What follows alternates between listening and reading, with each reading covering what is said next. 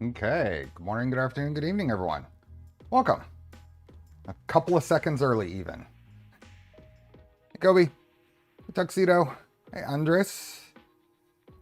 Hey, Aetherline and William Nelson. Hi, Bill. Hey, Greenbeard. What else do we got? Sunnies and Keith and Steve and Joy Monkey and Raj. How are folks? Just a warning, I woke up with a raging headache this morning. And it's better, but it's not gone. So we'll see how the stream goes. Yeah.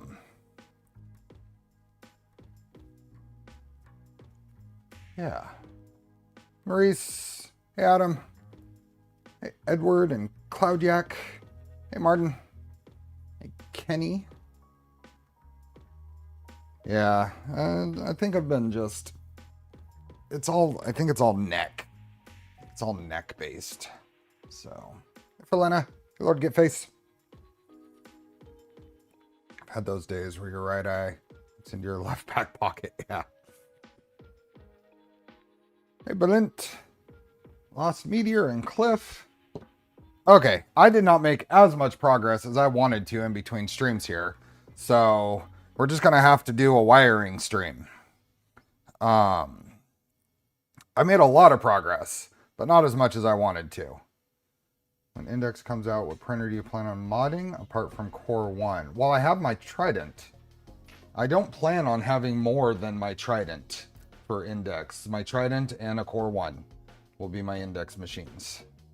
So, hey, Benny. Hey, Thomas. I always get confused. Kobe. Cody, Kobe. Whatever. Not whatever. I get it. Kobe. Bill, thanks for being a member. Want her to drive my brain cell overload. Speaking of Index, if you haven't seen it, I did it. And it turned out fantastic. I am so absolutely proud of this. I mean, aside from the attempts we made, this was technically attempt 3. So we made one attempt and the PVA was too wet. So I made another attempt because it had sat in a poly dryer at 10% for weeks. So I figured, you know what, this is dry enough. Let's just do it. I got to get it done. I said I was going to finish this print. So I started it, and it was still with the organic supports. PVA doesn't like to stick to itself, apparently. It was cutting corners on the circles for the organic support. So I figured, okay, well, let's try just regular snug supports and see what happens. And almost 27 and a half hours later, this came out. This is so rad. Supports came off reasonably well. They peeled, like the bottom layer stuff just peeled off. Then I set it to soak in just room temperature water overnight, and it was mostly dissolved. All the little stuff in between I had to run under some running water for a little bit. It took about 20 minutes to finish it off. But holy moly, that is a cool demonstration print. And I currently have a second one that will be finished in the middle of this stream. So I will go get that, and I'll show you when it finishes. I'll go get that and show you what the supports look like outside of pictures. I've posted pictures. If you're on the Index Discord, I posted a few more there.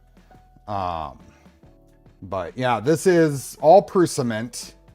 It's Prusament Galaxy Black, Galaxy Red, Galaxy Green, and then Viva Le Bronze in the middle. And then some eSun PVA that I bought literally like 8 years ago. So, Liz, welcome. Hey, Queasy Diver.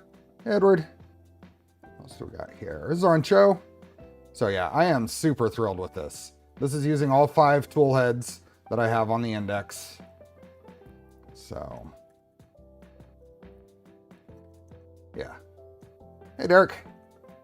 Very happy. This is the wipe tower, prime tower. It is, so for all 5 tool heads, it was basically over and back is all it wiped. Very minimal, and there's 0 ooze control. Just capturing it on the wipe tower was enough to take care of the little bit of oozing that would happen. So yeah, I'm pretty pleased with that. I'm gonna leave the other one with the supports on. However, it is PVA.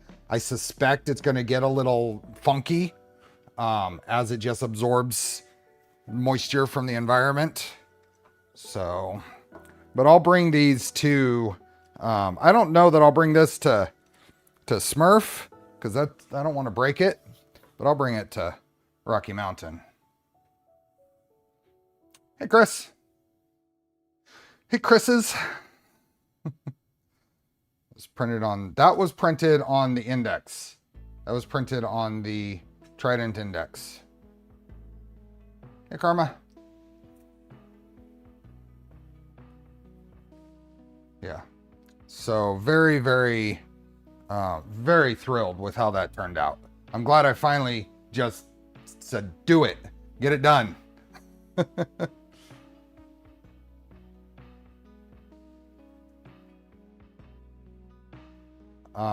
Okay, so we are at, let's see what we got here. There we go.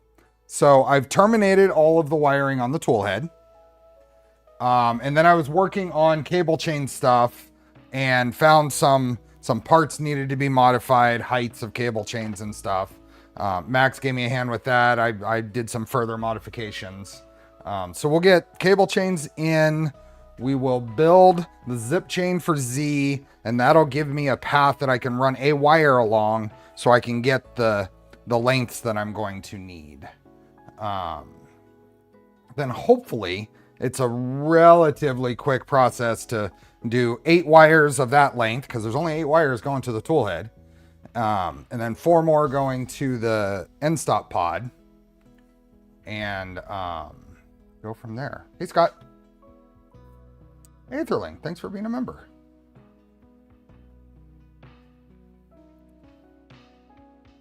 I did make, I don't know if you can see it here.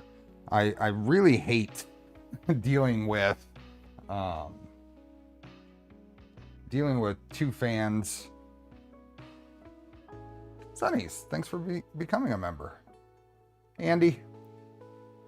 This is a zip chain. Is there a RAR chain as well? Funny. I made a little adapter. So 2 pH connectors coming from the part cooling fans going into 1 XH. Worked out pretty good with a bit of heat shrink over it. That'll tuck in there. Cleaner than any other connector combination I could think of. So this guy thinks that every time I'm working, even between streams, it's not just on stream, even between streams, he gets right in my face. Get these out of the way. Some wiring. Gets right in my face. Wants the pets. Can't really blame him.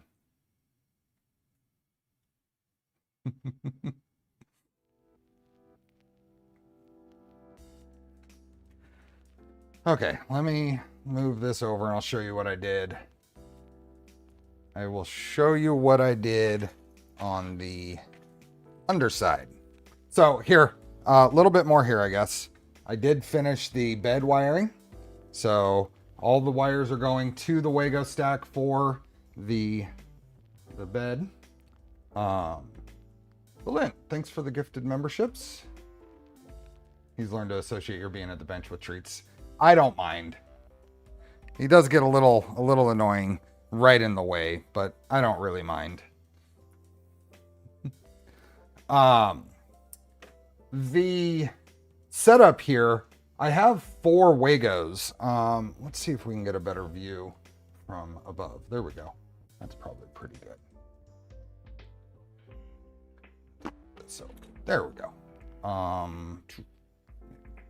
This up here, we can get it to focus right here. Right, there we go.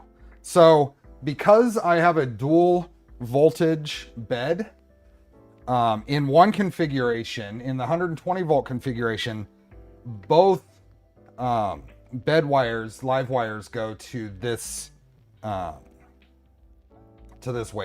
In the 240 volt configuration, one of them goes here and one of them just gets deadheaded here. Just to get it out of the way and insulated, goes into this one. So it gets abandoned here, just out of the way. And then neutral and ground from there. And then thermistor plug here. And then our, you can't hear that, but that was a lot of, that makes a very satisfying noise. Anyway, that is the bed wiring. And then let me get some of these parts here that I had printed.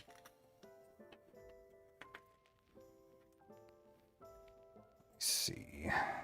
Don't want to lose my labels. I've got some labels here. Wiring. I'm trying to be good about labeling all the wiring since this is going elsewhere. Trying to be extra good.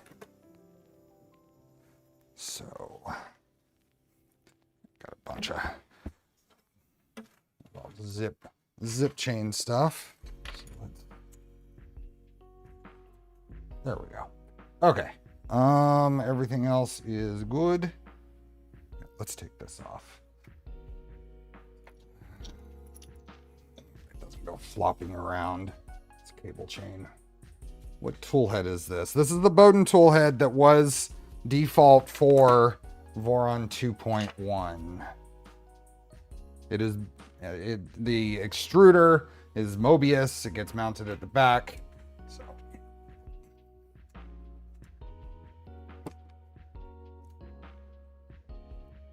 okay. This is the under deck wiring. Basically done. Hey, Black. All the Z steppers are connected. The DC and AC wiring is all done. Is the gantry belted and tightened from the top view? The belts look offset from each other and not directly on top of each other. That's true. They are not along the x-axis. They are offset from each other. That's normal for this design.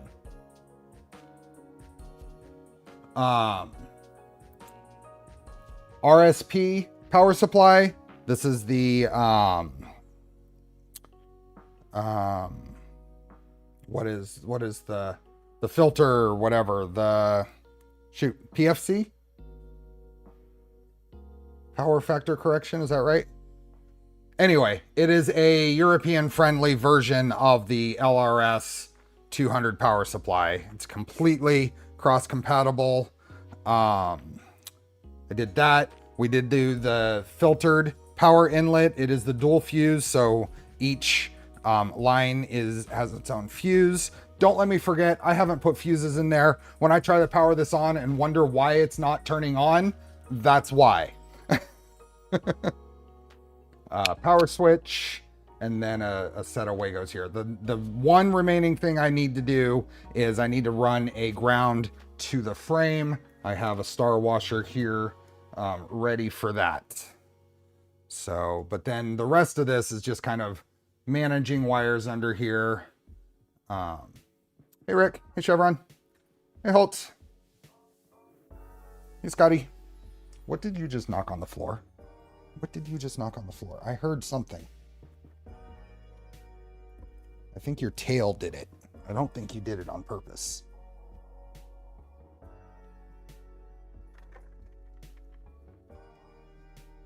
I don't know. I don't see anything obvious, but I think it's from your tail. How do you call the washer used for star washer? Locking washer, star washer, whatever. Hey, Pete. Yeah, those have teeth, basically. What else is... Oh, I purchased a... whatever. I went to another universe. Yeah. Hey, John. I found a mini USB right angles on both sides, so it's nice and compact for data for the Taco Raven. And then I do this. I make a little, or use a little USB breakout board, and then I made a little printed part to bolt it to the case of the 5-volt supply here, and then it's just a USB cable to the Pi for power there. So your tail. Anything else under here? I think that kind of takes care of it. So the thing that we need to do today is we need to, and this is not perfect length, it's looped under here. It's a 19-inch cable, was about the closest I could get, but the loop is nice and neat. It's completely contained underneath the power supply. Hey, Garrett. Hey, Derek.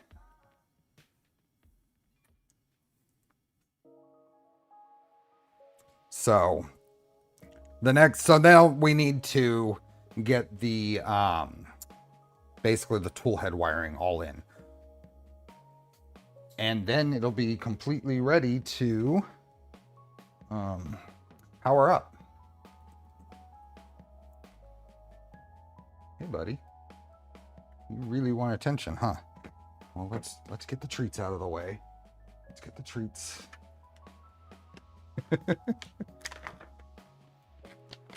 He's mostly polite about it. I love that.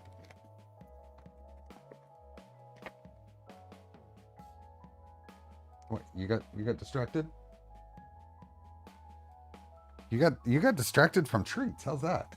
Is that it? Oh, there you are. Assuming I can find the fuses. That's a awfully good point. I'm pretty sure I know where some are. There's a Felix. You want a treat? You want a treat? You want a treat?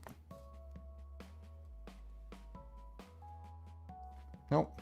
He sniffed at the treat and went running. Hey, that's my finger. Okay, all done. Okay. Hey, Joel. Does he already catch cockroaches? I don't have any cockroaches here. What are you talking about? Okay. That's that. I need to get a mock-up of the wiring path in place so I can run a wire along it to get a length. So we are getting spoiled with pre-done wiring harnesses, and so this is not going to be pre-done. Hey, TJL. Seeing 2.0 after having built multiple 2.4s. V2 had gone through some changes. Oh yeah, and this isn't even 2.0. 2.0 was awful. It had the rear extrusion was across the front, so it was in your way. And then the particular configuration of the pulleys and stuff for the belt path tended to chew through belts and got nicknamed belt coffins. So it was decided that was not going to result in a reliable printer for someone. So we opted to go to this, the 2.1, the first viable Voron 2. The 2.0 doesn't even completely exist online. Okay. Oh, no offense at all. That's fine. No offense taken. I'll just use my Brax flex arm to get some. Now these are the only heat sets in the build. They are not original.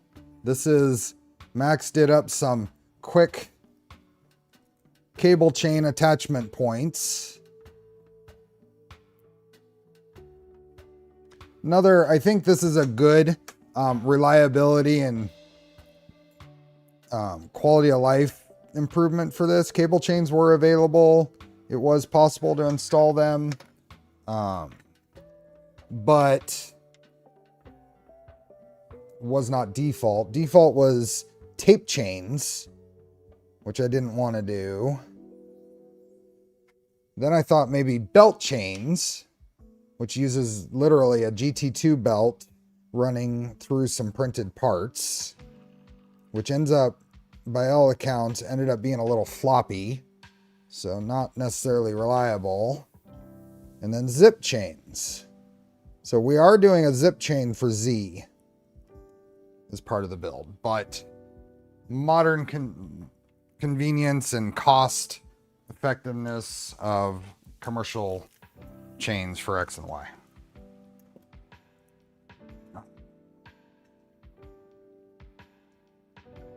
And my stealth press is destined to gather dust and cobwebs. Yeah, I definitely, I have my VLMP here, and it has a smaller heat set on it, so I can use it for other sizes, but really the Frax Flex Arm is the way to go for my setup here. I can swing it out of the way, get it away from the cats. Okay, so this has to go and get up in here. Bearded Printer, thanks for the gifted memberships. So that should, once it gets into place, there we go. Snap in right there, and then the screw that I took out gets in there. Ooh. Is driver.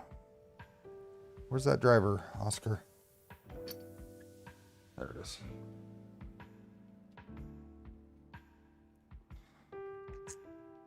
So I did a couple of revisions here on these cable chain mounts, making sure there's clearances and things are at the right height. So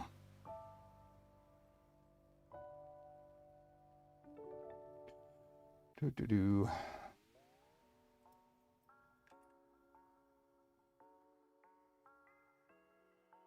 we go. So that's going there.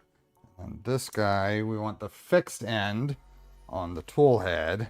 Otherwise, when you come around, this can come up like this, and that's not good on the wires. So do the fixed end here. You guys go.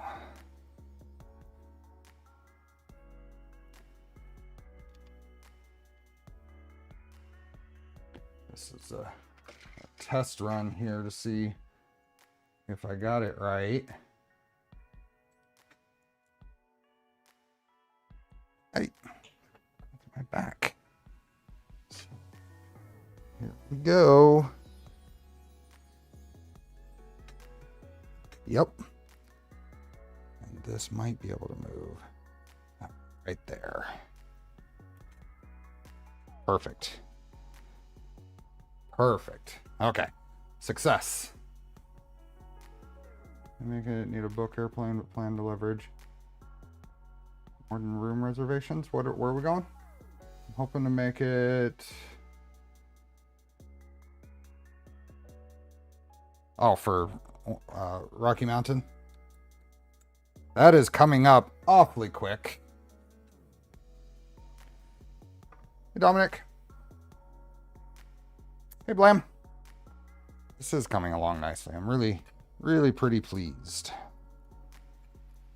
Let me shove these in here for right now. Go. Okay. Other cable chain comes over here. This is flexi. This has to go here, which means we have to flip this around.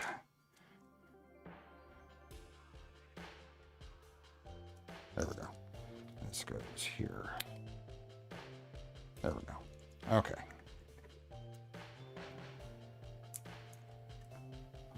there. A couple of flatheads. Andy, thanks for gifted memberships.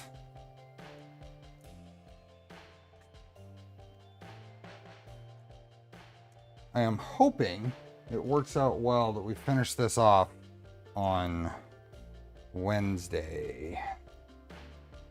Make it print on Wednesday is the goal. If not, then next Sunday. Okay, so that needs to...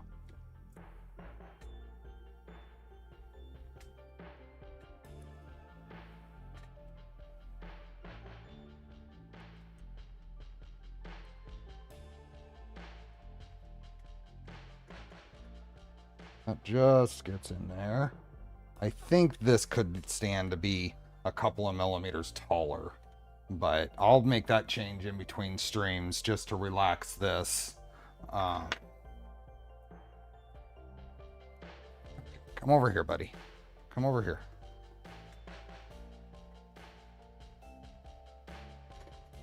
Here, you can sit right there.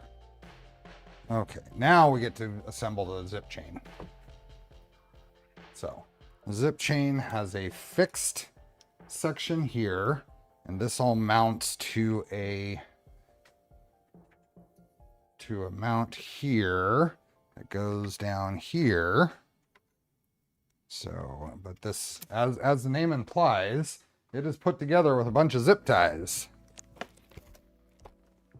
Let me see if I have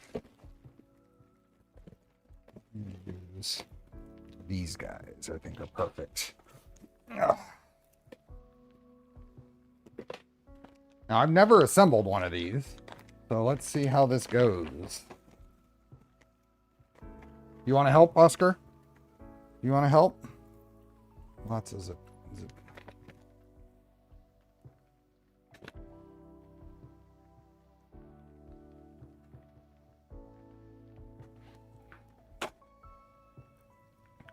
Okay, how am I going to do this for this guy over here? Out of the way.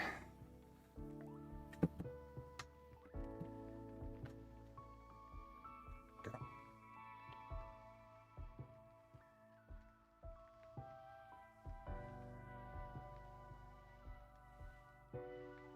Okay. Dude. Over here.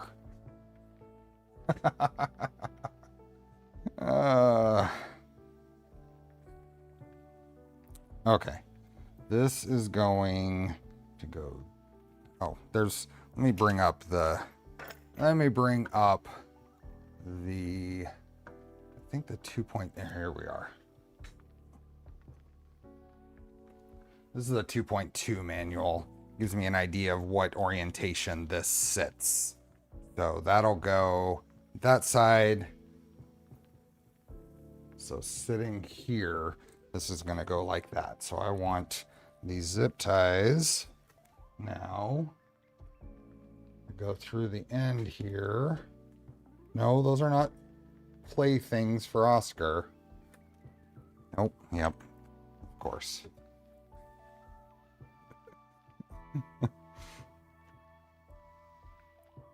That goes through there, then through there. Oops. Let's have to... Hopefully once these start to be assembled, they are a little easier to keep straight.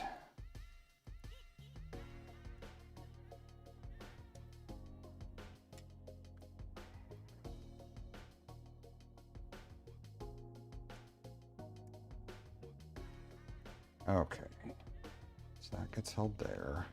No, that's not, it's not for you to eat.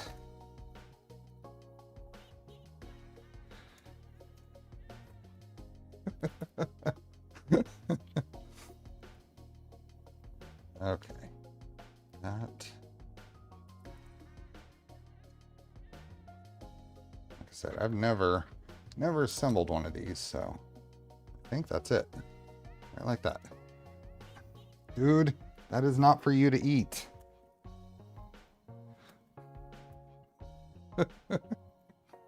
Okay, so I'm gonna do this on the second one, but I'm gonna leave this one, the end one, open, just because that's gonna have to get open to put the next link in.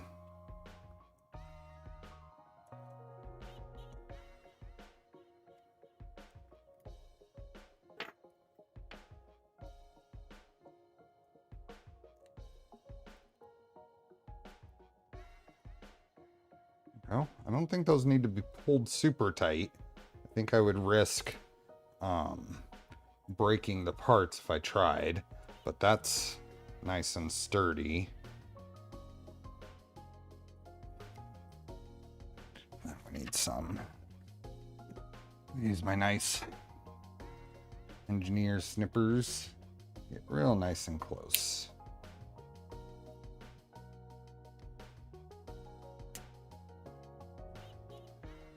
Andy. Yeah, how are we doing? Let's keep that light count up. Polymaker filament giveaway at the 3-hour mark.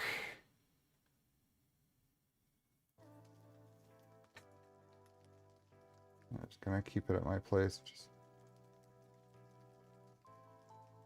one of those engineer snippers as well. Yeah, engineer stuff is nice. Okay, so that goes like that, and then we have a bunch of links that get put together, and I think there are opposing these guys, and then the stuff in between, and these have little lips on them. Little, you can see that, see, little bits, they go together like that. They go together like that. So if this goes like this, and this will snap in, I just don't know which direction. Yep, that would be the way right there. So that goes that way and that. So that's one set. And then this goes in like that. And then we get a zip tie on this. So we'll do the same thing. And then we have to run the wires post assembly here. Which one, I mean, it's not fun, but it's not terrible.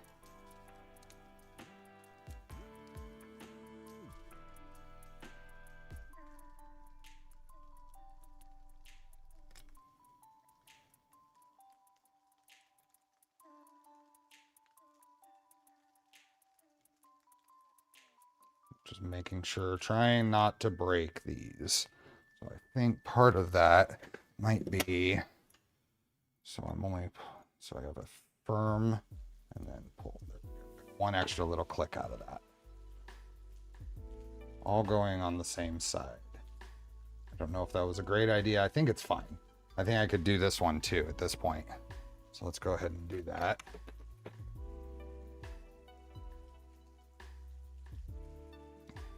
Well, I'll have 12 wires to run through this. So I think it just is what it is.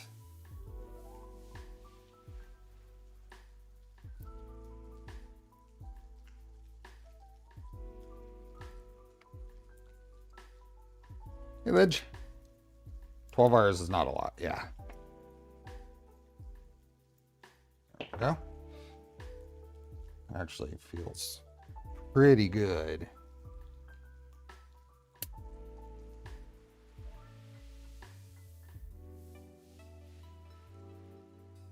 What are you getting into now? Okay, so that's one section. So now we just do that a bunch more. So a similar thing. Make sure this is all turning in the correct direction.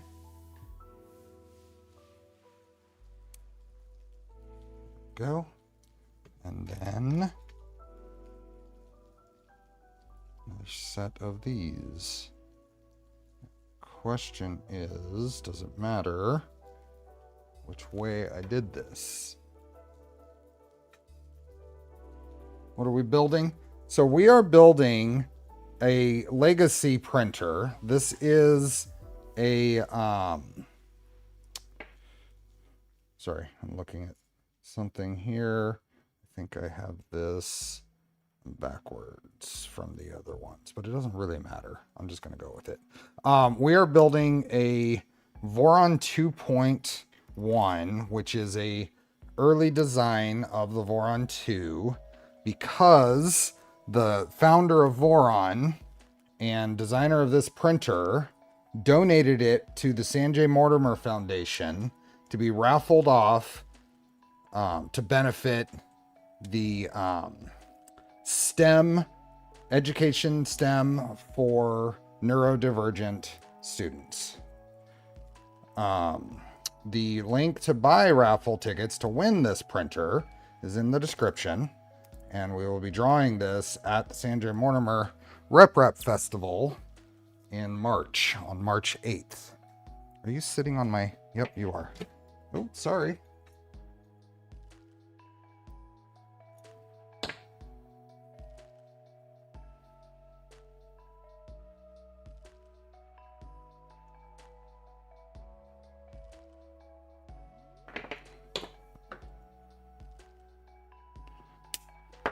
So,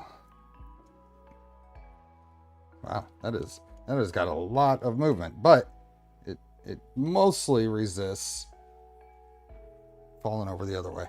Okay, so really it's just, that's the wrong way. Flip this around. It's just a matter of putting all of these together. It's not bad though, and feels pretty good. Clownhammer, how many more streams do you think it'll take to finish this? At the very longest, I want to have it done for Sunday. Now, I made a decision here. I don't know if it's a great decision, but I made the decision that I am not shipping this printer. Gives me a little extra time. Takes away some of the stress of getting it ready. But I am going to check this on the plane. It's either going to get checked on the plane or it'll just get shipped to the winner. I'd really like it to be in Manchester in March, but I'm really worried about customs. E3D and I collectively have not had good luck with dealing with customs. So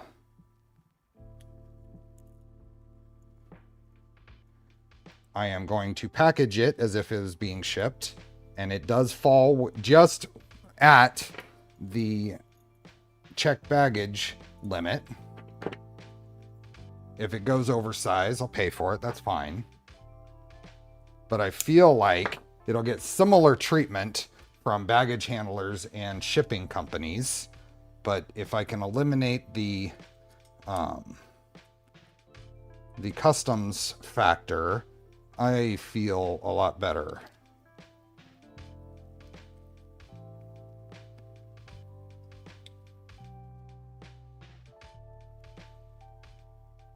Okay, why isn't that one going on right? There we go.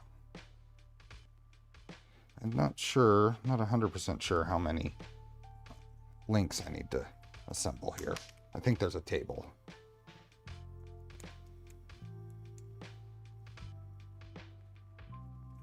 This is really actually not bad to assemble this. This is my first time assembling a zip chain. This is really not bad.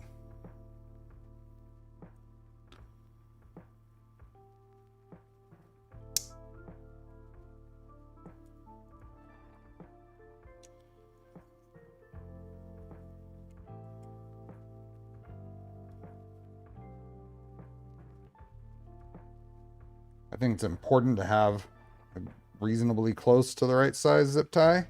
I don't know what these are. What are these? These are 3mm by 100mm.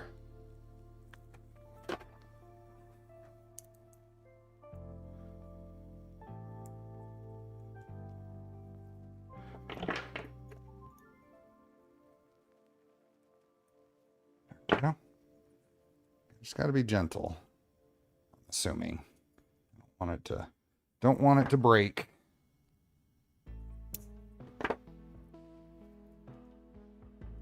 You can buy those expanding foam bags that boutique PC builders use. Yeah, I don't know if I want to.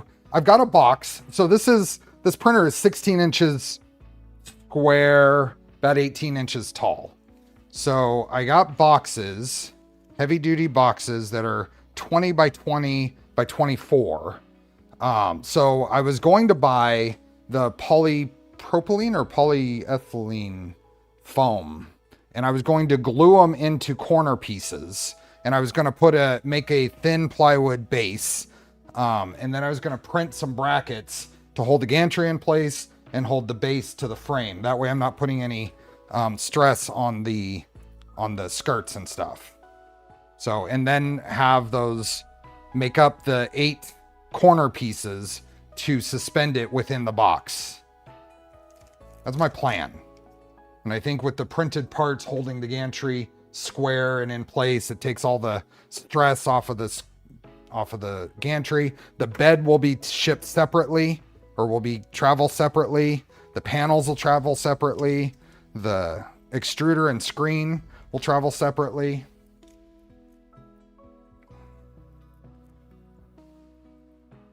I think that'll work. This is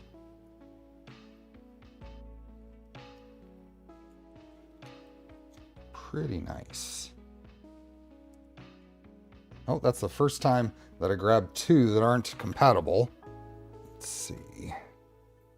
Do I have any that are? How did I end up with a bunch of them that are all the same piece? Oh, never mind. These are correct right there.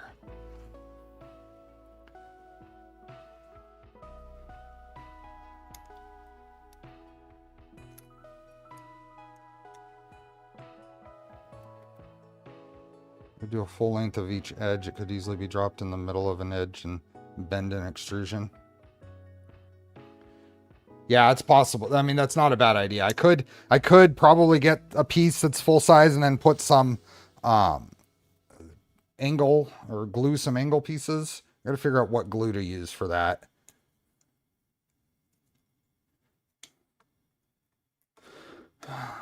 But yeah, that's gonna take a little bit of time to figure out packaging, and having the extra time here is just going to be much better. Go.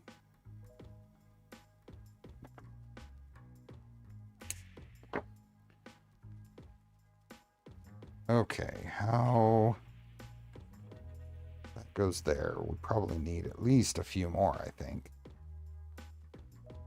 I don't know how far up that goes. Let's see, how many pieces do I have? Oh, I do have another one here. So let's go another one.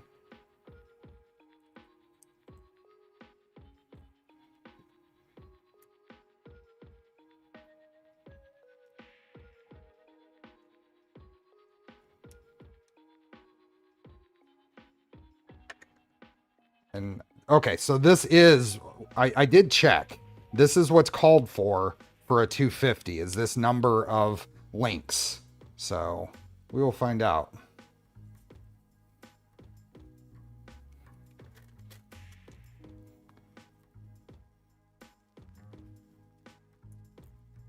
Might want you to open the box and show all. So it's be something where you can just slide the printer in. It's strong enough to survive all. Yeah, I am a little worried about that. I need to call the airline and make sure I don't have a major flaw in my plan here. See if I wonder if there's any way to, I'll end up arriving extra early to the airport too.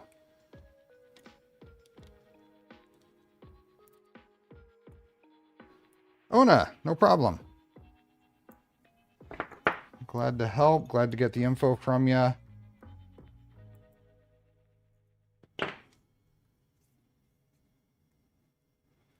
Okay.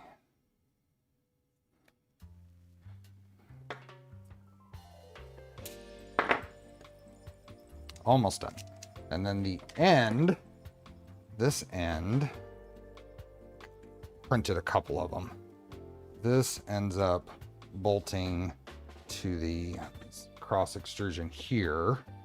So that just, oh, well, that's interesting. I am missing a link then, because those don't go together. I wonder if I printed an extra one of those. It's good to get it on paper. Like talk to the airline, but also get a written email okaying it. Just present that. Okay, so I either am missing one set on the link or need to need to remove this. Maybe I had an extra of this. Let me make sure I don't have anything over here. Extra pieces I didn't grab.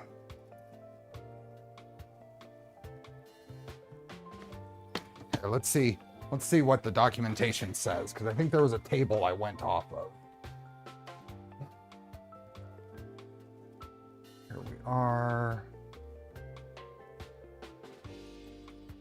Here we go. Chain links. So for Z on a 250, you need 5 A's and 6 B's. Which are A and which are B? Zip chain A link is the solid one. Chip link, zip chain B link is the open one.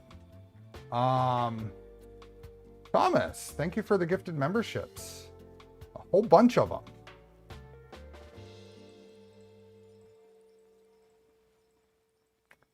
Chevron, the computer I'm streaming on right now is a 9900K. And I've had to replace the motherboard within the last year. And finding the same motherboard was expensive, but worth it because I was able to just swap it.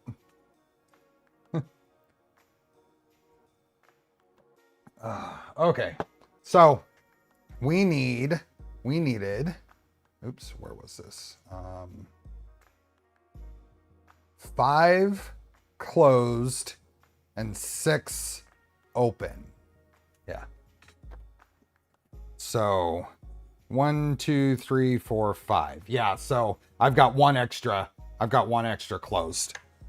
So that's good. That's a nice easy thing to change. Just take that off. And this guy will end up bolting to hold that. That'll end up bolting onto the, oops, this goes here. I don't know if it goes. I think it goes the other way. No, I think it goes right like that. It goes right like that. I think that goes right like that. So let's get this bolted on here.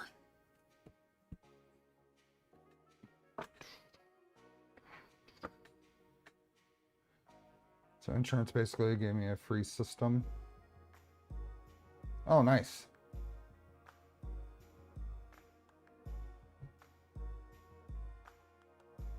Hey, Remy.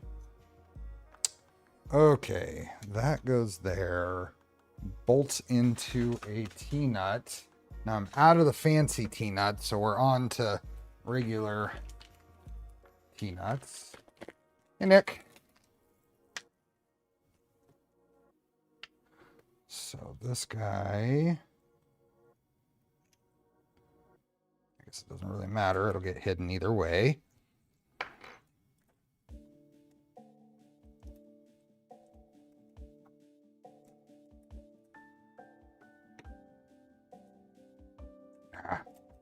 It's tight. Oh, come on. I happened to grab the packet of T-nuts that are going to be too tight for this, didn't I?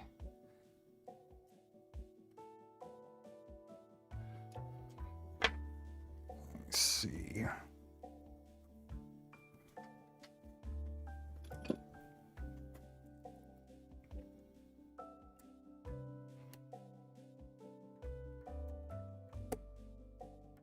There we go. Just a little tight. So that's going to go in there with a 10 millimeter.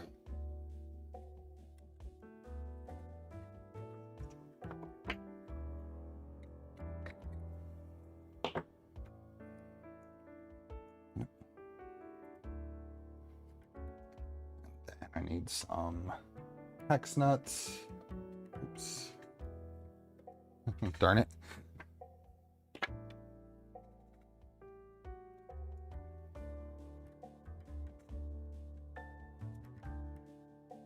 There we go.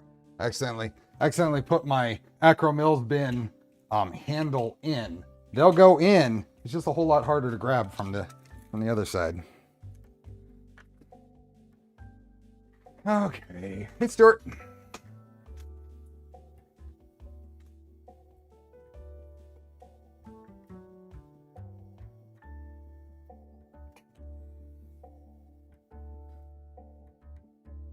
Okay, so for the Z chain, we need M3 by 20. Let me see if I've got, I think I still have. Oh, that's 25. On to my inventory. Here, Chapman.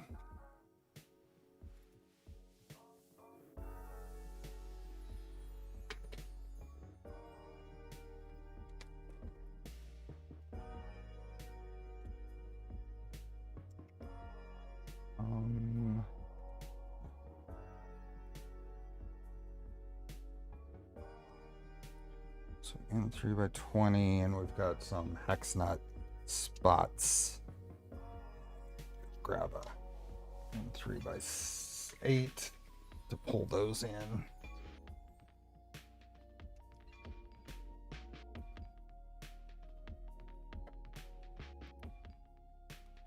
And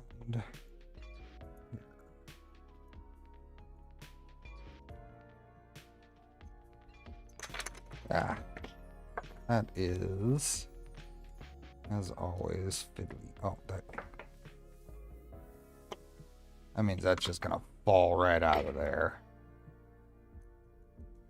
Those are gonna be really annoying, so I'm gonna glue those in place. Just gonna put a drop of super glue on the side.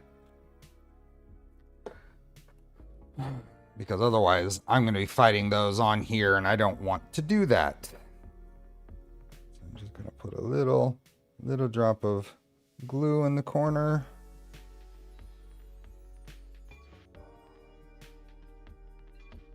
On each corner. That should be enough.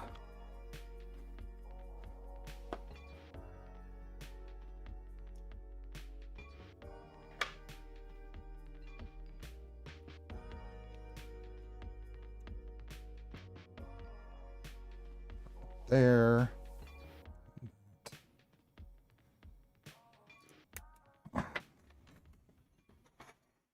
No. That one. There. Hopefully that's enough glue to hold that in place.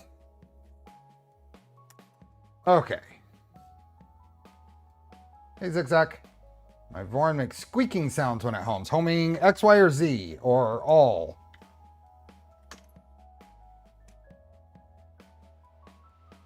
And what kind of Voron?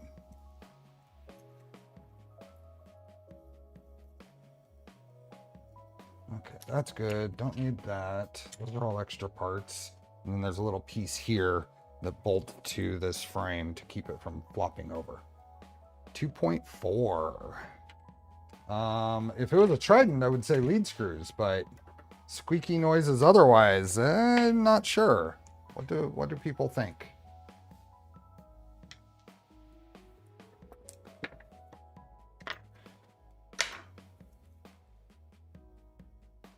Something in the motion system for sure. If your rails are making squeaky noises, that's not ideal.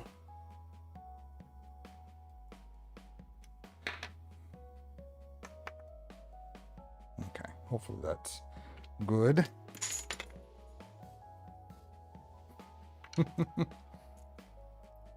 Drops. Oh, there it is. Okay. This guy goes on here. Tighten the front idler to tighten the belts, and the cable holder broke off. Tighten the belts and the cable holder. What cable holder?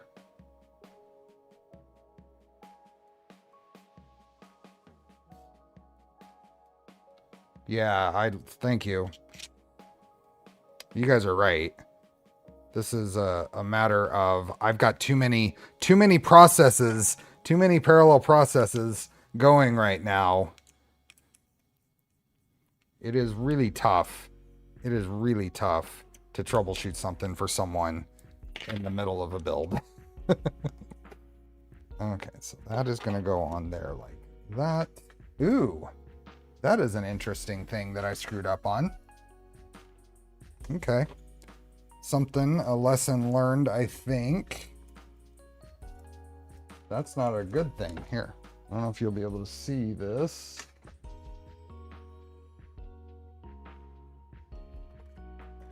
Because I opted to put the heads of the screws where they would, or the heads of the zip ties where they wouldn't be as visible, I think there's a chance of them catching on this extrusion.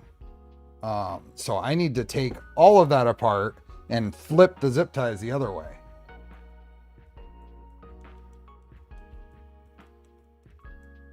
I tightened the front idler to tighten the belts, and the cable holder broke off. So maybe unrelated, but I would be very concerned about how tight. If you're tightening something to the point of things breaking, you're probably going way too tight on the belts. Okay.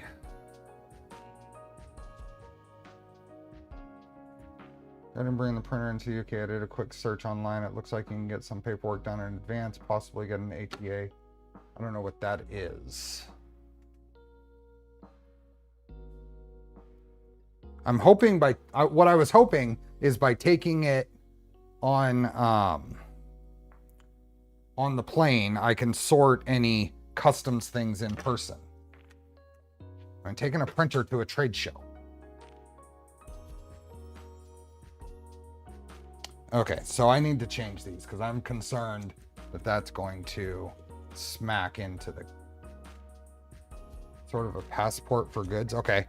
Are you on my Discord there, Etheline? Can you send me a reminder on what that was called? That's got to go the other way. Okay. So, hey, Kittrell. Just start replacing it. That's part of the deal.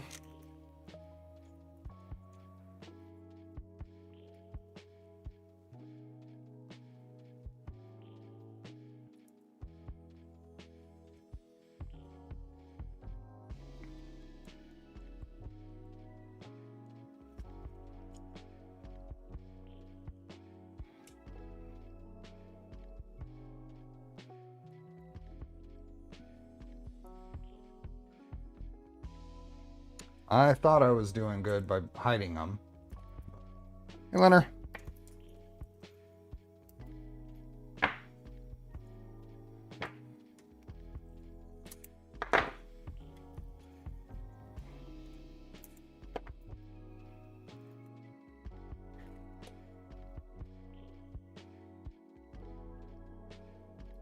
Spent half the stream working on cable chains.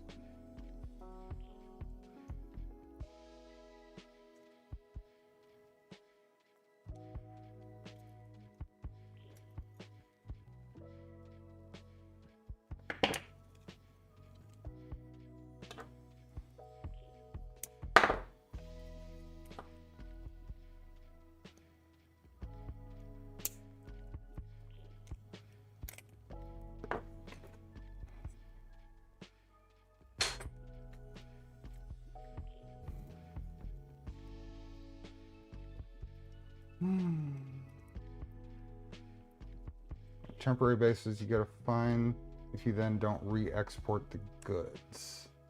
would be my luck. Only I would probably do it first and the second time.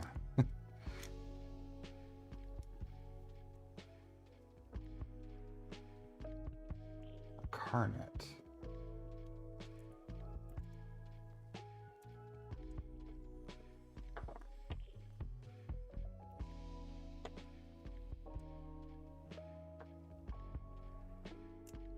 What's interesting is we don't know where this is going to end up. The chances are that it will not be staying in the UK. But there's a non-zero chance that it will be. Okay, so that is those. Now, let's see how much of a pain this is.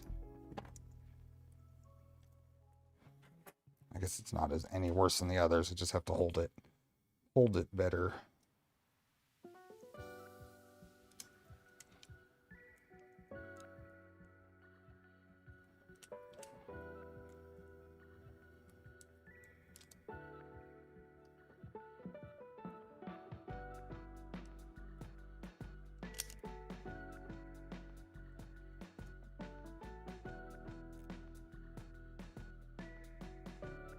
Make sure I'm not causing any troubles. I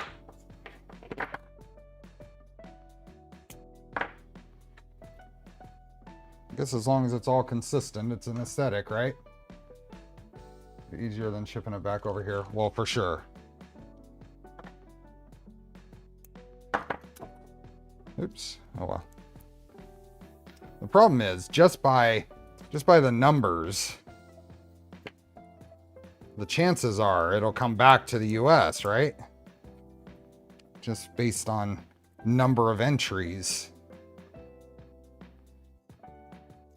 That's why there was a question on whether we should or not, but I think there's a big appeal to have it at the event.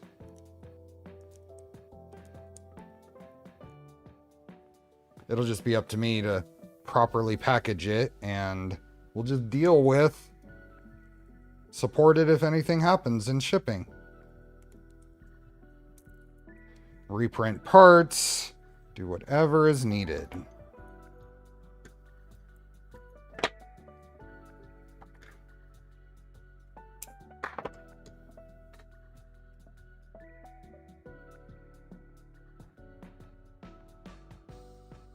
I am completely out of the loop on any of the details as far as any blocked countries or anything like that. As far as I'm aware, now the site is set up for worldwide.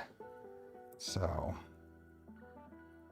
have you seen the Snapmaker U1? What are your thoughts on it? I think it looks like a really neat little machine for a really neat little tool changer for the money. It's out off of my direct radar because you don't build it, but by all accounts, it's a nice little machine.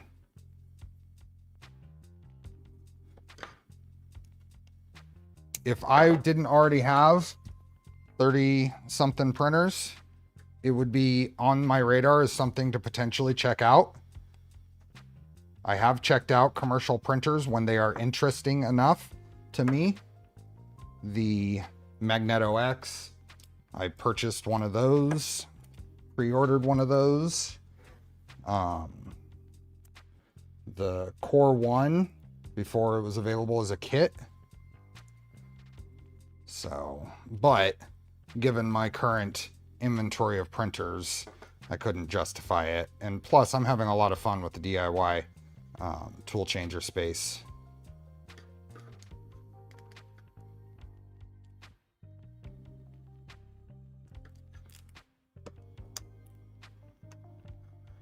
Hey, there we are.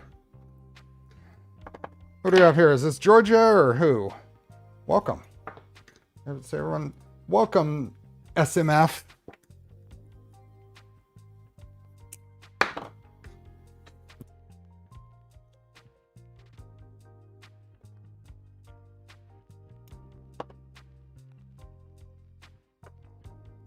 You sell parts or just 30 printers because you love building them. Because I love building them.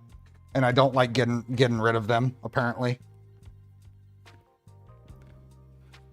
I have a hard time getting rid of custom builds.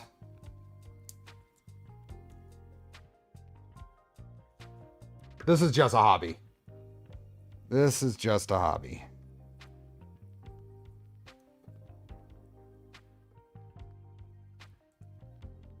Okay. Jess. Hey. Looking forward to seeing you in less than a month. So we draw for this printer on March 8th, a month from now, a month from today. Okay, so there we go.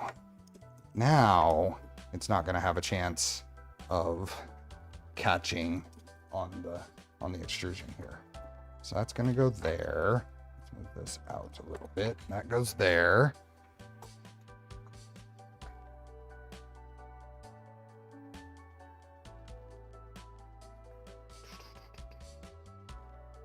Carry on. Due to being Super Bowl today, everything is 30% off. No code needed. Awesome.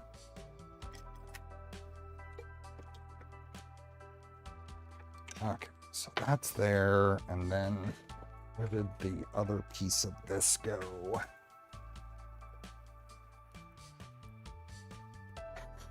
Go.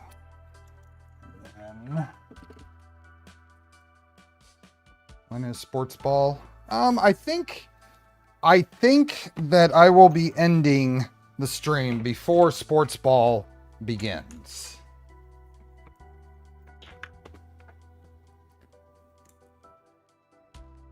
Blast from the past. You get your entry in there, Garrett? You buy your raffle tickets?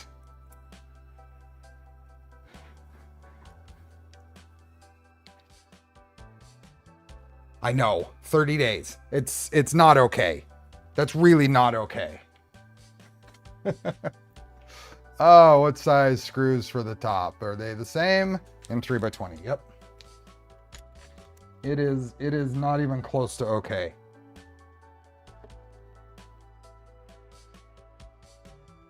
So raffle, this is a raffle, Garrett.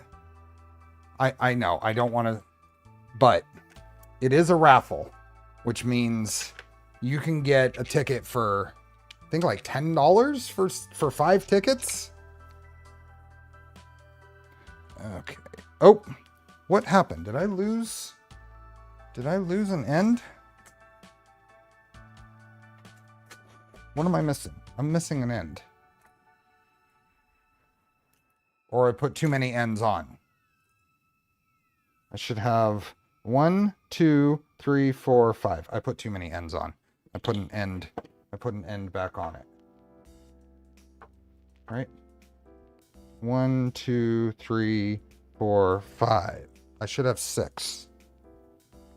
1, 2, 3, 4, 5. Where did that go? I'm missing an end.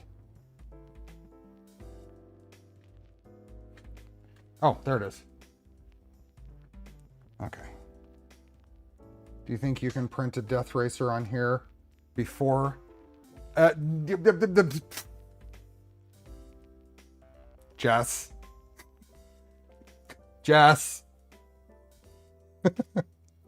Can I get this built and print a death racer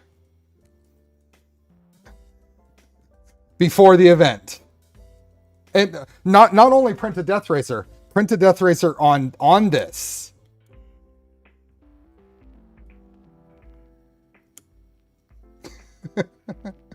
Matthew, greetings.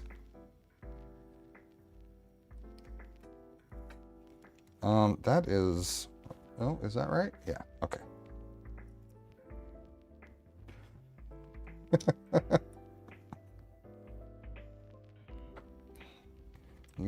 You're trying to kill me. That's what I'm hearing. That's what I'm hearing, is you're trying to kill me.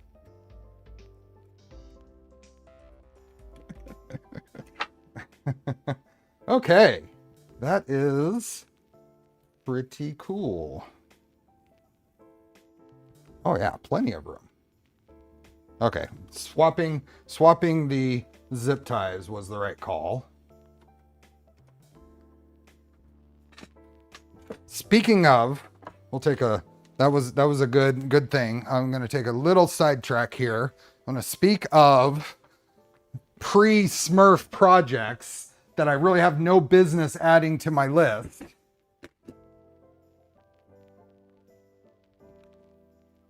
Pre-Smurf project that I have no business adding to my list.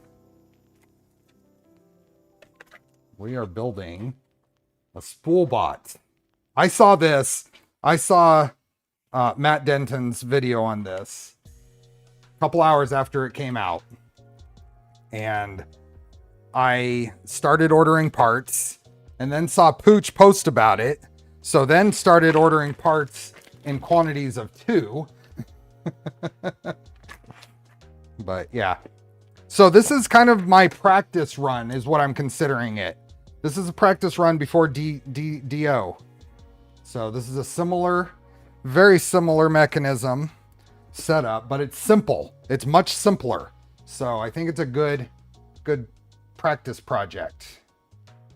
So yeah, I've got things printed. I even had an almost done roll of carmine red Prusament, so it'll be in the correct, with the correct spool sides. This is all I had left of after printing these things. The outer spool is printing right now.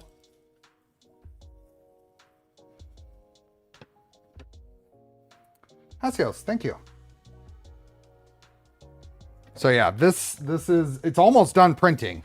We're working on alternate battery setups because the hump pack nickel metal hydride is kind of hard to get, but the weight is the thing. It needs to be heavy. But anyway, little controller, and then these guys are the Pololu DC motors with encoders. So it's possible that we may work on this on a Wednesday stream between now and the event. So stay tuned. This might be a project for a couple of Wednesdays. We'll see how it turns out. These are like $60 each though. This motor was $60. This is not a cheap build. Just an FYI, this is not a cheap build.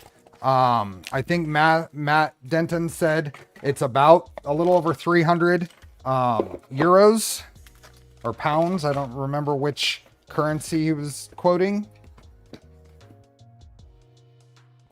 but it is a pricey build, but I think it'll be fun. I think it'll be worth it. And of course, the big googly eyes. What does it do? It's a spool that you can drive around. It's like a little tank spool, balancing spool, and drive around. Wednesday streams are late for Europe. I know, but I don't have another friendly time to do. Hey, Play It Fast. Hey, Amber. Oh, did we get our raid in here? Welcome, folks. Welcome, Grant. Okay.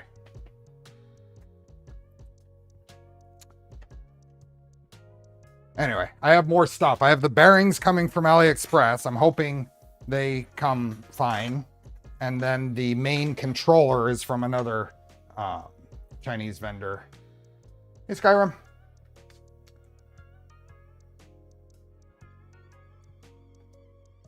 Hey, Millen 3D Studio and Melee. Okay. That is there. So now I have everything I need to run a wire. So I get a length. And then we can start on the harness. Running the wire is not that big of a deal. We don't have to actually run it in the... Oh, here, let me, just for completeness, thanks, Steven.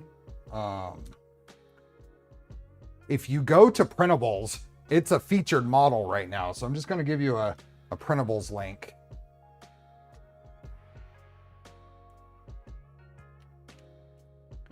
There we go. Okay. So some of the challenges with that Spoolbot is the bearings. The bearings are an odd size.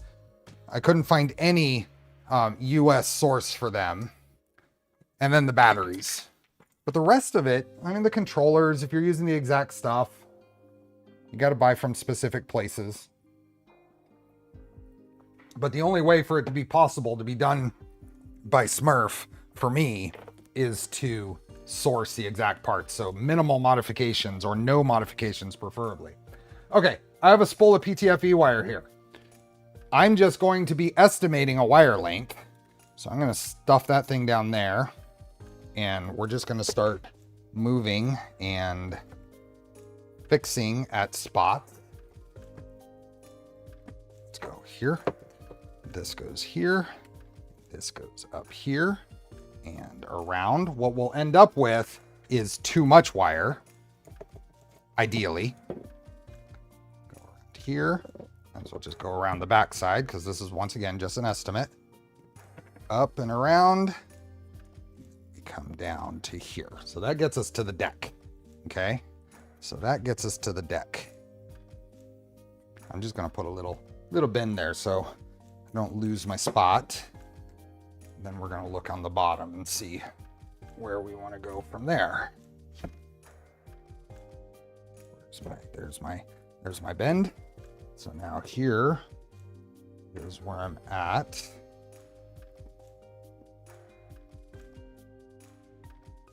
And then everything that I've got is going to be right in this area. So if I just kind of go here, that's probably good right there.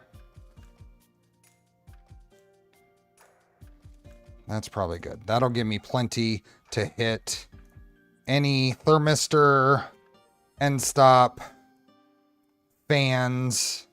Where are all the fans? Fans are all right here. Those are just going to go right there. Yeah. So I need 8 wires that are right at 6 feet long. 8 wires that are right at 6 feet long.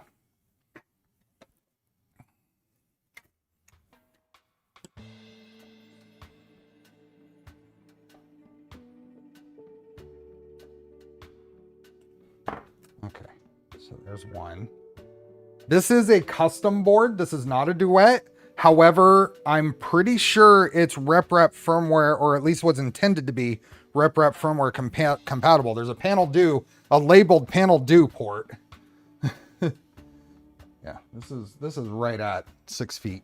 A couple inches more than my wingspan, and I'm 5'10". So, what's up, buddy? I don't think any of these are. Ooh. Those are right at as well. So I can take some of this. Yeah. Okay. So the harness that was in here is really nice. I'm pretty sure it's from a person named Snadjo, goes by Snadjo. And it's all PTFE, and there's a lot of red. So I'm going to grab some red wires out of this. This was not an original harness. This is something Max put in there later. And I'm pretty sure he got one of these harnesses from Snadjo.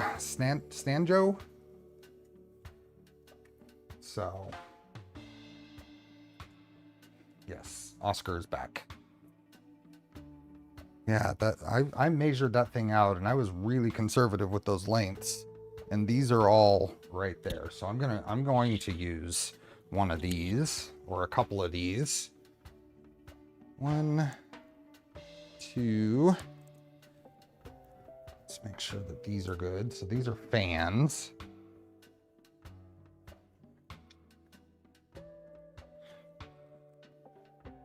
Yeah, those will be fine. That's awesome. That's a good thing. I need to do a...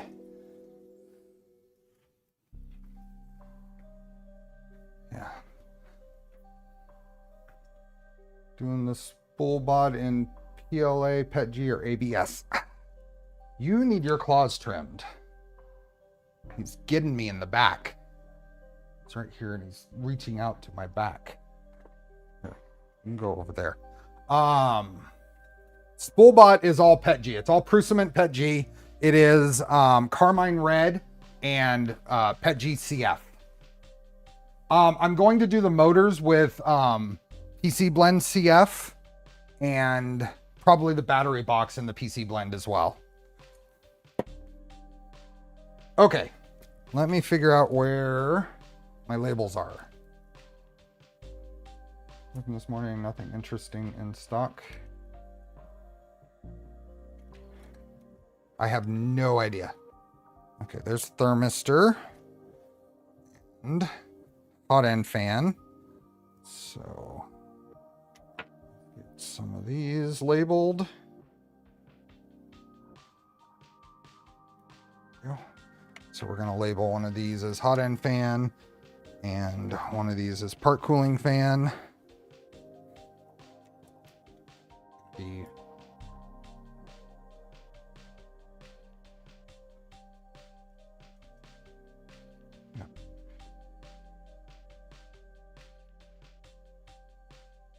hot end fan.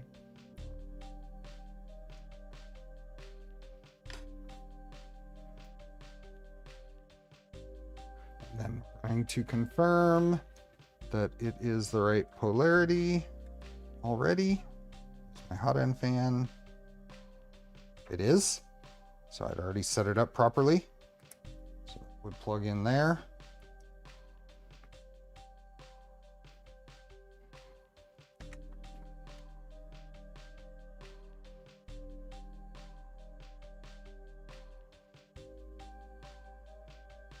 Also, it'll be on theme to have some red wires running through this harness. The red and black theme. So there's hot end fan, and I need another. I think I printed more labels. Where did I put those? Are they under your butt? Printed more labels. There's the steppers. This way. Hey there, Ranch Kid. Hey, Brent.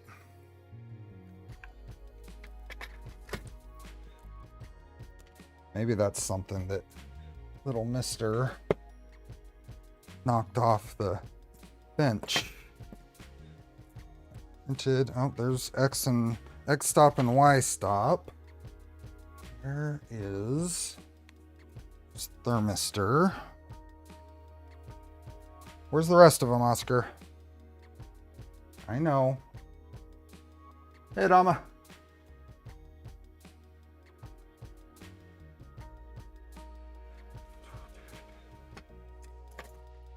Don't know where, so maybe I just need to print a new set. I know that I printed another set. Darn it. Ah, here's something on the floor. Nope, not them. Do you knock anything else off of here? Not them. Oh, there's thermistor for the bed. Label. Yes.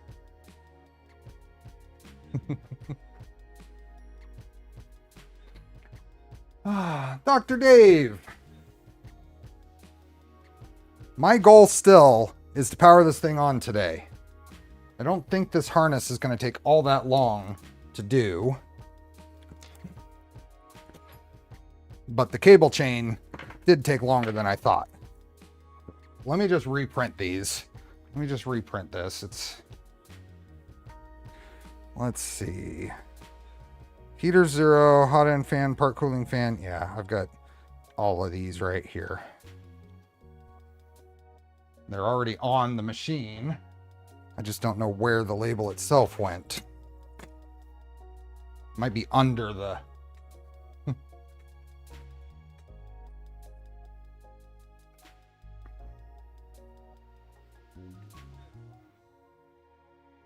Hey, John. Oops. Okay. So I need another heater fan. So I need to label both ends of these. Both ends need to be labeled on everything.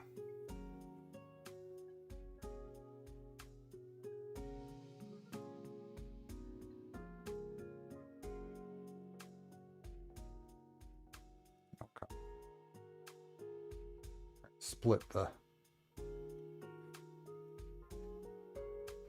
Yes. So polite.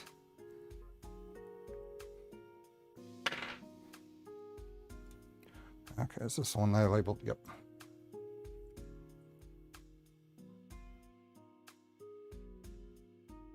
No, you...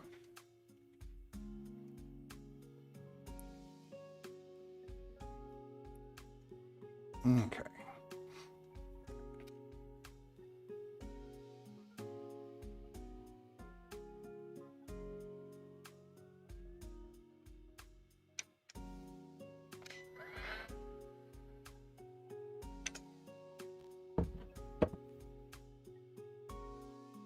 So there's one. That's a fan. That's hot end fan. Just set that there. The other one is part cooling fan. But this will need a new end. Make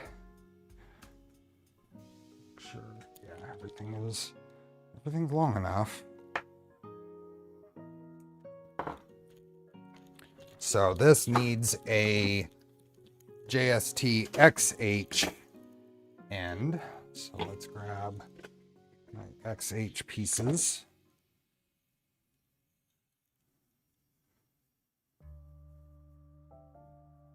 See ya, Holtz. Football activities you're required to attend. Have fun.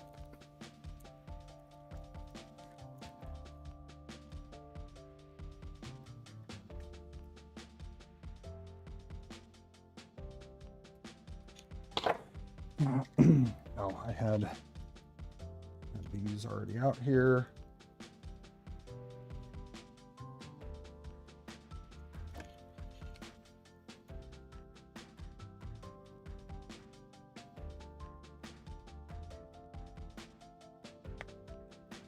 One and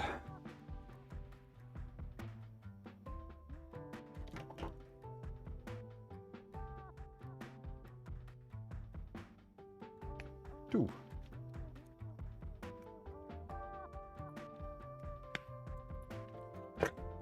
A connector there, there. This side can come off. So let's grab our depinning tool.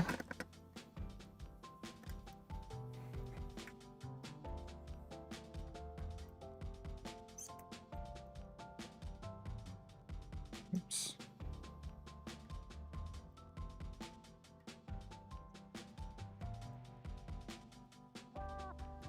There we go. One.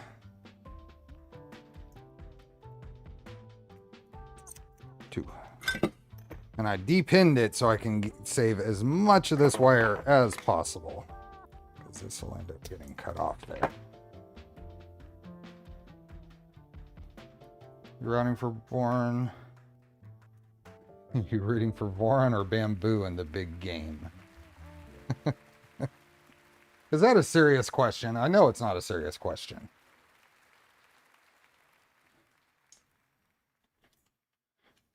Okay, so this is part cooling fan. So there's a part cooling fan here. Should have 3 of these. Darn it. Well, oh no, just the 2. Okay, I'm good.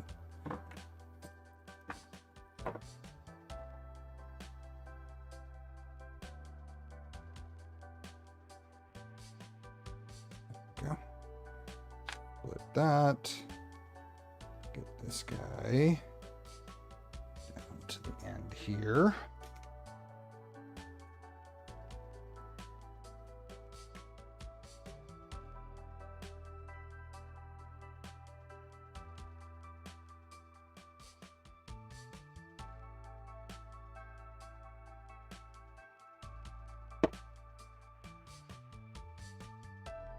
That's right.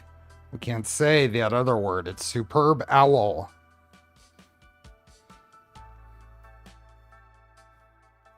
Otherwise, someone might come after us. Where is... Did I already lose? Did I already lose the... Oh, there we are. Part fan.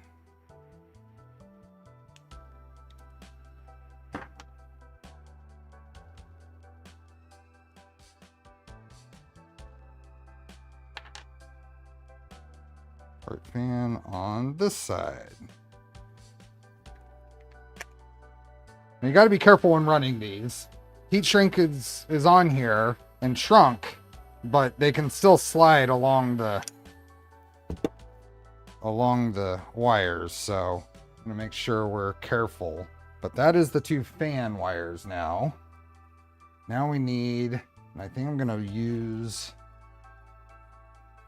have to make a 3-pin connector for the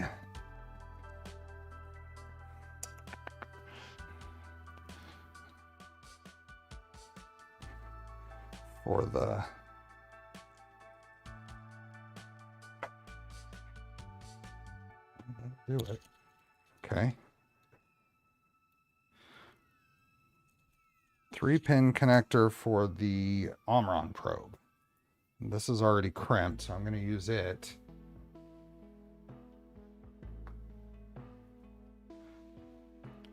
I don't know what the other side looks like, but I need to pull this off so I can mark these. So we have blue, black, and brown. That's interesting that they're marked opposite on this. So let's go ahead and fix that. So blue, black, and brown. Let's take this end off.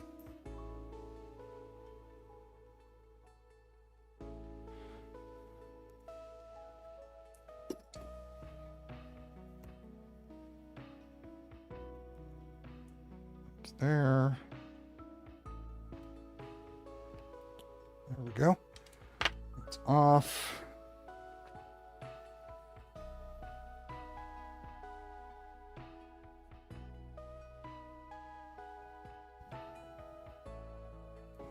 Sure, it's all the same ink.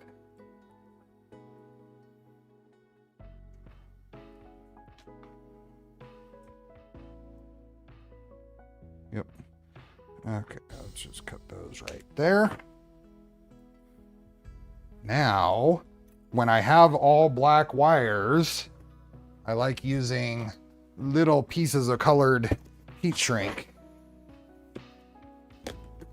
So a little piece of colored heat shrink on either end helps keep it straight.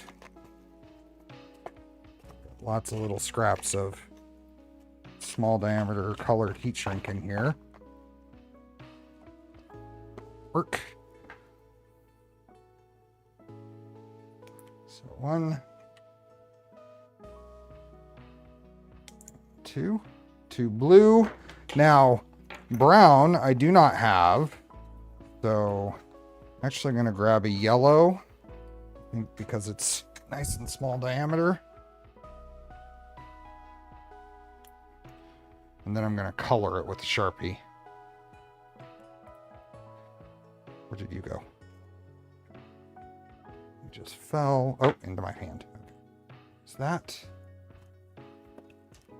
colored endpoints? Yep.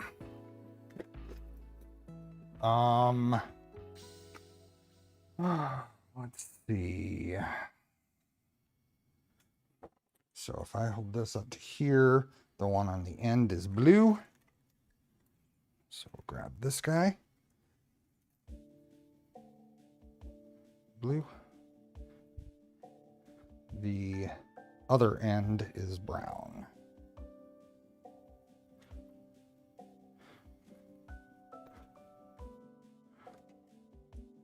So yellow. Oh, shoot. I just dropped it and lost the heat shrink end. Wire. Not fun to deal with. See it? Oh, yep, found it. Okay.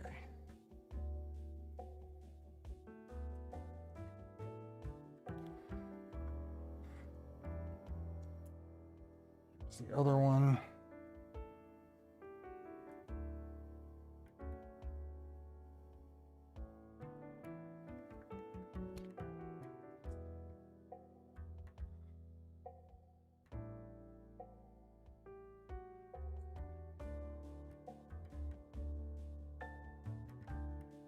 Jeez. Ah!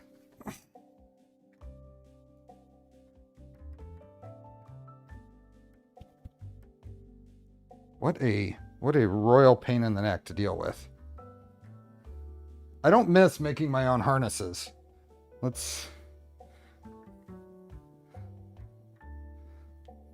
There we go. Okay, those two. I'm gonna shrink these a little higher up. I really don't miss it.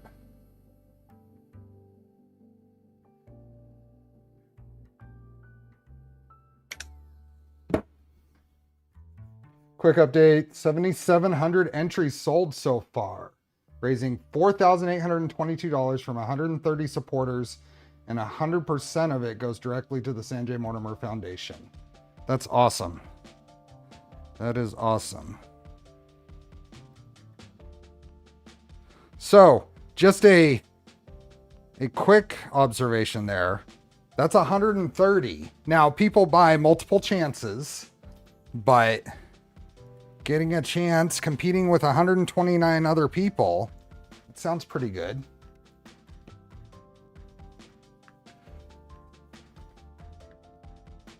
People see that number of entries, but that's spread out over 130 entries.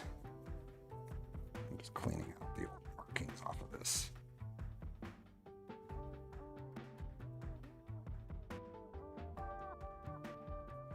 Yeah, tool head boards have spoiled us.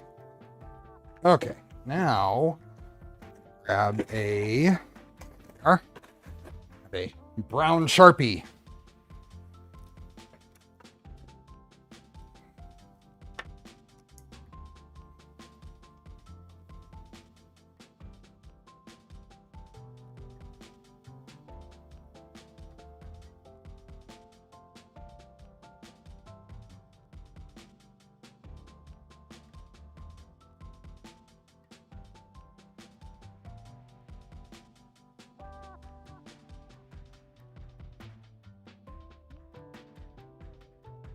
Go. See? Perfect.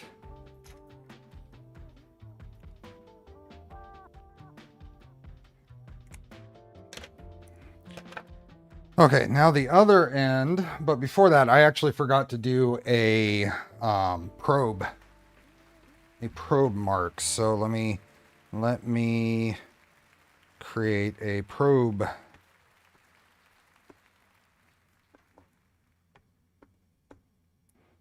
label.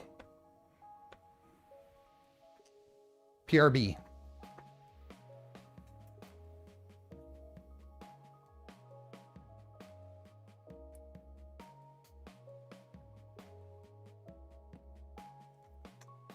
So this is definitely going to go on to a Wednesday or next Sunday stream.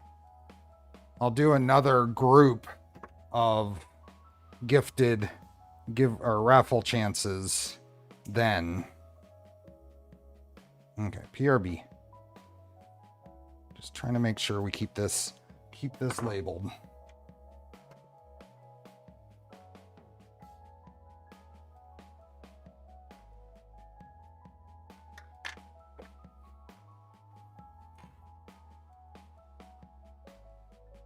Okay. This guy goes on here.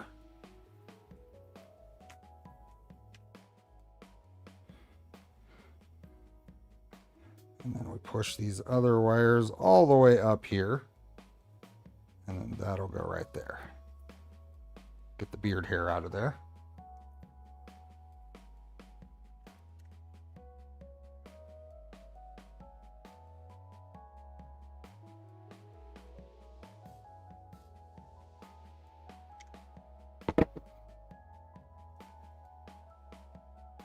Now, that one is blue.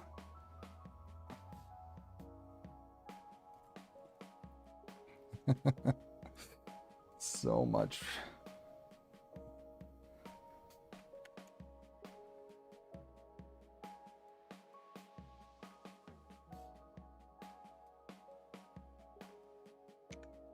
Fortunately, this board has the BAT 85. So there's a diode that gets installed when you're using one of these inductive probes.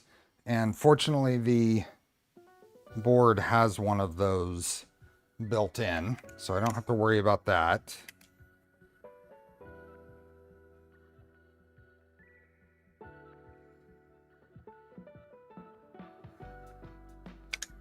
Okay, mark this one.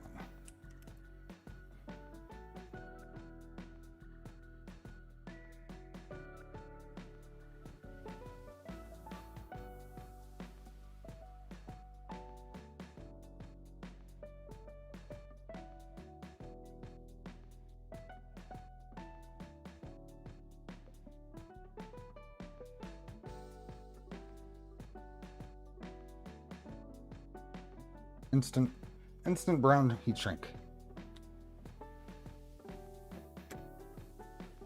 Okay, here.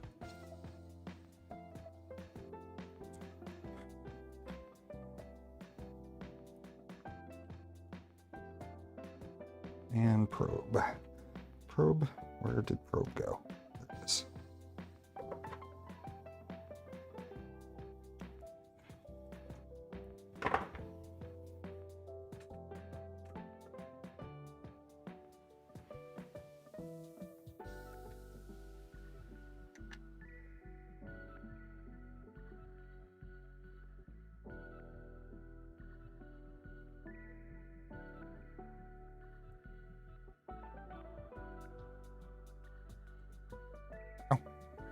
Okay.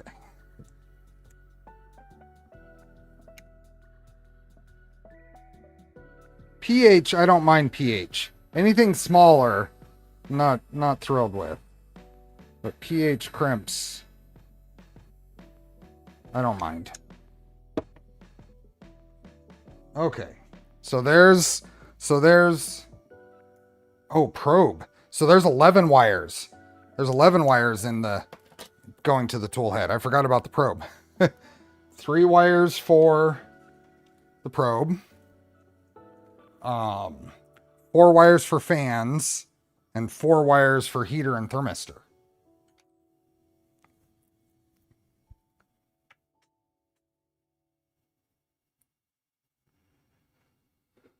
$10 equals 10 entries, $20 equals 25 entries, $35 equals 50 entries, and 60 equals 100 entries. And 85 is 150 entries.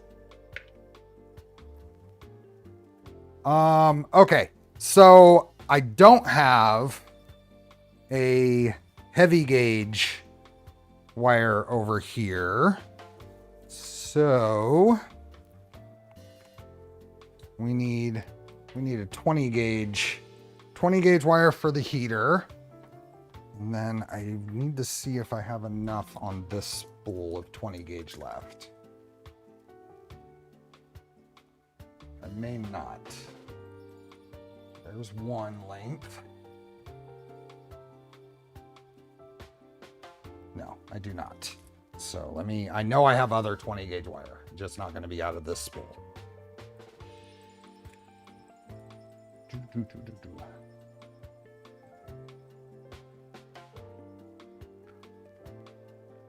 I did my UK ETA. So anybody going into the UK from the US, you have to get a permission. You got to get a visa. The UK ETA app, I did it on my iPhone, was super smooth. I got my result back in like less than 30 seconds. The approval. Hey, Daniel. Okay, let me find, where is my wire box? Put it back up here. No, not back up there. So where did I put it? Nope, not there. Where's the PTFE wire box?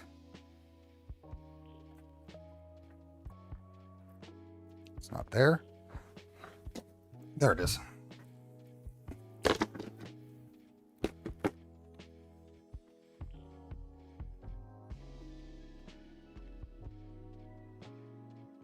Everyone outside the UK should apply for. Yes. From the UK, I don't believe any UK government website can be smooth. No, it was literally, it was super smooth. Super easy. I had to have my passport and a credit card. And I had to take a picture of myself.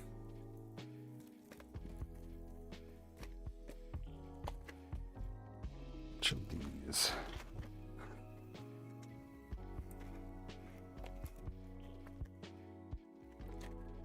I think this is it. Yeah, this is the 20 gauge stuff.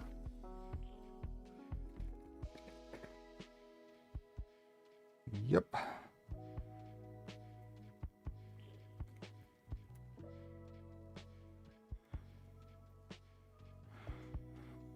So, 1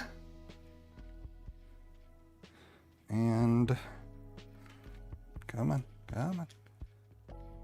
2. There we go. 20 gauge, and this is actually FEP wire, but it's still good stuff.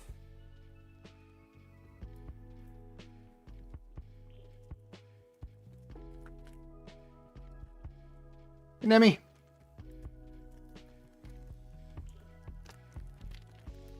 Hey, Dawman.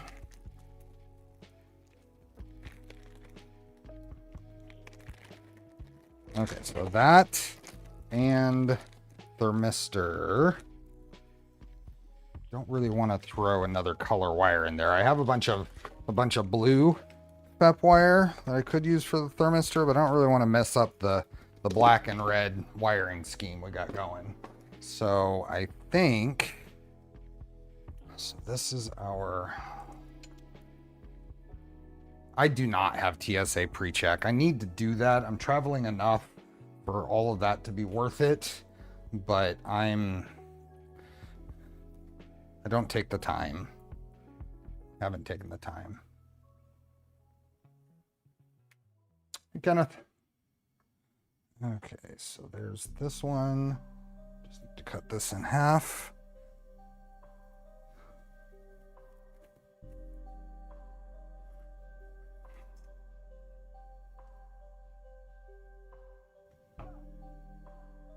There.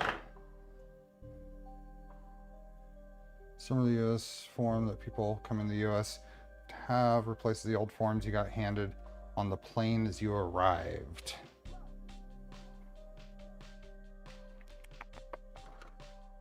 Okay. Check your credit card. Some cards let you into the lounges at airports for free.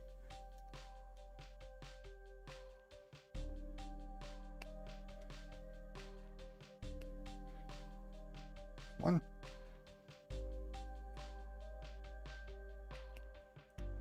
And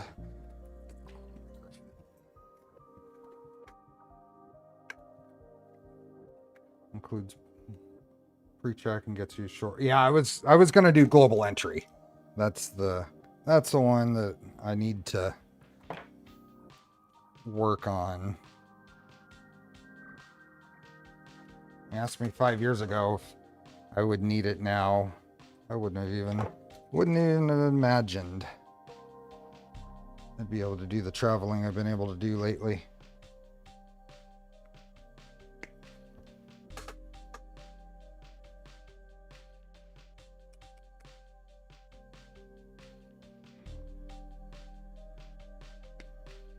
Okay, so that's that. And 2-pin. Go. Oops, let me get the, well, I'll run it in from the other side, I guess.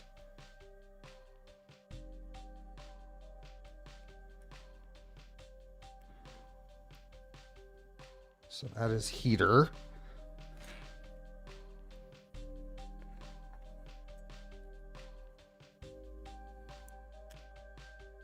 And here's my heater label. H0. I think I actually did HO. It looks like an O instead of a 0 from the label maker. That's, oops.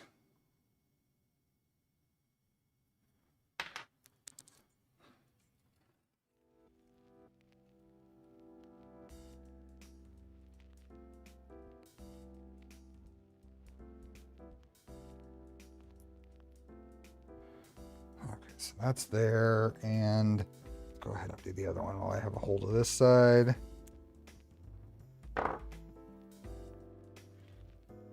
Hey, NJ Surf.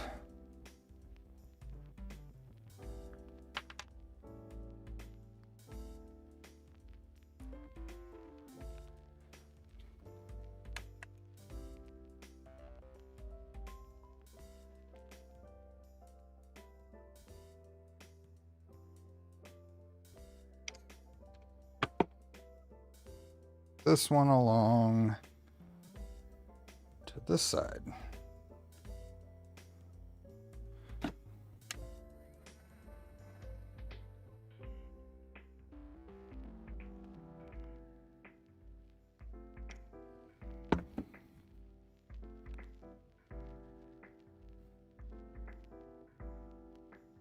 Okay, so that's fan.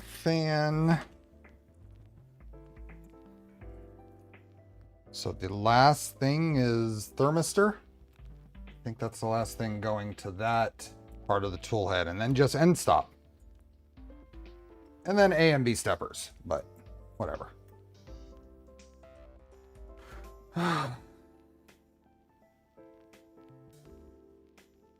Okay, so now get another wire here.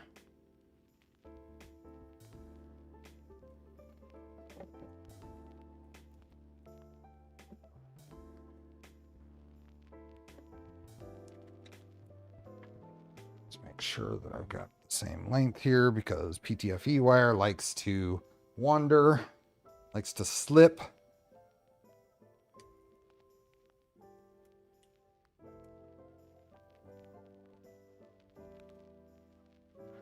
There we go.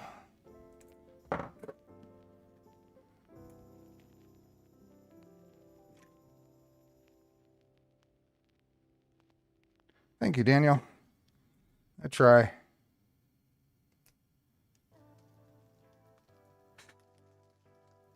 Good Lizzie Susan bearing, make a bench turntable. It is, I should have done this literally years ago. Why did you do that?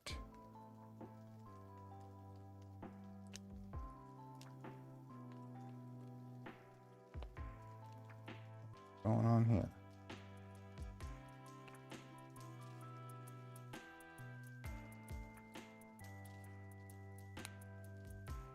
That is weird. There it is.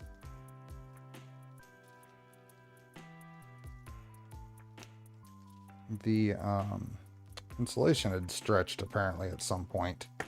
There we go. Okay.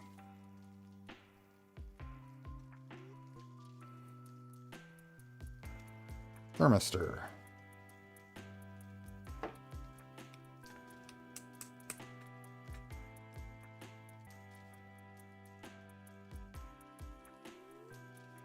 Where does that... Okay, so that's something. Where does that come from? Lazy Susan. What's the origin of that name? It's a great question. What's the origin?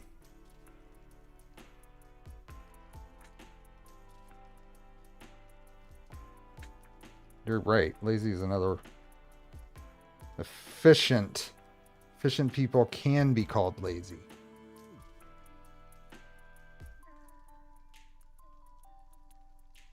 Oh, we're not doing raffle tickets today, Bill. We're going to do raffle tickets the next one. We'll do raffle tickets on the last one.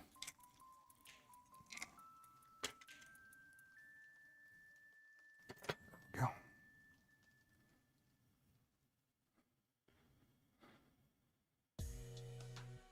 I've kind of committed to doing them every other every other one, because it gets a little pricey otherwise.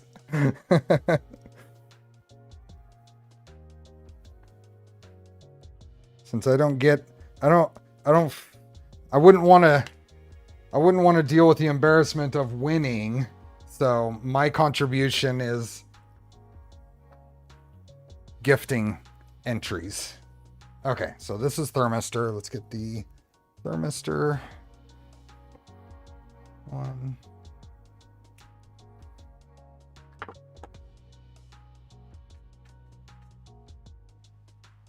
Group patience and calmness while doing things and explaining everything. That is, thank you. I appreciate that. That is part of the fun here, is hanging out, talking, interacting.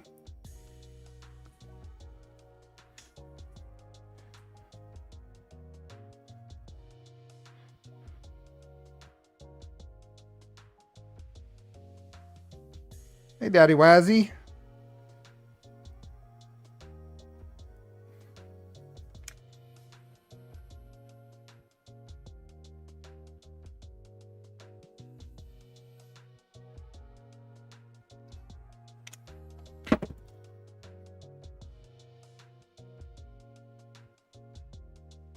The term appears in print in the early 1900s, around 1903. It describes a rotating serving tray that lets people help themselves without passing dishes.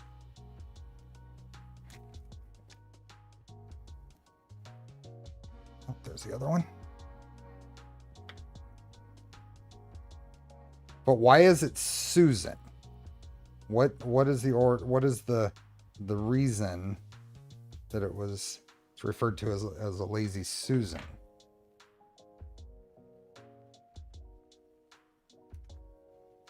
The other end.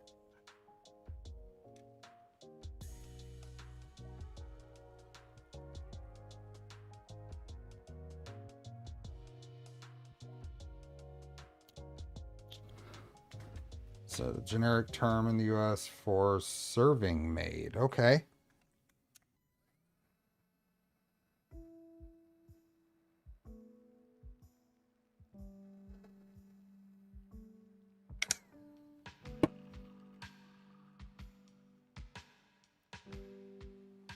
Stand in for, okay. Okay. That is those. Thomas Jefferson invented the device, which was known as a dumbwaiter for his daughter Susan, according to lore.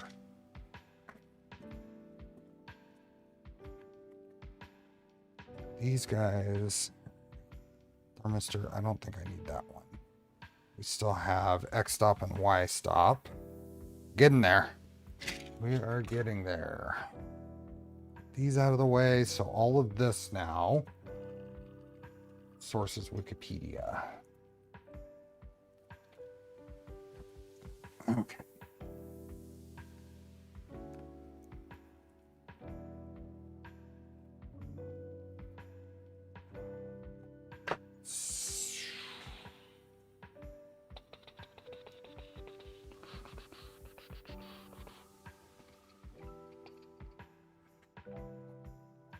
Let me put this here for now. Let's pull this Hey, Phil. Do that, and then pop the side. There we go. Pop the cable chain open.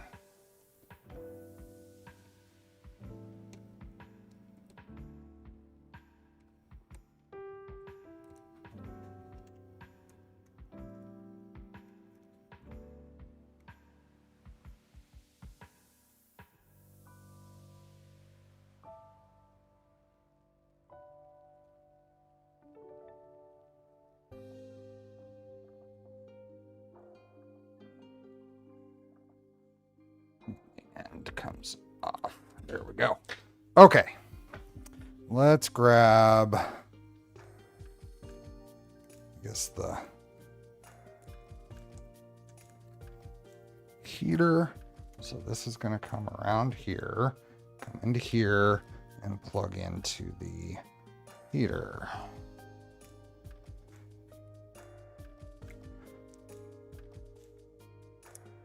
That goes there. So around and in. I'll figure out exact lengths here once I get all these laid in place. So heater, then go thermistor. Hoping to keep from intertwining these as they've already done by doing these individually. So now thermistor comes in.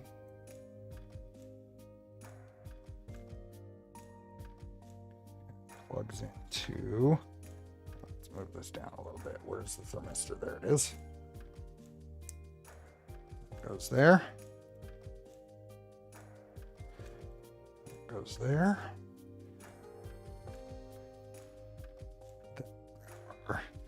Probe.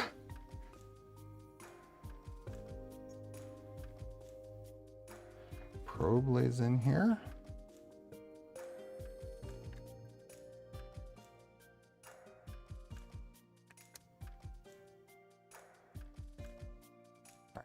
That. Two fans.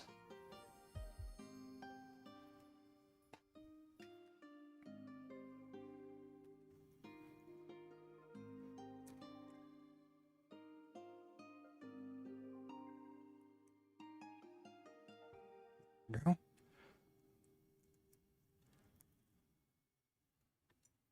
It's not going to be perfectly aligned, but it'll be better than just grabbing them all and throwing them in there. Okay, so now with this last one on, I can start closing this up. And this will go hot in there.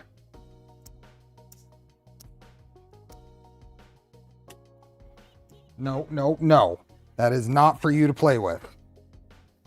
It's like fishing. I felt a tug on the other end of the wire. Fishing for an Oscar.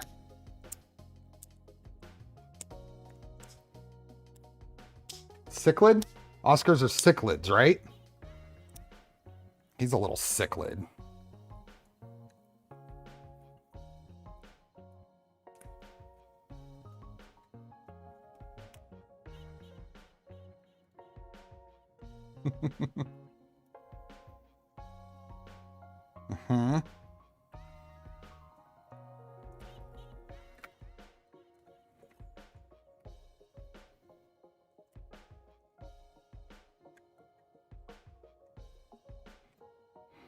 Okay, that is good. Where's the screw that was holding that?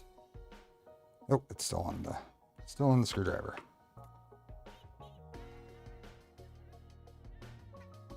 Yeah.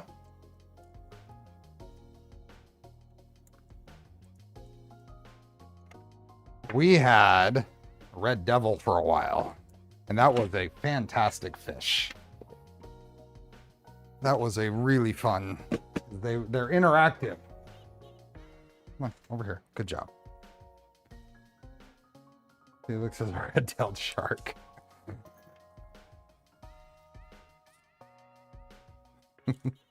Okay, now let's move this on here. All of this comes out this side.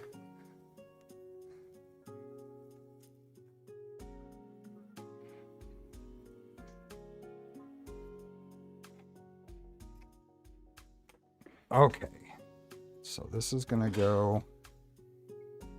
So now I gotta just have to figure out how these will lay in here. Because there's a zip tie. Dude, it's not for you to get into. There's a zip tie spot to anchor these here.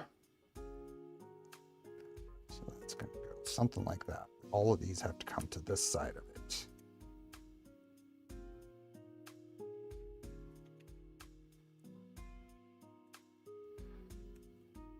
We gotta make sure we can still get our Bowden tube in there. Probe label got pulled. So let's push that back down.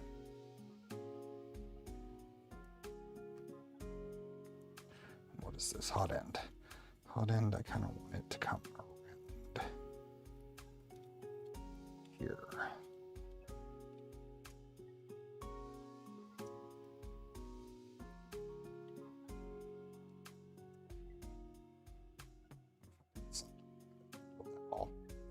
Close up.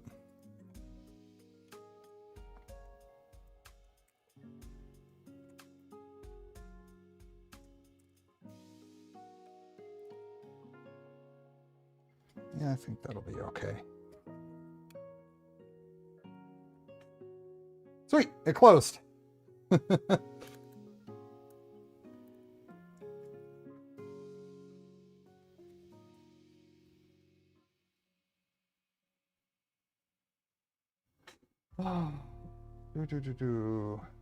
Temperature range I see. Oh, we're talking about chamber stuff. Electronics can generally operate. Oh, yeah. Okay. That is pretty nice. That all fits just fine. We'll be able to we'll be able to shift things around to make sure that our filament tube will go in fine. But this is cool because you just push that button and open up the doors and be able to get in and see all this stuff. Probably this one can go something like that. Yeah, and then I can see down into that for the filament path. Tested today the Voron 250 bed in the Core 1. And it worked great. Awesome. 27 to 120 within a minute and 30 seconds. Wow. That's really quick. Okay, so that has a little bend there, but I actually feel like I want to put another zip tie in here just for some strain relief stuff. So I think I'm going to just put it around this last link.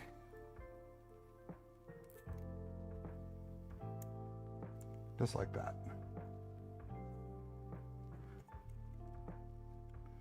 Just around that last link. Just to give that a nice.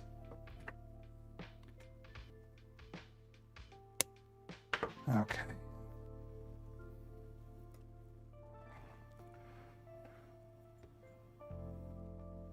And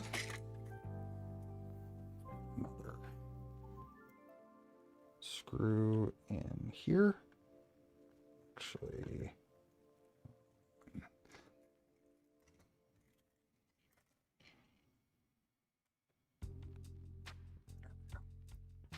I have some of these that have no markings on the face, and I like to save those for the ones that have to get attracted to a magnet in some of the other builds.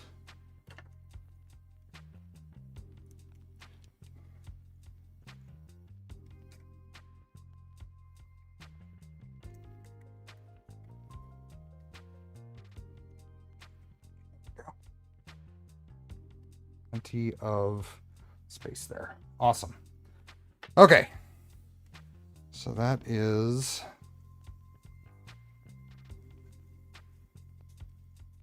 all the way to the end. Okay, there is a piece. Let me see if I can find one. I like to anchor this at the end, but there's no real spot for it.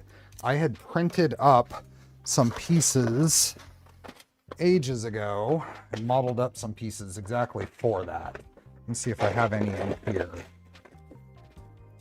Yep, this is what I'm talking about. A little piece with a spot to grab, put zip ties, so this can go here on the end, and it gives me somewhere to anchor this side of the piece. A 750 watt silicone heat pad. Oh wow, a 750 watt heat pad on a 250 millimeter bed. That's a lot of power. Okay, so this comes off here. This goes on. Oops, this is the other way. This one actually goes for the Y chain. That one goes there. Let's see if I have one for the other side.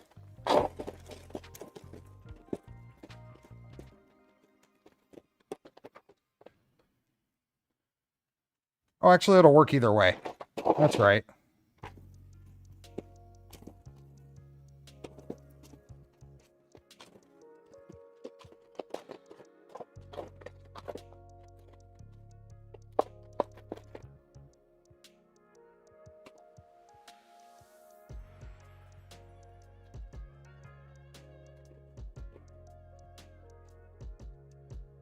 I like having this little bin of miscellaneous. I mean, controller mounts, tie mount. These are all from various builds, but they're reusable, so I don't throw them away. Comes in handy. Okay, so this is going to go underneath, actually. And the zip tie needs to go in there ahead of time.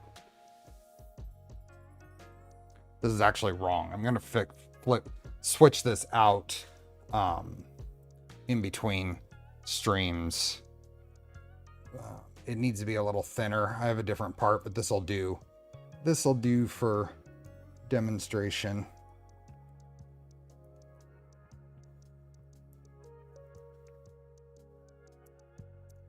There we go. This goes on under here, and then the screw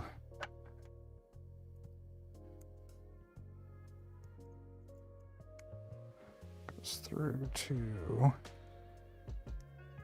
yeah, that's too short.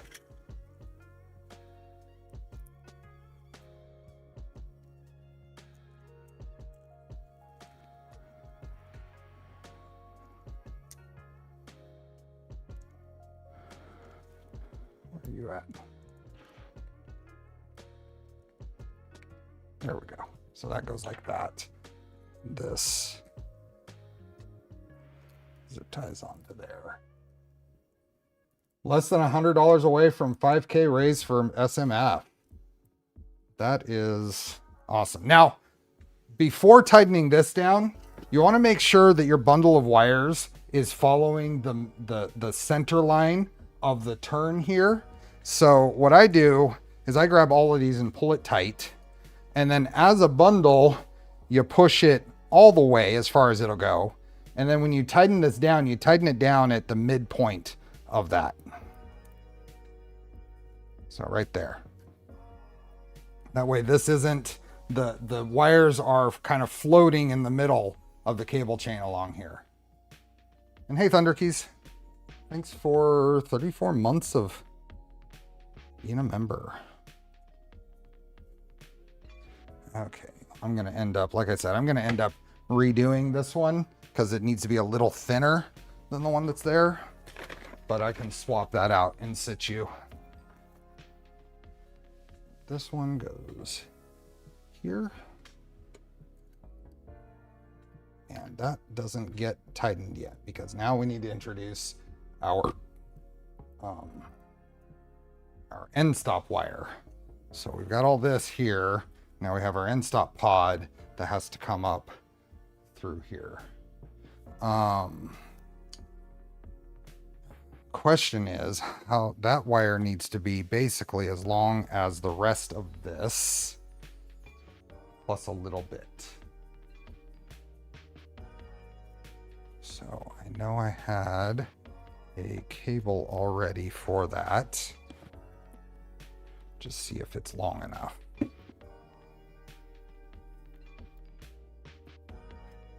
Oh yeah. Oh yeah, that's plenty long. But it has the wrong connector. So Max used a DuPont on here. We are not going to use a DuPont. We are going to use the proper Molex SL. So Molex SL is the, that is the little locking, oops, not that one. That is the little locking one like used on the Pruses. That's an SL. That will plug in to the bottom here and lock in properly.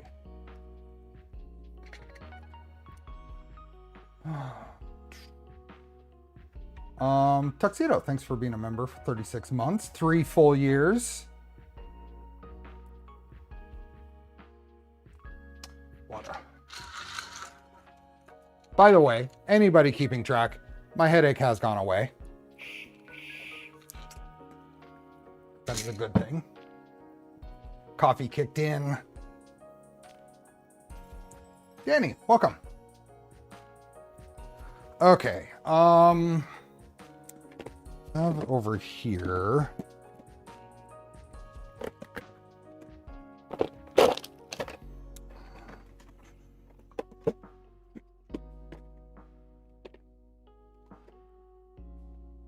Over here. Here we are. Nope, not that. Not that. Hold on.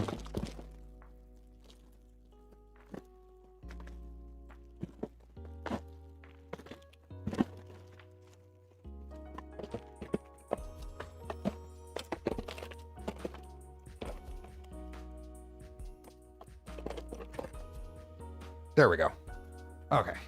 I wanted to grab another end stop pod so I can refer to pin out on this instead of contorting myself to see this.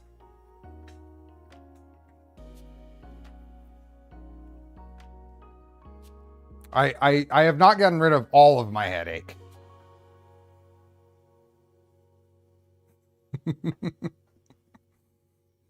Okay. So 5 volts, Y, X, and ground is labeled there. So we need to redo this to match that.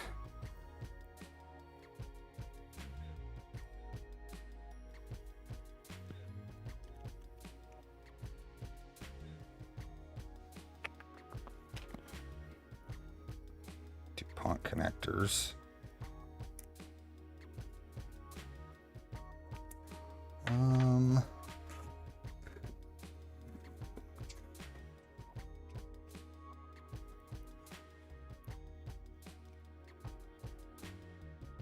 DuPont connectors are evil. There we go. Into the trash. Oh, looks like Max has a proper DuPont connector crimper though. It's actually, the insulating side is crimped properly, so that's good.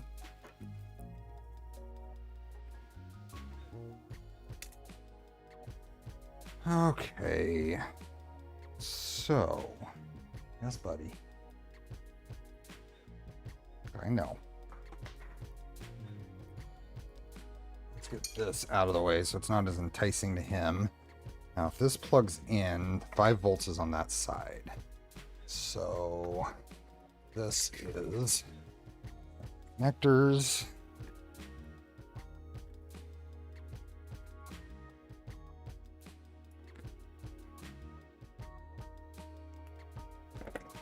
And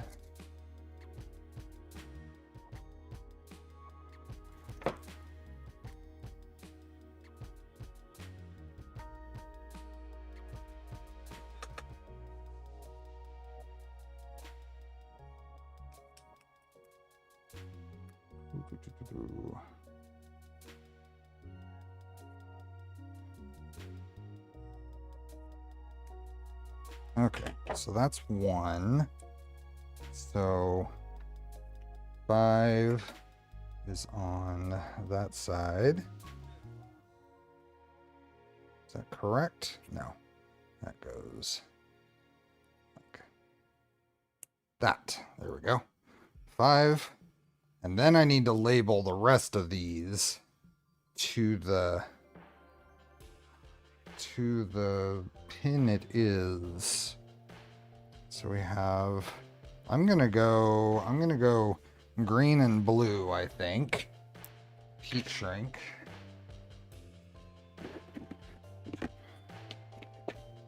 Green and blue. And we're gonna go, well, why am I doing green and blue? I should do yellow. I should do yellow and some other color, because yellow I can just assume is Y. So let's go yellow for Y. And what should I do? Blue or green? Blue or green for... I did green for Z, so let's go blue. I have a green wire here for some reason for Z. So let's go blue for... Let's go blue for X.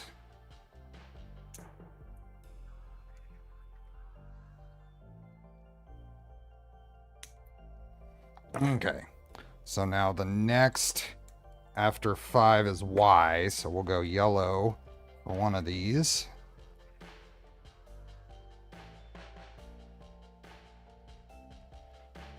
Hey, Mark.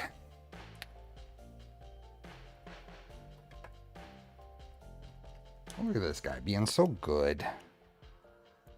This whole morning. So I'm back and forth between the garages all the time. You're so good, and then you knock a screw off the bench. I'm back and forth between the house and the garage every streaming morning. And today, every time I would come out here, he was just sitting patiently waiting.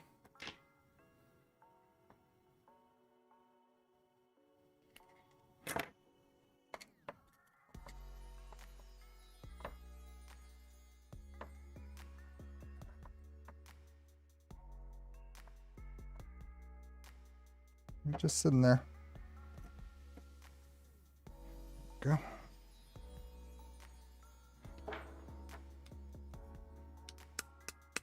The sound activating device. That is a ferrofluid. The sound activated ferrofluid display. Hey, Relians. Okay, so yellow for Y.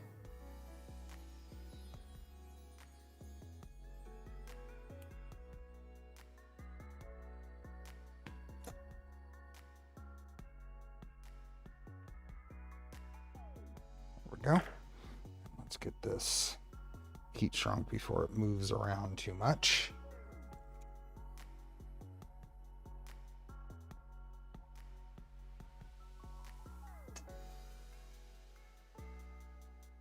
Time's at 12:24 already. Wow. So we're giving away a roll of Polymaker filament in 36 minutes. Be sure to get your entry in for that. Okay, and then blue for X. Any other?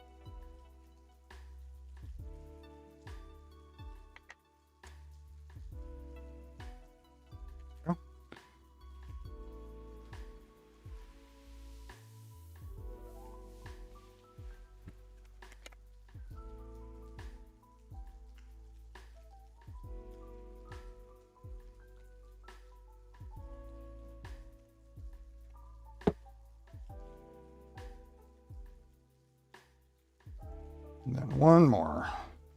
No marker for ground.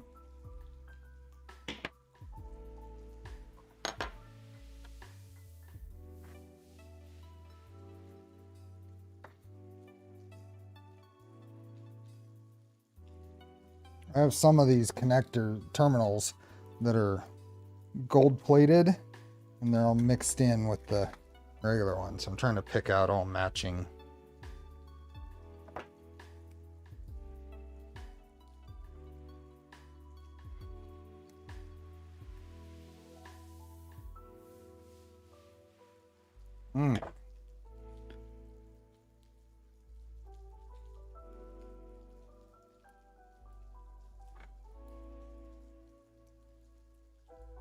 There. Now we need to match up the other side. This side can get cut off.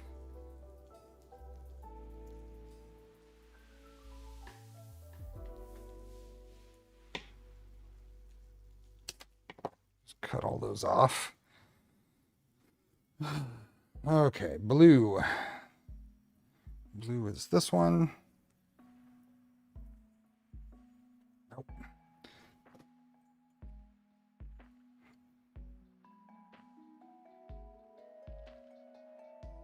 Blue for X, BX. BXAY, right? That makes sense. At least to me.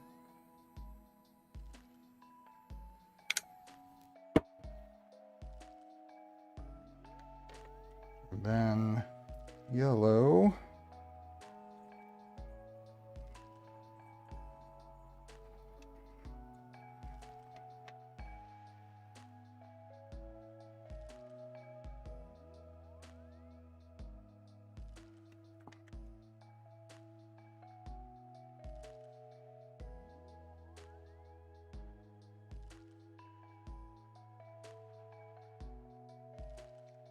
Okay, now for marking these, the rest of the stuff here, I need to look at the board.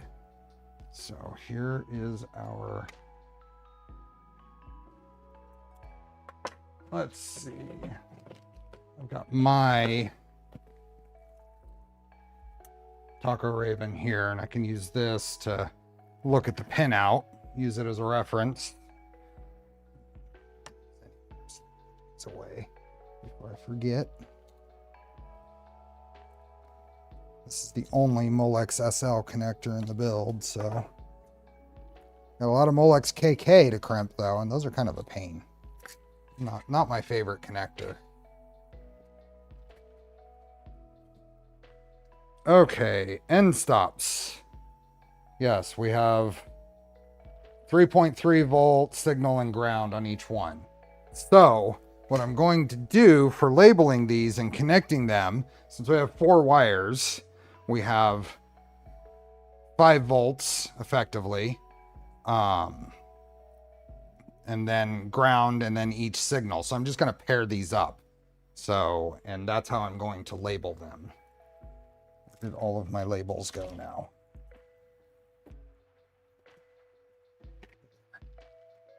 There's X stop and Y stop. So let's, it doesn't really matter how we pair these up, but we can split off the power and ground between the two.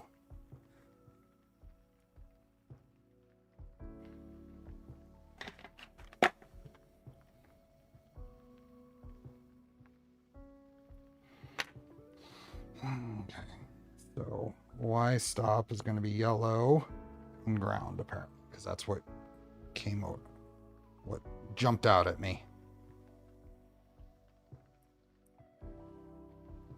Y and ground. Let's put that right there. That.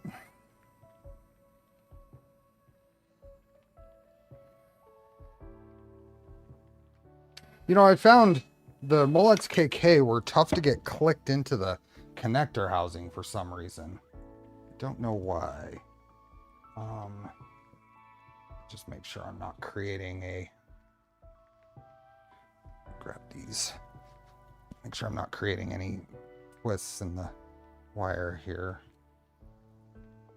Blue. Oh, I guess I split those. Whatever. Okay.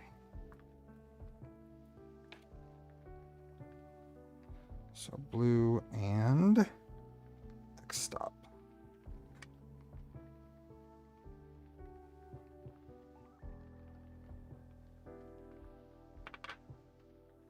Only 5 volts. Yes, yes. No 19 extra volts.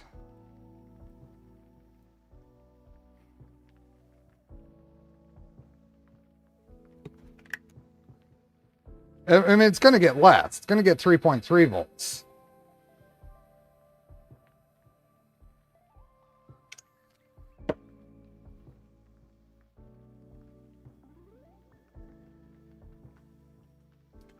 Okay. There is our end stop pod. Now, I think I'm going to... This goes here, plugs in down there. This is going to come up. I think it has to come up over here and zip tie to there. So I think I'm going to grab a piece of heat shrink and make this little end here a bit of a kind of a harness, a bound.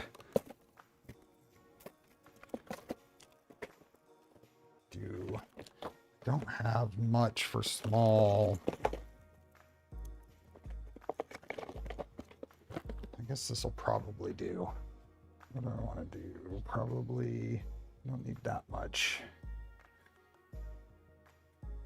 Maybe cut this much. Take this.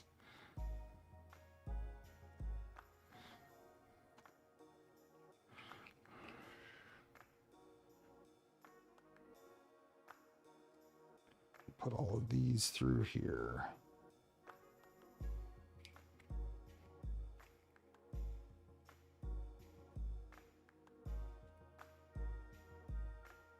Just something like that, I think. Let's see how that works out.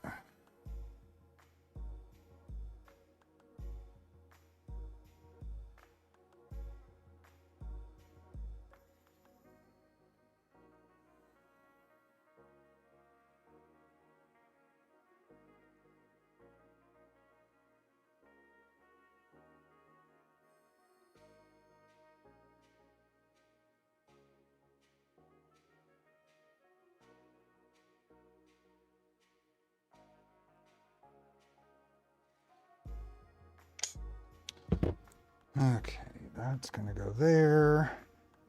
We bend something like this.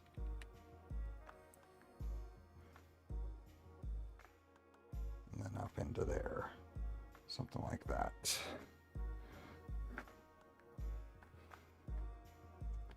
gonna hold this while it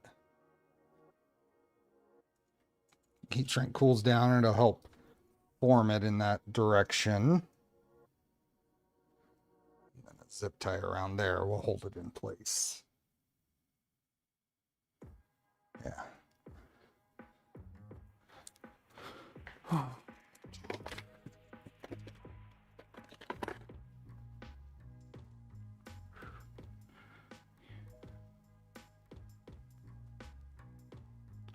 Zip tie here.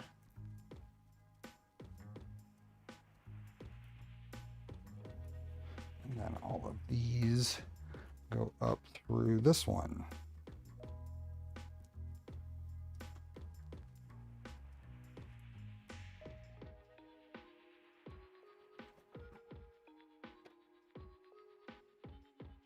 Go. Now it's part of the rest of the harness. This gets tied right here. Not super tight.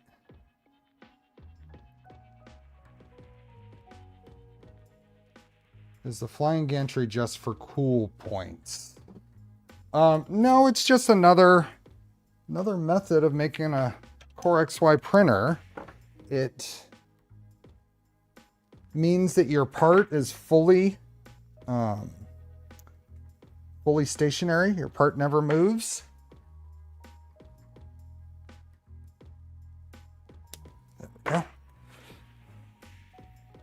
It is cool though. It is definitely cooler looking objectively than other like a regular fixed gantry moving bed setup. Hey, Killer Prince. Okay, now we can run this through this cable chain.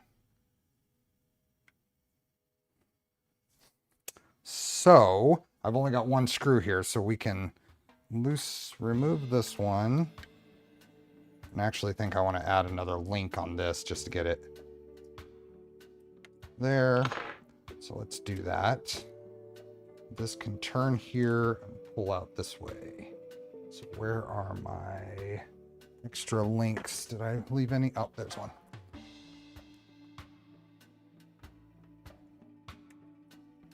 I think I just need one extra link.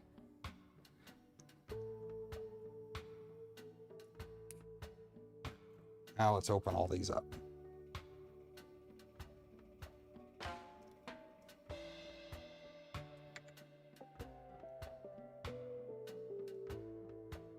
How's the build going? Just got back from work. Hey, Wojaki. It is going good. We're doing lots of wiring today. All the underdeck stuff is done.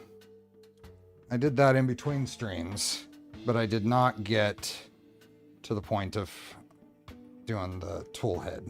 So that's what we're doing. We've got it wired at the tool head through the X chain. Now we're going through the Y chain.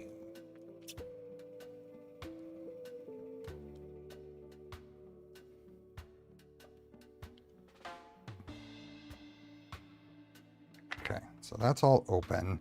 I've got this guy who's gonna go in here. So let me grab a little longer flathead screw for that. And get that started before I go too far.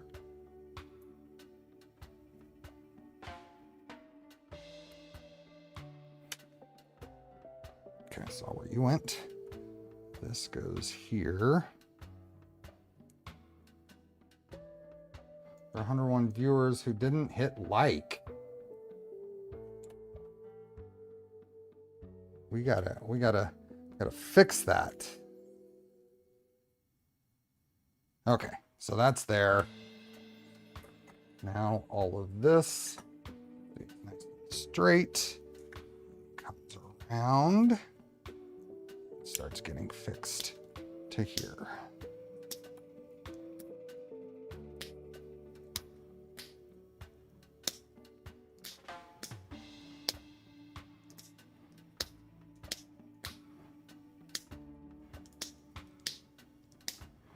Okay, and actually, I think I need to do... Oh, no. It'll be fine. Never mind. Okay, then this will...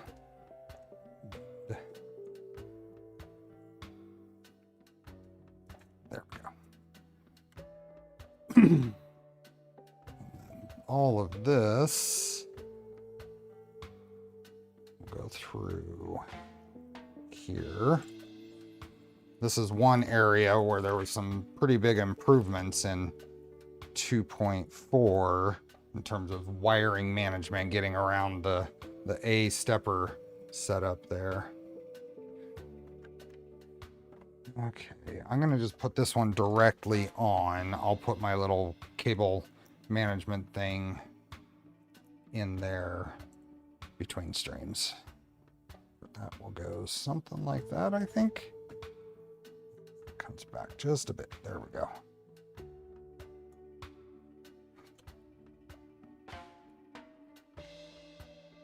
There.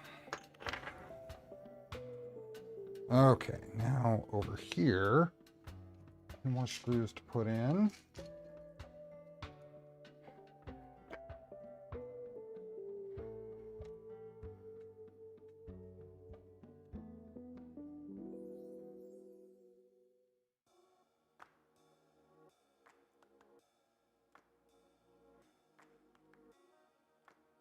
Okay, Now those are.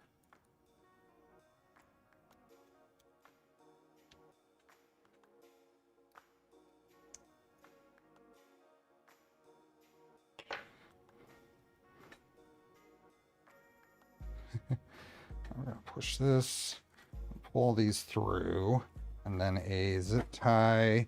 So this one goes down around that little spacer I put in there, and then making sure we get all of the wires here. Pull these out of the way.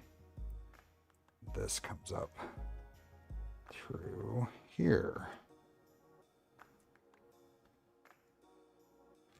And then that grabs onto there. And we just make sure we have this nice and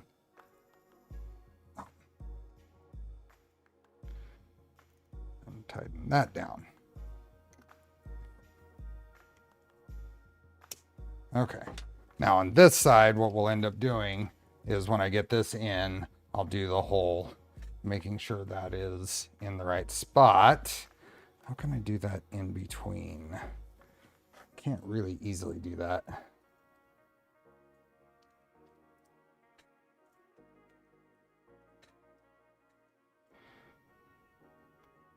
Okay, I'm gonna do it to the top of this thing just to hold it in place so I don't screw up the rest of my setup. But I think if I go here,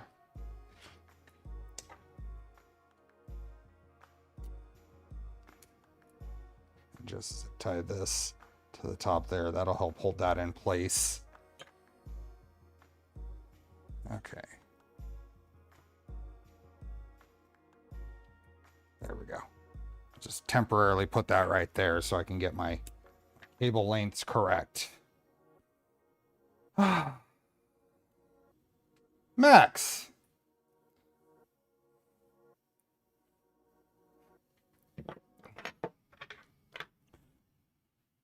The wiring is progressing nicely. And Bill, thank you. Thank you. I will do that. I think I can set that up relatively quick. Bill has volunteered, to donate some entries to the raffle. So, okay.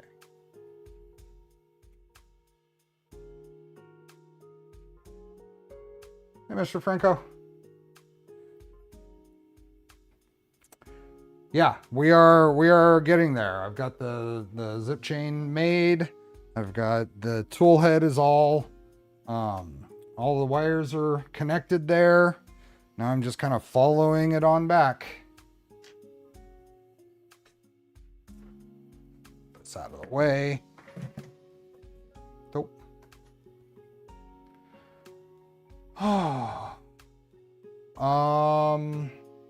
Yeah, what do we got here? 15 minutes until giveaway time. Let me set up we're gonna do one raffle entries today. Let me get that set up real quick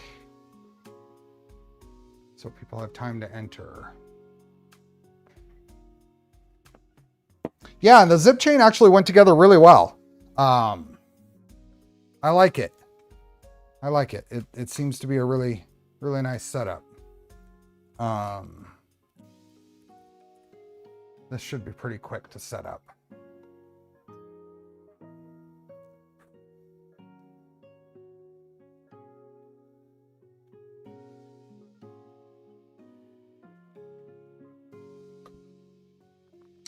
Two, 8. Make a copy. And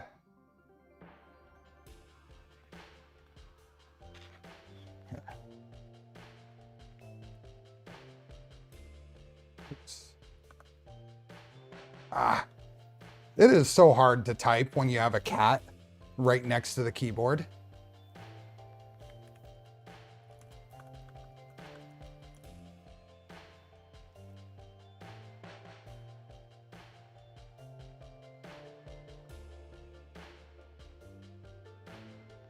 Okay, publish. Shorten the URL. Copy.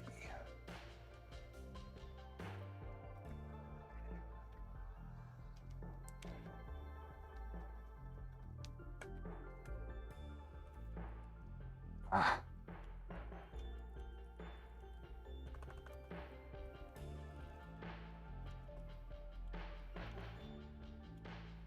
Okay, so there is a form linked in the description. There's a form linked in the description. It is $35 worth of entries into the SMF raffle, courtesy of Bill, OG Maker. That link is in the description, though. It's not the pinned post. Okay. Next, I think we just have to keep going here. So we need to, oh, this is going to be fun. I need to do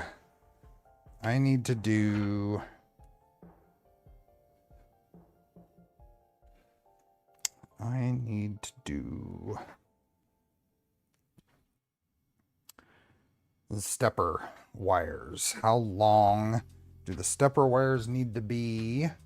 And do I need to make those from scratch? I've got an idea on how I'm going to wire them, but on the bottom there, I think. Okay, steppers. Do I have anything that's already going to be long enough? Kind of doubt it. How long do they need to be?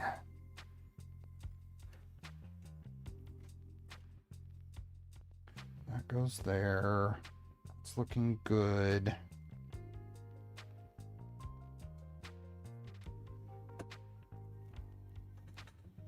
Ooh, don't like that. Sorry, I'm just noticing things I want to fix. I'm noticing cable chains hitting the belt here. So I think I need to loosen the screws here on the mount. Rotate, yep, rotate the whole thing out. There we go. Now it misses. Now it misses. Sweet. Okay.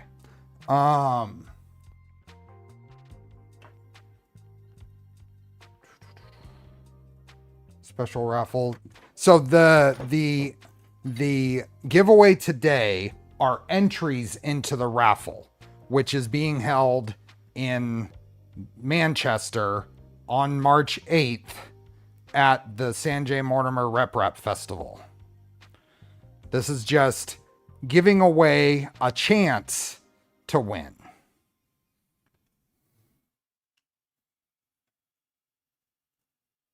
Oh, you're adding your own made lamp to a raffle, which is just there? Nice.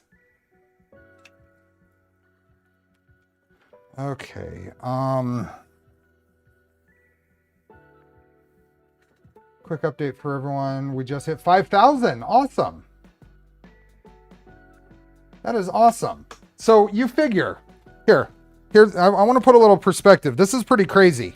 The Voron Phoenix that was raffled off last year earned about $16,000 in raffle entries for the Sanjay Mortimer Foundation, which is awesome, fantastic. Over $16,000 for the Phoenix. A Voron 2 is definitely a quarter of the value of a Voron Phoenix. So to hit $5,000, I think is pretty absolutely fantastic.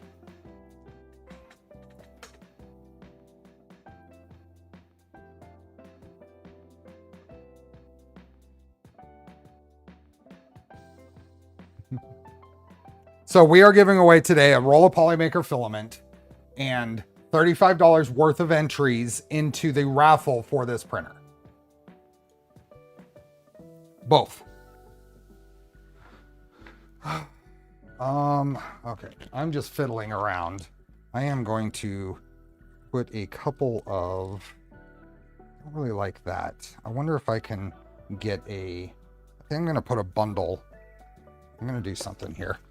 I'm cleaning up as we go. We've got 9 minutes until giveaway time.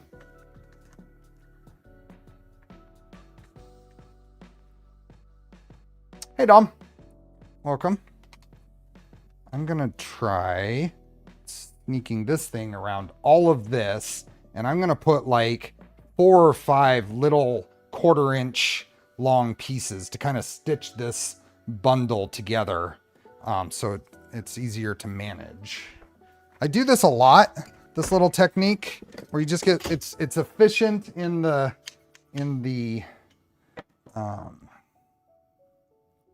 ooh, you know what might be better? It's efficient in the heat shrink usage. But what might be better is, what if I did a little bit of split loom there instead? Just a little short piece with heat shrink on either end. Let's see what that looks like. It'll look a little cleaner, I think.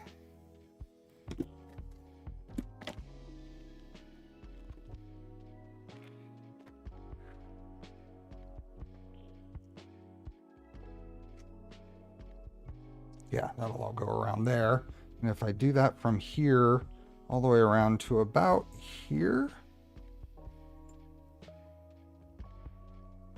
Oh, I labeled, absolutely. All the labels. Should I go all the way up to starting into there? Maybe starting into there. That'll be even a little cleaner. Let's try that. Let's see how this works. That's quite a bit.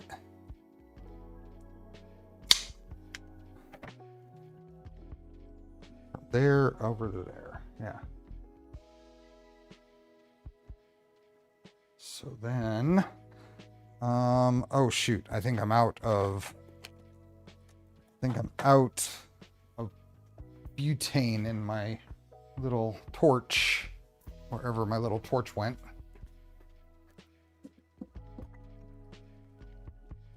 Where's my torch? I had it, I was using it, then I ran out of fuel. There it is. Put it back where it's supposed to go. Oh, job's done. I do. I save all those offcuts too. I'm going to refill this thing.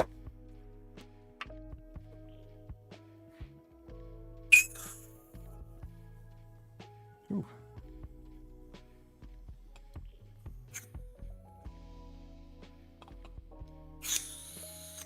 There we go. That should be enough.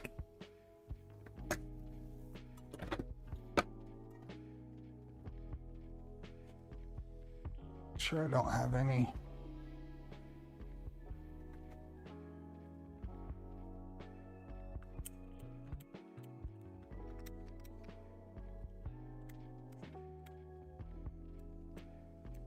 Oh, maybe something else happened.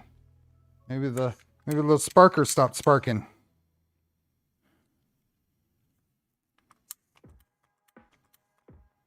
Maybe the little...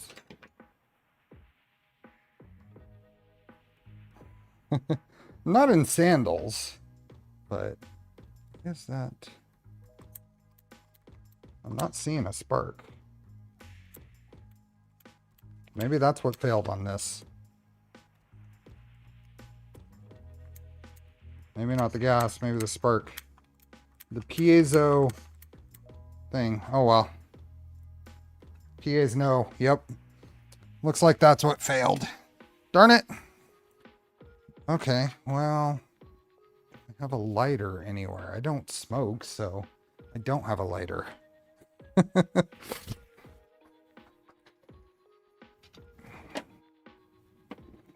Make sure I didn't put...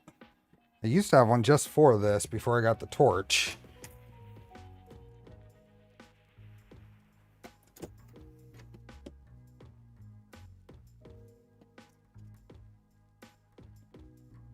Let's try the more powerful heat gun. Let it heat up.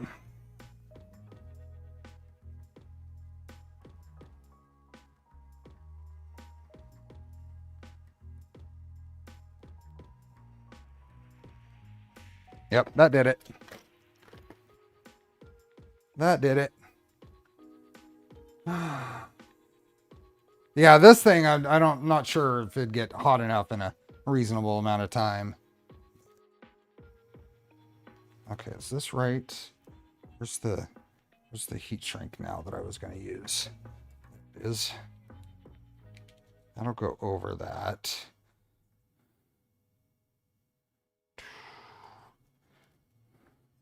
So let's go. I know it's a good thing to have around. I was mostly kidding. Let's see if I can get this all through heat shrink.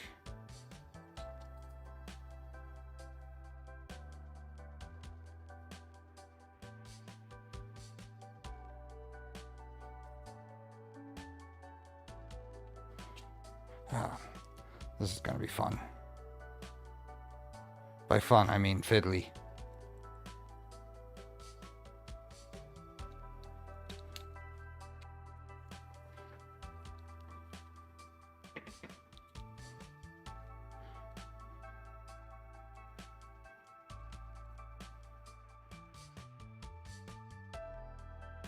Hot air station would have worked. Yep. Okay, so there's one. And then let's get this on here.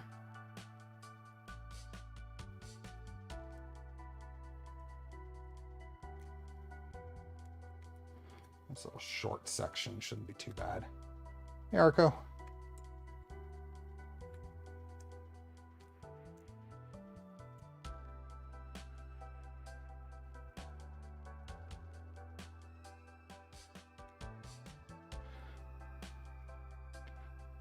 I don't know if this is exactly what I want to do for this, but I feel like it'll be a little neater, a little cleaner.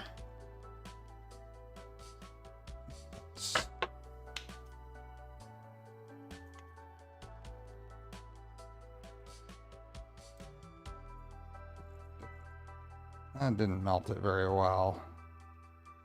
I saw it shrink back. That'll be fine. That goes mostly around that. And I'm going to be able to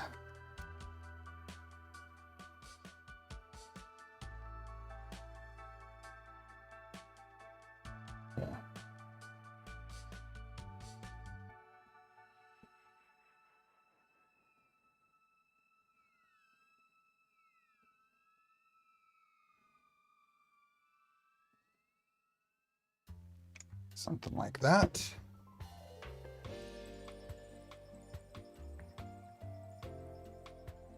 Do it like that.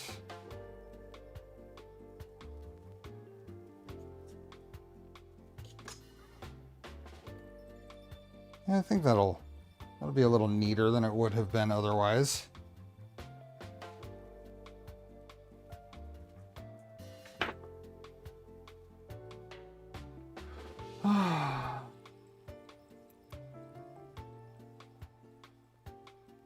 Does heat shrink on the low setting rather quick? It will melt solder on the high setting. Oh yeah. Other side. I'd like to get it to bend up into there. That would be just like that.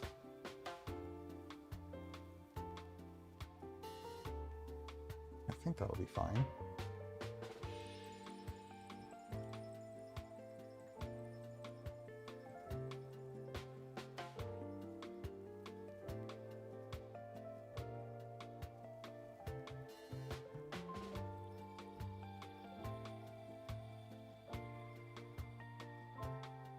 I do feel like it's too long.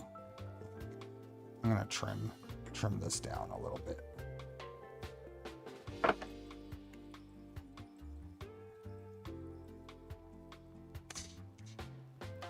That. sure I didn't have any wires in there. That would have been tragic. Another piece of heat shrink.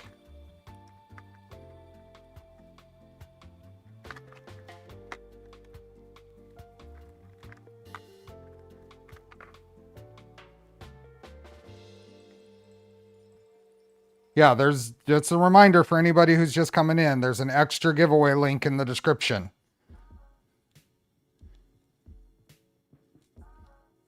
You may need to reload. You will need to reload to see it.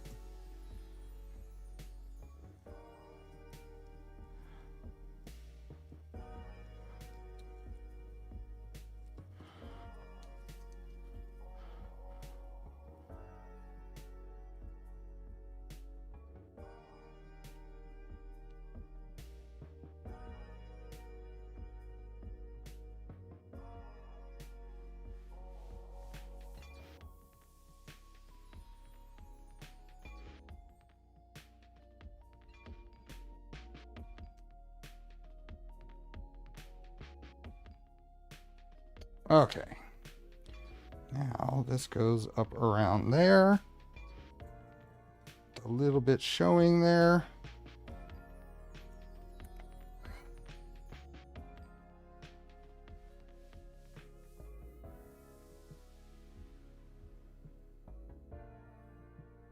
Yep, be sure to hit that like button.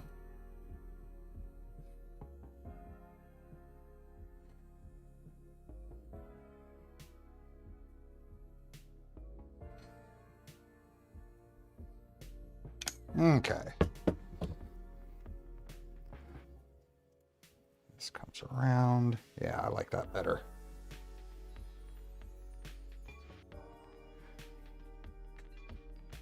Yeah, that'll work.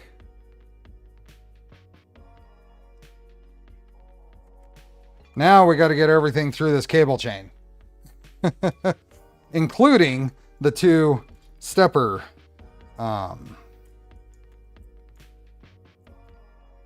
Pull that back, including the two stepper cables.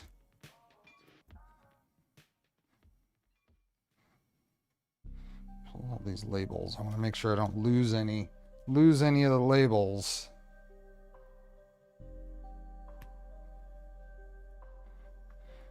Ooh, my stomach growling.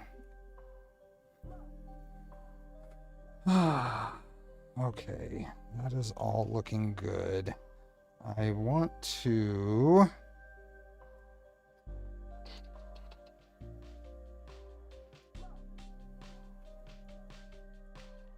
Oh, I'll have enough length. I checked it. Well, I'm gonna say that and then not, but I did check it. I did check it.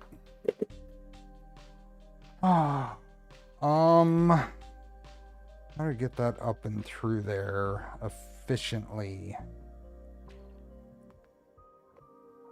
I think it's going to be quickest to do it with a PTFE tube. I think that's going to be quickest. Let me grab a tube.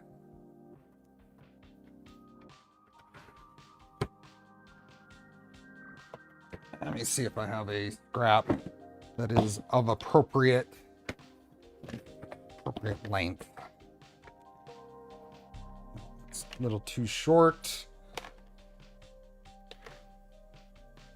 This will work. This is a piece of definitely of scrap. Okay. Hey, Matarax from Indonesia, welcome. Oh shoot, it's time. I need a bell button. Yep, it's time. Okay, we will run that after the giveaways. So, once again, there is an extra giveaway thanks to Bill here, OG Maker.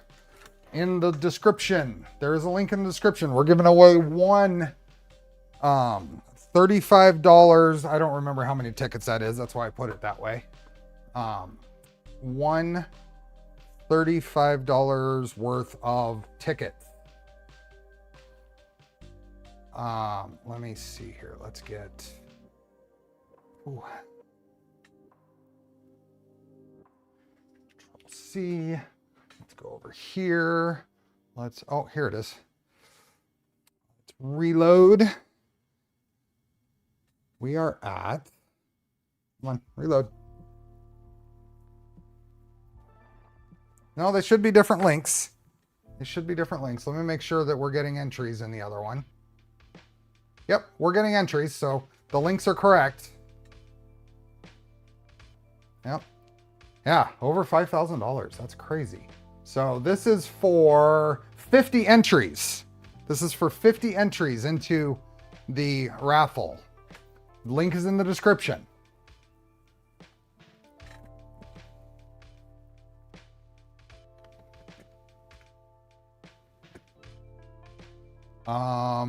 Let me get wheel of names and delete the old stuff. There we go. Okay.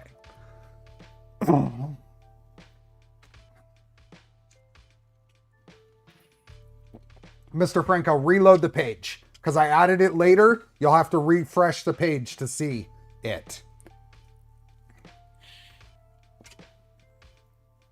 The thumbnail for the video is a 2.4. For what video? Here, it's cycling through. This is cycling through different pictures that Max had of the build. Oh, Max, you're the one that said that. You should know better. When this cycles back around, there's some older pictures of it. You do not need to be present to win the printer at the raffle in Manchester.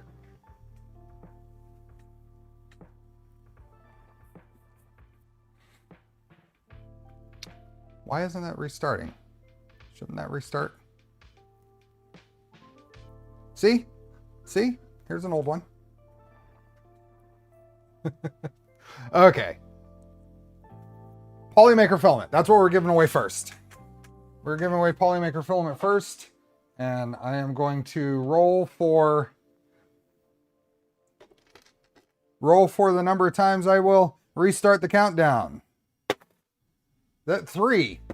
I guess 3 is 3 of the sides. So I am going to count down a maximum number of 3 times for the Polymaker filament giveaway.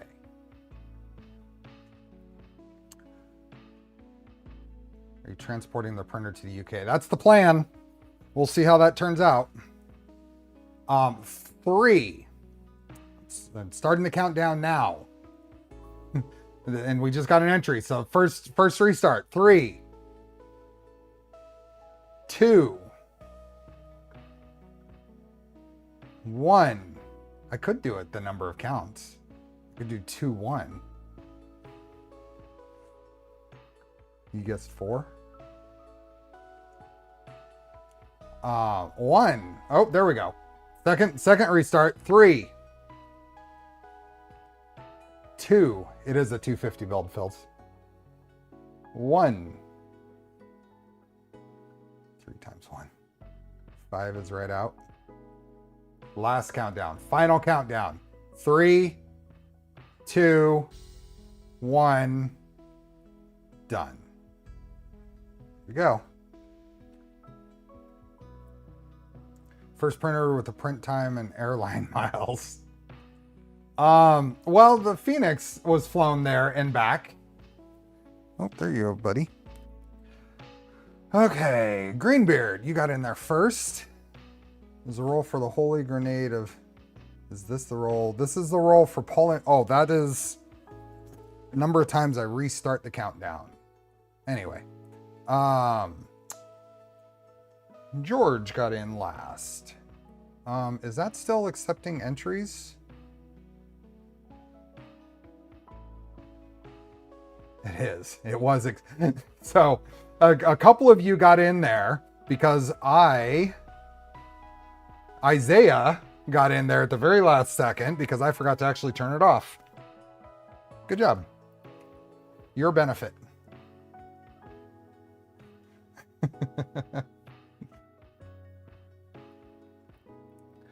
Okay. Let's do, this is ridiculous, but we should do a number between 1 and 27. We only have 27 days. Is that right? That's not right. It's 30 days.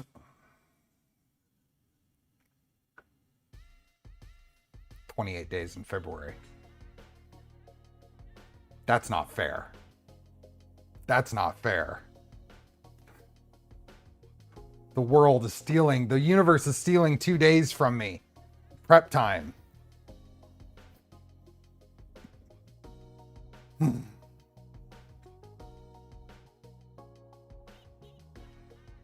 Yeah, that's not a fun realization. I'm going to take all 27 because Skyrim said so. 1, 2, 3, 4, 5, 6, 7, 8, 9, 10, 11, 12, 13, 14, 15, 16, 17, 18, 19, 20, 21, 22, 23, 24, 25, 26, 27, and spin. This is Polymaker filament.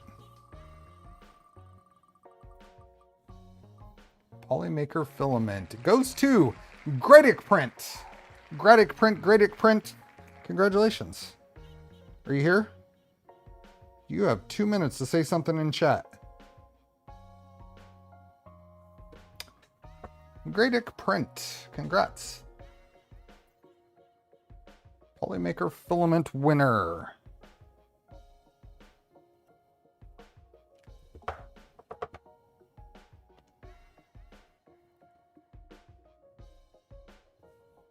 There we go. Gradic Print. Congrats. I see you. Hey, Scott. How you doing, man? Haven't seen you in a while. Hope everything's going well. I saw you. Let's see. Let's see.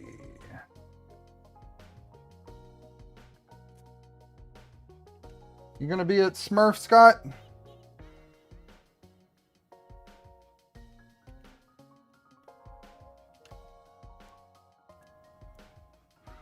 Okay, there we are. Let me get the there, and let me just double check I didn't screw anything up. Yep, everything's good.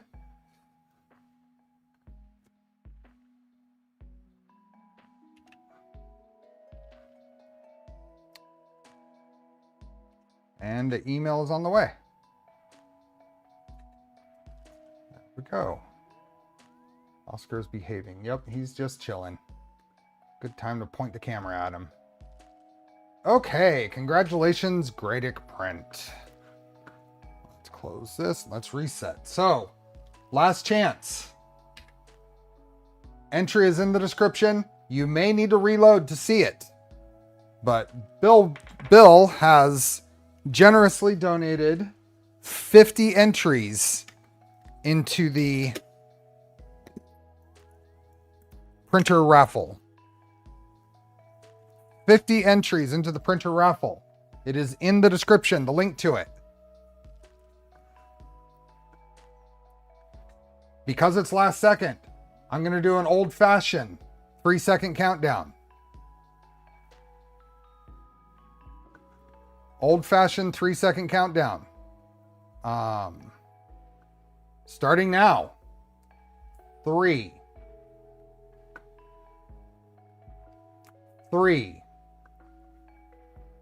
2. Not doing any more events. Well, that's a bummer. Well, see you at some point then. 3, 2. The link is not closed. So Antstar, the second link there is still good. The second link there is still good. Antstar. The first link is closed. Polymaker filament is done. But the second link is good.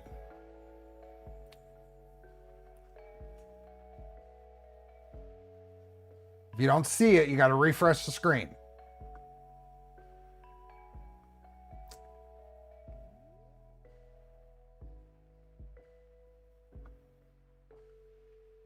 Okay, last countdown. I've given plenty of time. 3, 2, 1. 3, 2, 1. A lot of people getting in there. Or at least looking like it.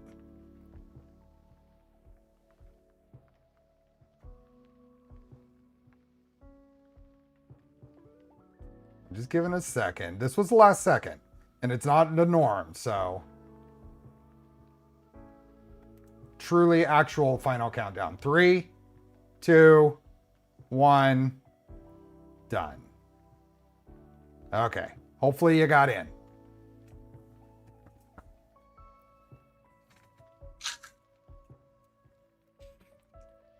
Chad Printing got in there.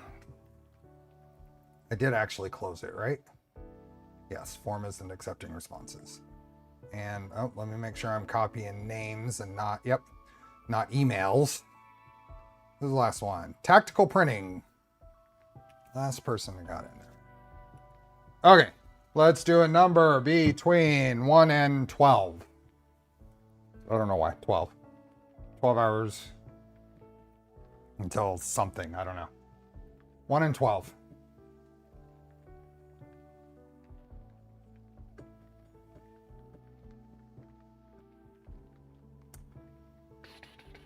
Trackspan 13 isn't 12. It's a baker's dozen. I want a real dozen. Dominic Komzik, you said 5. We'll do 5. 1, 2, 3, 4, 5. This is for 50 entries into the raffle for this printer. What do we got? Mark UZ8. Mark, are you here? Congratulations. So what'll happen is I will put in the I will purchase, Bill will pay me back, but I will purchase you are here. Awesome. I will purchase the entries. Your YouTube display name will show up as the person purchasing them, and I will not sign you up for any email lists. Congrats.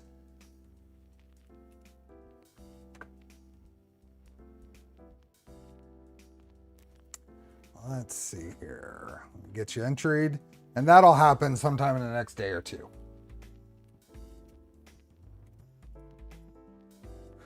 Everything looks good.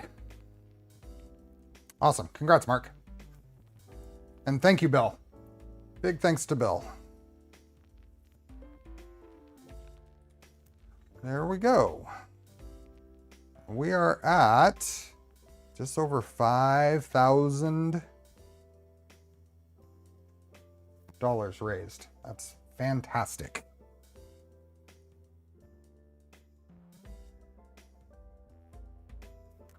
Yeah, it's easier to do the Audible when I have everything already set up for it. So sometimes it's not realistic, but okay. Back to this. So what I'm planning on doing is I will do basically one bundle at a time, one set of wires. So for instance, let's grab the thermistor wires here. So figure out where these guys are.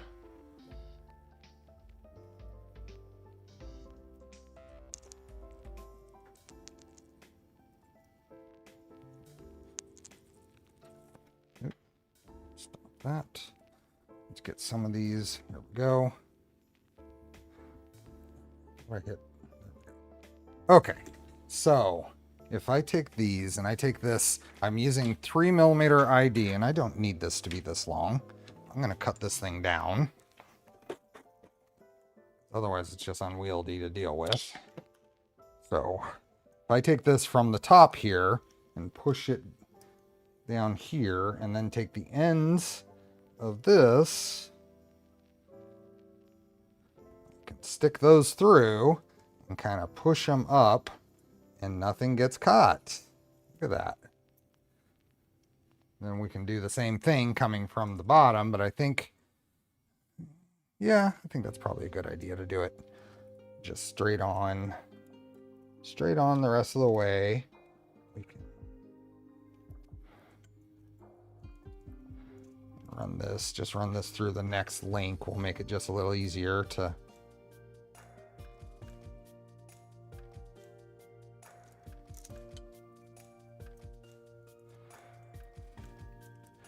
Right on down.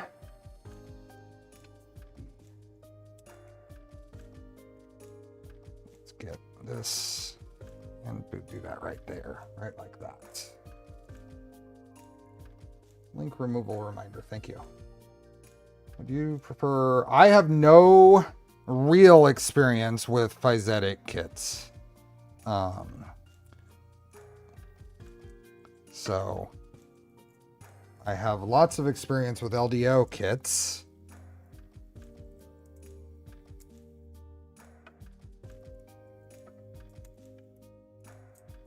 But I can't say which are better than the other. Put the cables in before you zip them together? Yeah, good luck with that, Max. Come on, seriously? You're supposed to put that in before you zip this together and hold all of that together?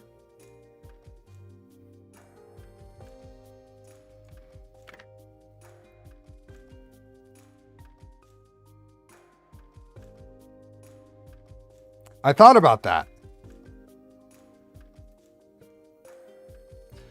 But I think that would be a nightmare to try.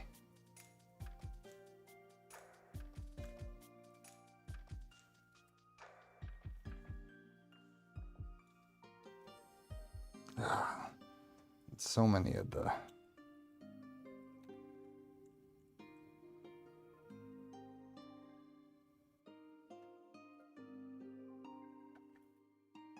That was the intent. It didn't work out that way.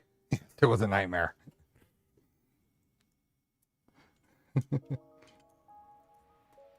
I think this will be fine. I mean, it's time consuming to get all of these through here like this, but I think this will be...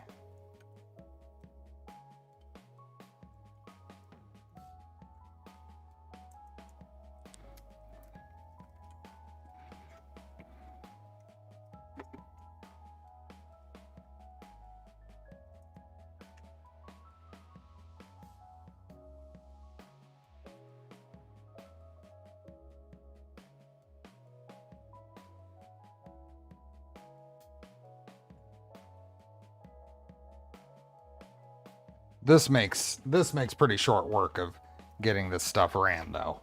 Using a piece of PTFE like this.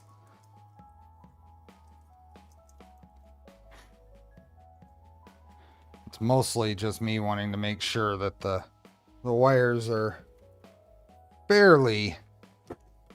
routed fairly cleanly.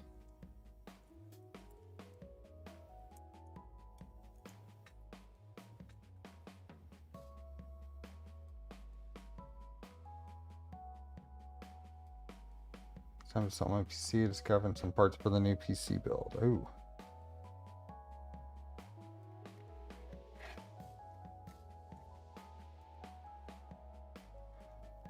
Hi, Felix.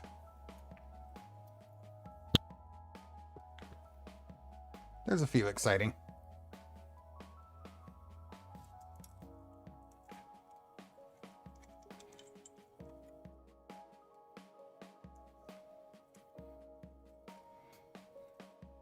I learned this from Wiley Coyote. I'm pretty sure that's who introduced me to this technique. Member of the Voron design team. Haven't been around much for a while, but they are the primary designer of Stealth Burner.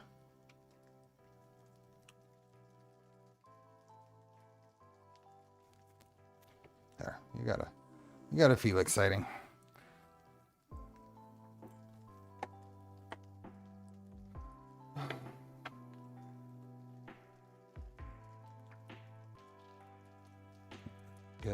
We get 3 of them in here.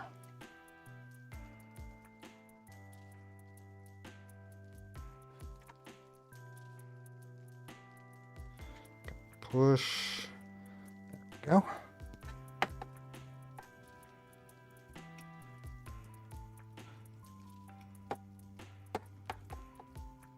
sure all these aren't getting twisted weirdly. Build in Guinness time? What's Guinness time? I don't know what Guinness time is. If that's a channel in some other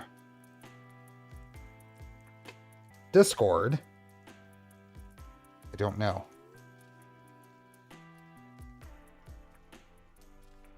Somehow this is good TV. Not my ideal method of entertainment, but you know, it's got to be done. And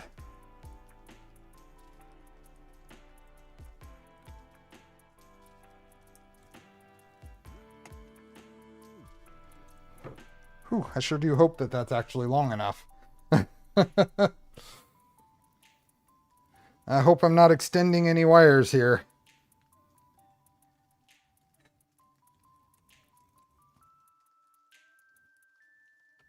Yeah. CAN bus was not a thing.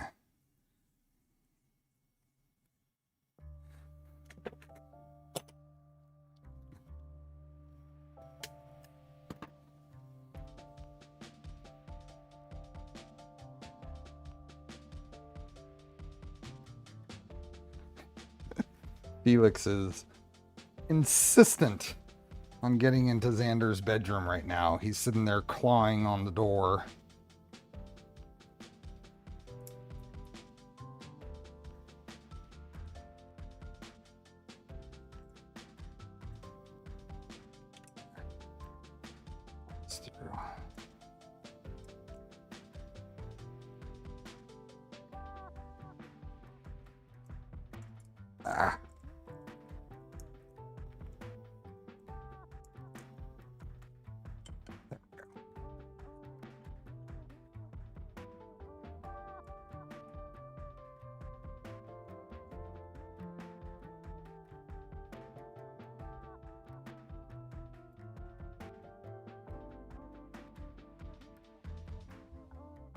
Ah.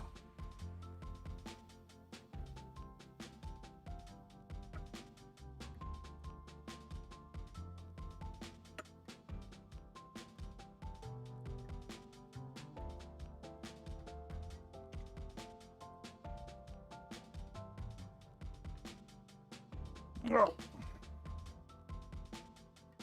Almost done with these. 2 more sets of wires. What are they?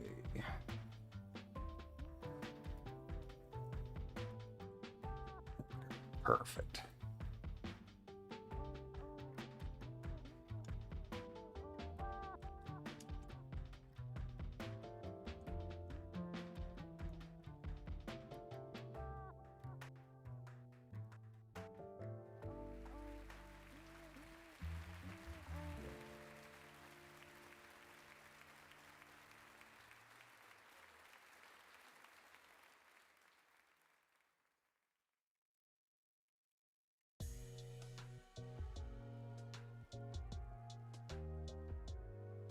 Just picking stream chat. Discord too. Cool. But what?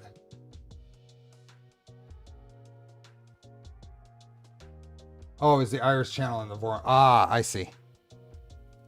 I don't tend to venture into the regional channels unless there's an admin ping of some sort. And usually the mods or admins are on it before I would even have a chance to respond to that ping. So it's mostly just to clear the unread message flag.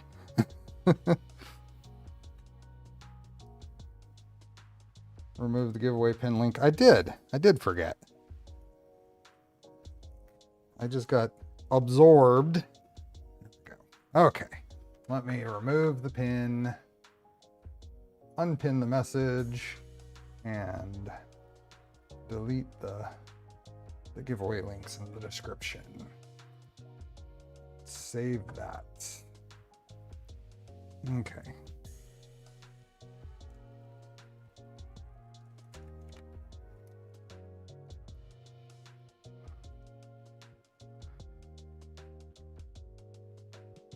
Last one of these, but I still have 2 stepper runs to do. But what I think I'm going to do is we'll finish off these to the controller. And we'll power this thing up today. I think that's my plan. I'll run the stepper wires in between streams.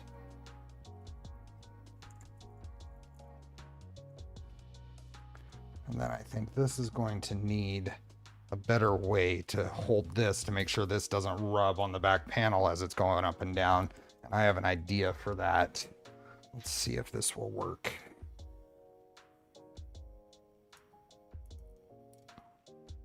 So 1 zip tie. This will be a 2 zip tie task. Where's the others? Here they are. Actually a 3 zip tie task, but this will do. Okay, so if we take this and there and here, we're basically running a zip tie around the stepper here.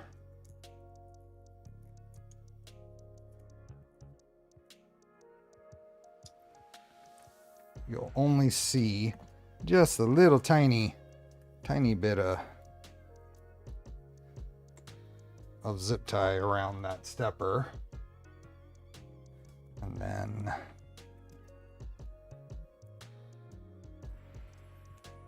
that and that.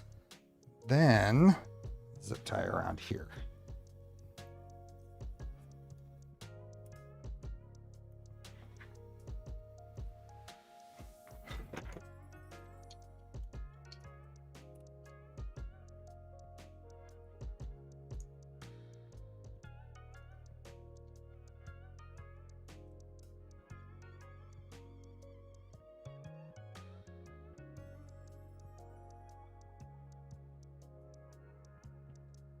There. And that will hold that up against the stepper so it doesn't rub on the back panel. And all you see is just a little bit of zip tie going around the whole stepper. That's fine. Alex.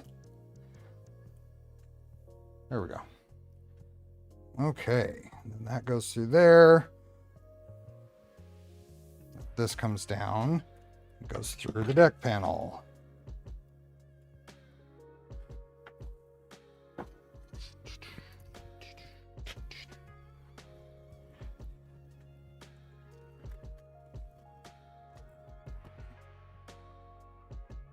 Okay. This guy, the probe wire is the shortest. I'm a little worried. Thought I checked to make sure that was long enough. Where is the probe connector on here? Empty chair cam. Oh, yep. April got home, that's why. April got home. Cats have to investigate. Okay, where does the... Is there a dedicated port for the... So the Z end stop.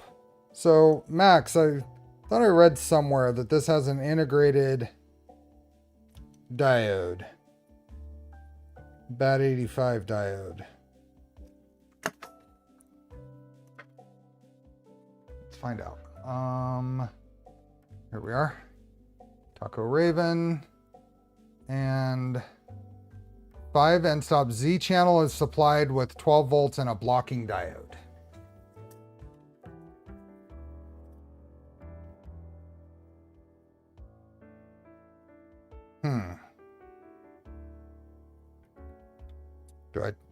Do we know if that's actually true?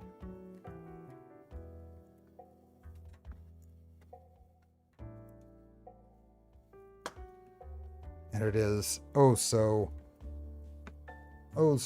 almost might be long enough.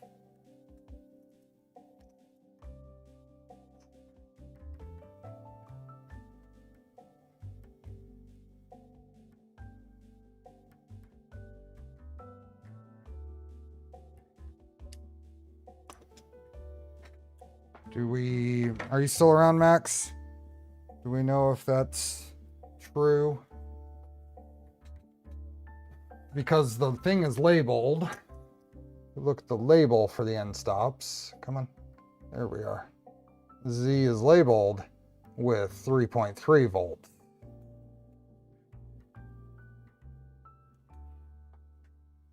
I guess I can check it. We can power this on and I can see what it's.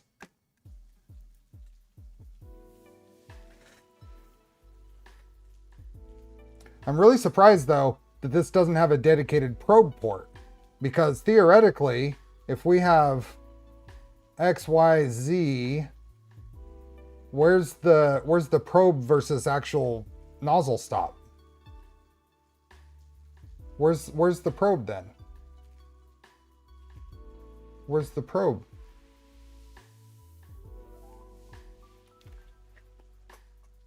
Maybe I'm missing it.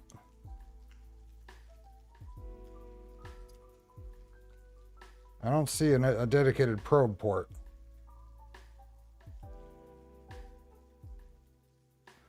The document here says Z channel, 5 end stops. 5 end stops. Z channel is supplied with 12 volts and a blocking diode.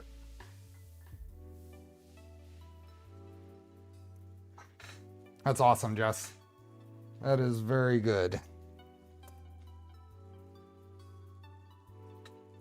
So that's fine. I'll just move the ZN stop to the E0 is fine. I'm not going to have an E end stop. We can check this by powering it up and checking the voltage output on that end stop. And we can double check that. I need to power it on anyway, so I think we're okay to do that.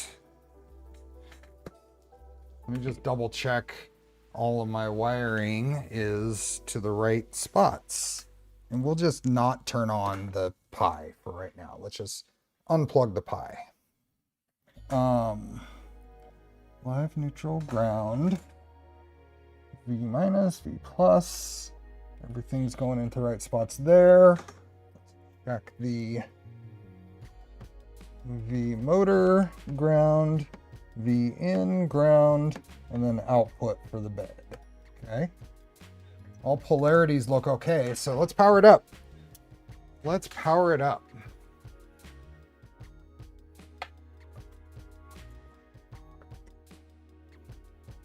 I need to find fuses.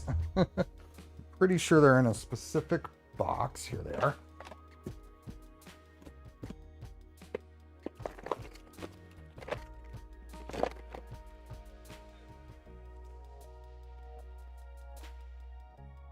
We got not 20 amp. Either of these will work. Let's see what these are marked as.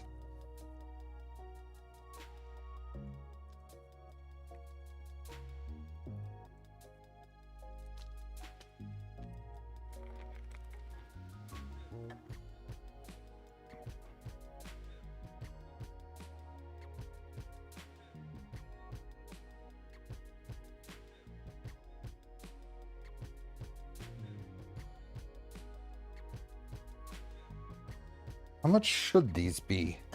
What? I think these are 2 amp. I don't know why I have 2 amp here. I have a whole bag of things.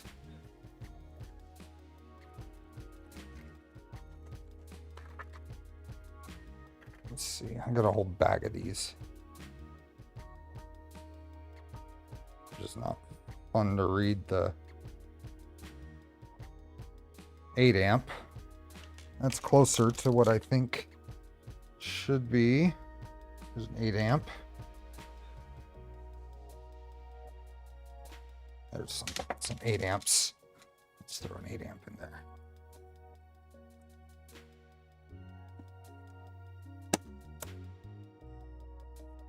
So dual fuse setup.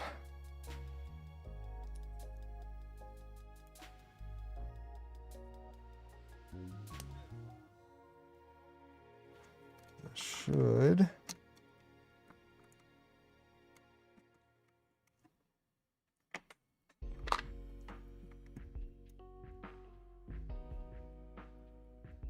go in there. Okay, do they go in first? Here? Maybe.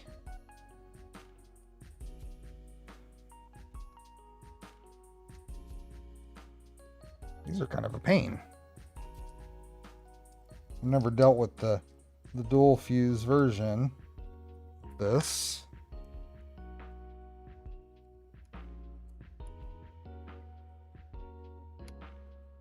Wow.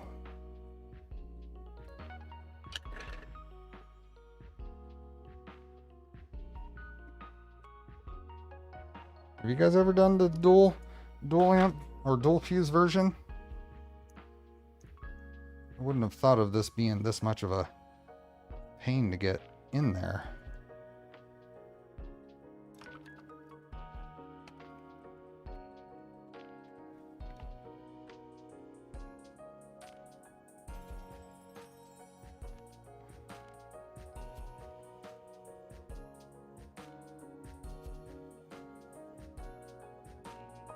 Lining up.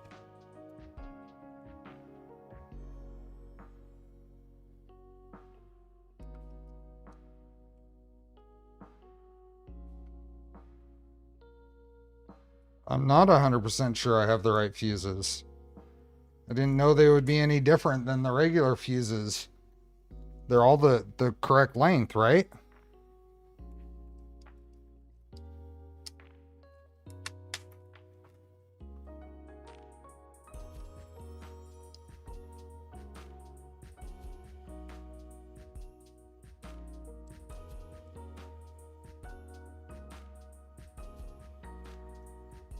Yeah, I've never set up one of these.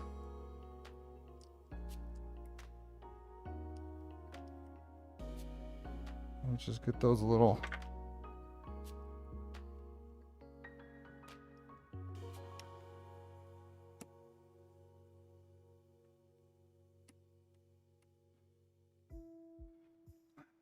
I have no idea. I don't have to, Phil. It's an RSP power supply. It's not an LRS. I don't have to.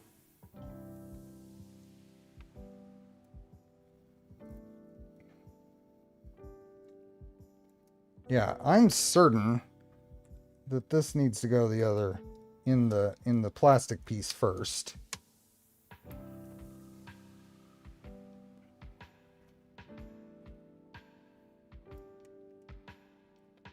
But I think I might have been pushing them in too far. I think I might have been pushing them in too far. Let's try this.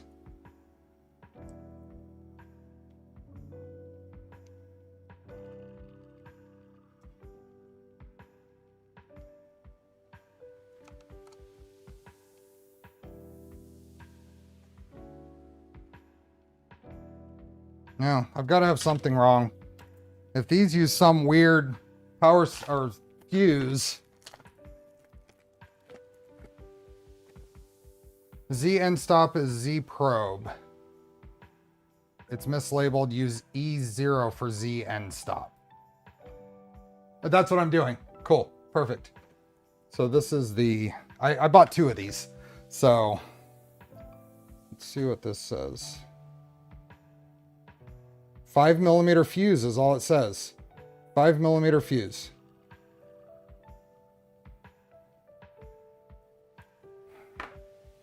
No, this is a dual fuse version. Here, let me get a picture in here so you guys can see my struggle. See that? The fuses go in there.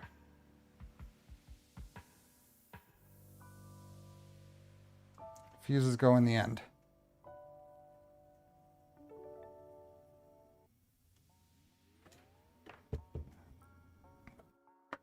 But I can't get it to actually go in the end. Now, I don't know what is going on.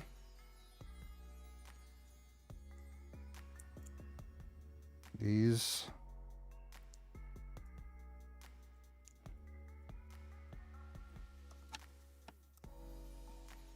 It's like they're either too long,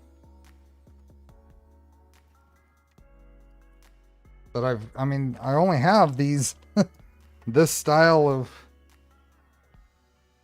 how long are these? Where's my little ruler? There it is.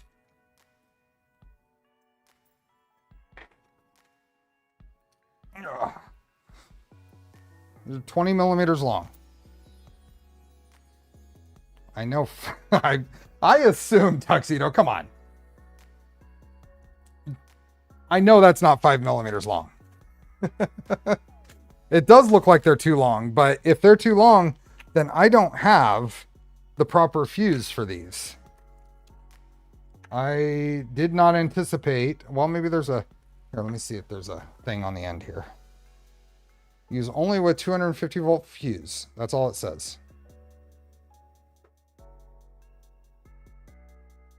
It just says 5 millimeter fuse.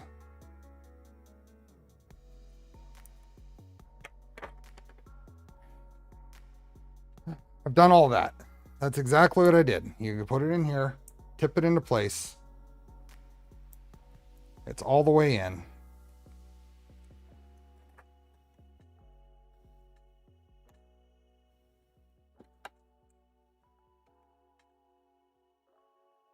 Just put it in nail instead. I don't know what is stopping that from going in. If it's too long, the glass fuse, yes.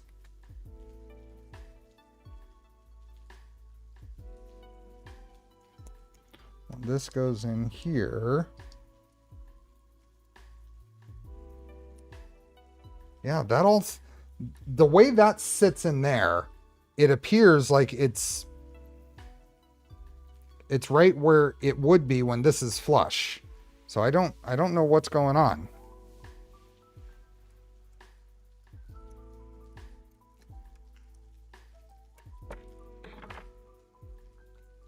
Have the contacts in the base been pushed out of round? No. They're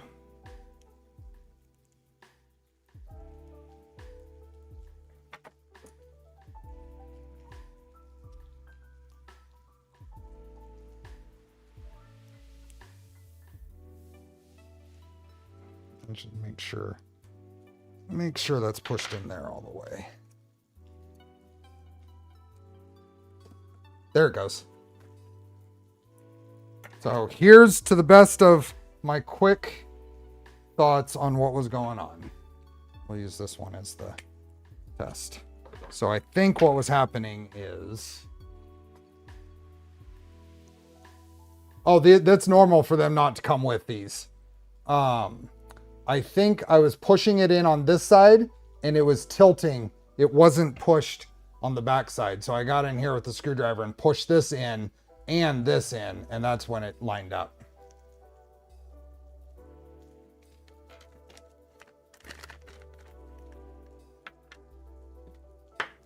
So I got two 8 amp fuses in there right now.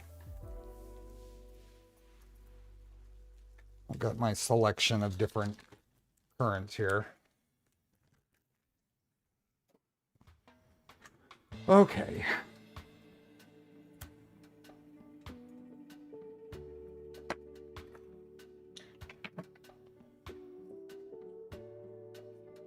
Max said we can confirm, and he's right. We should be able to beep out.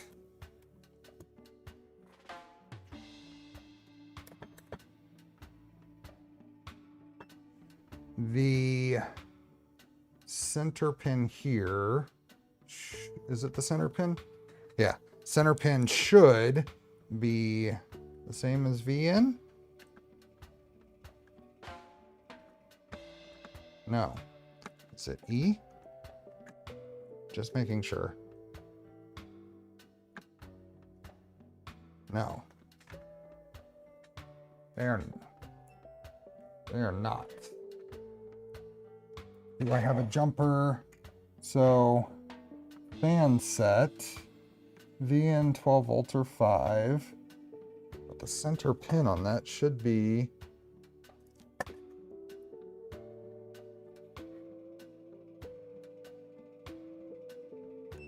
Oh, okay. Never mind. It is. Yeah, I think it's circuitry in the middle there getting in the way. No, I think it's okay. We're gonna power this up and I'll check output on it. We'll power it up and I'll check. I'll double check, but I think we're okay. Power. We are off. Okay. That is in. Get a good zoomed in look. How long has it been since this board is powered up, Max? Are we ready to hit power?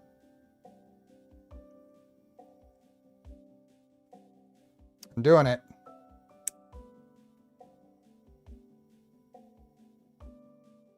Okay, we got power. So,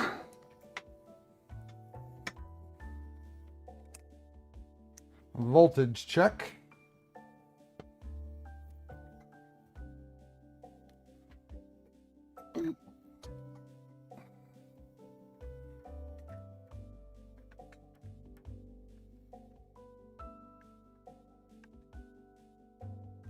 $24. That's good. Let's see what I'm doing on my 5-volt supply. No, you can't see it. 5.07. We're good. And then should be able to go here and here. 12 volts, 11.7, whatever. 11.7.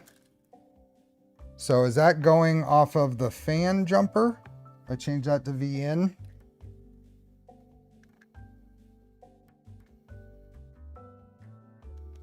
Nope, 11.7.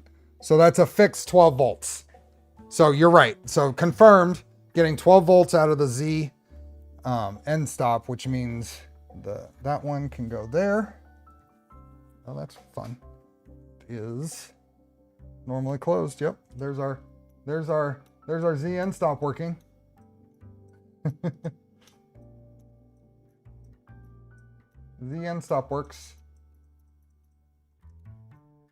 Cool. Okay.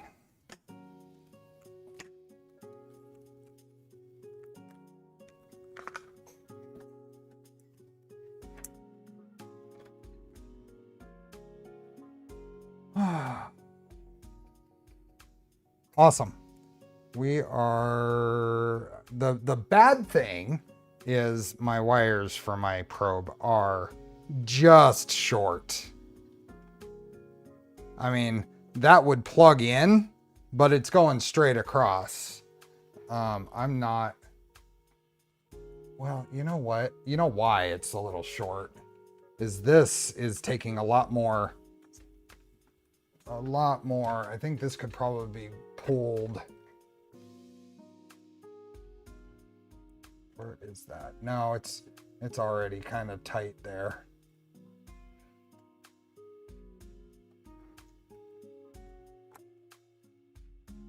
Yeah, if I zip tie it there, it's not too bad. I might be able to just make it. No, I'm okay. This has got a cover over it too. I've got a little clear cover over that. Everything else, nothing's exposed here. Okay, I'm gonna power it off. I'm gonna crimp this at the very end, see if that goes there, and I think it will go right to it, just barely. Everything else I think is probably fine. I don't know why that one ended up being that much shorter.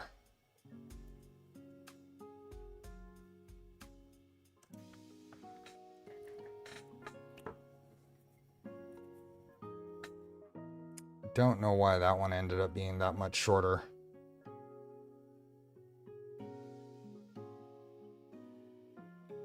But let's get it crimped up and connected and see where we're at. Get that plugged in, get a couple other things plugged in.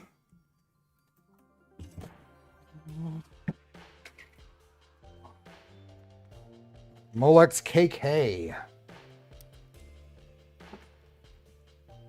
Let's do it.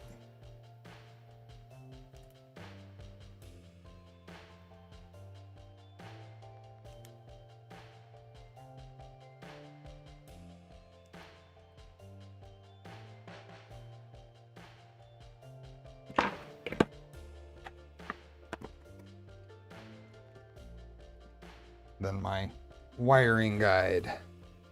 Brown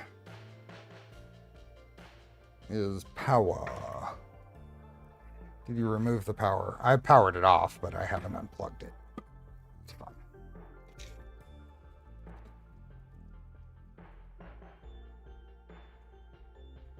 Molex, these Molex KKs are a little annoying though. I found this is all genuine Molex stuff. But the he was having trouble actually clicking into the housing for some reason.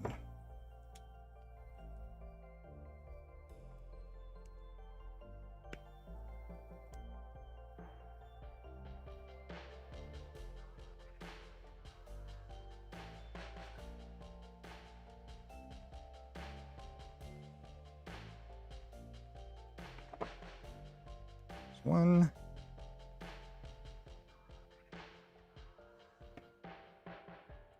Power cord in makes no difference since the power switch is double tune. Yes.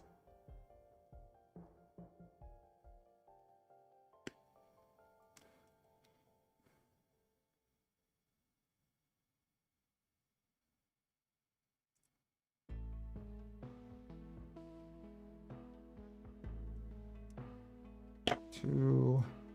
And one more.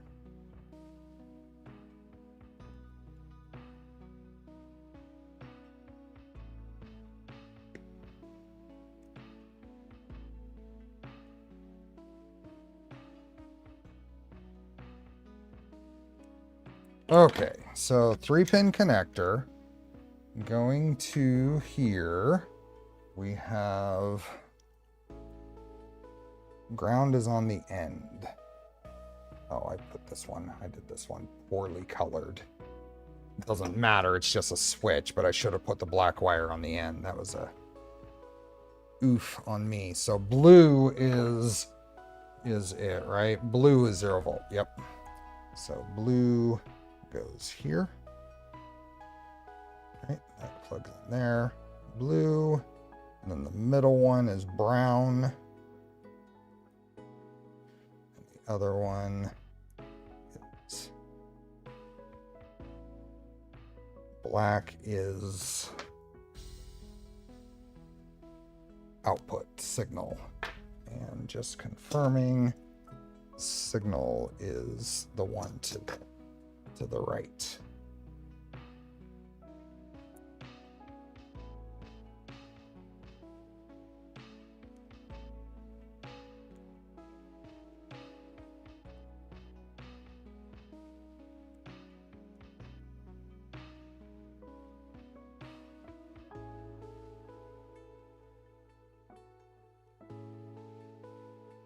There we go. Little heat shrink markers down in here. And the label.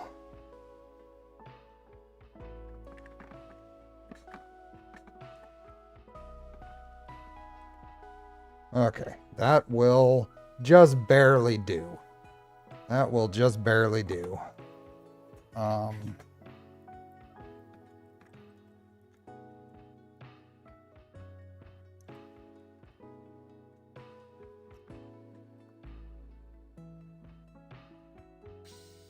Yep, just barely.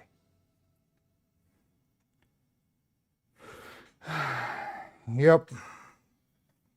Okay, now, since we're working on end stops, let's grab our end stop wires.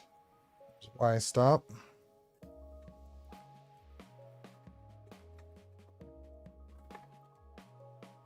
Just take those all in the same basic routing. Y stop, and here's X stop.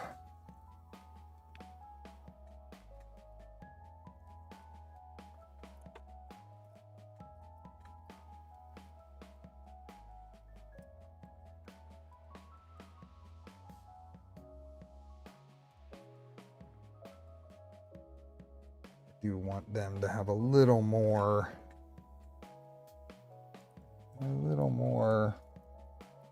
length than the other one.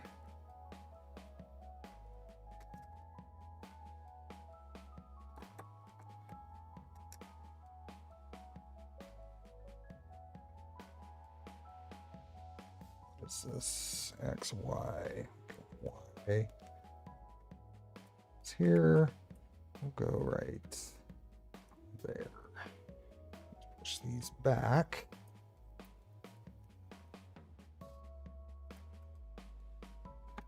Go there, I guess. Hey, Caleb.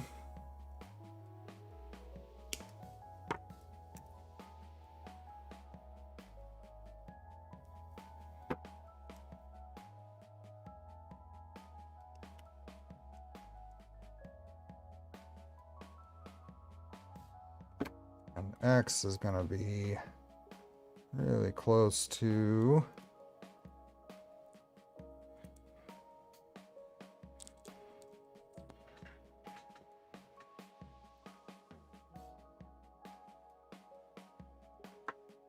right there, but we need to push these back.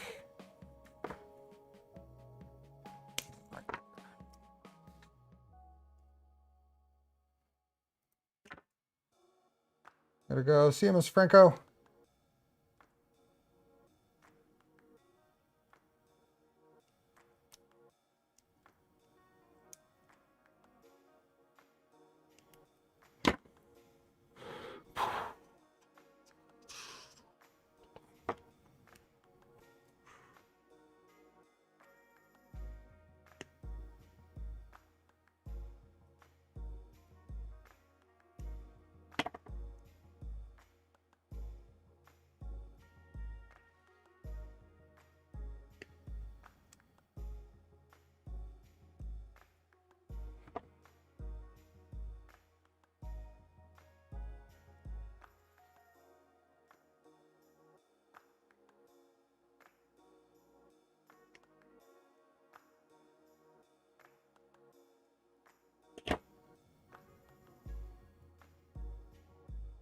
Quick plug for Penguin Maker's stream in 2 hours.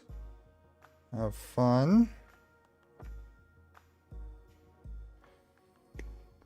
Glad to help bump you over 100 subs. Okay, so I got to be careful with this. So we have our Y stop, which is signal and ground. So if this is going in here, ground is the end one. Signal is the other end.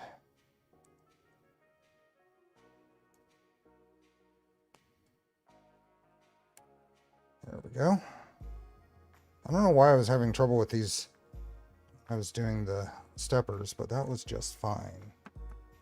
So there's Y stop. And then X stop is power and signal. So power is the middle one. And signal is the end one on this side.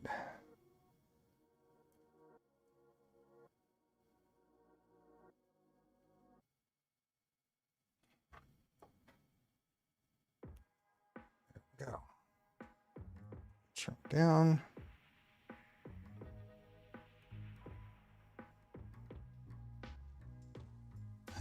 That would be an expensive lunch. Okay.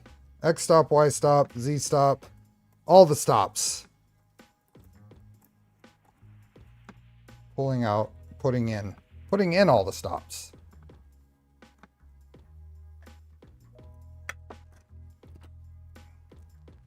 stops are done.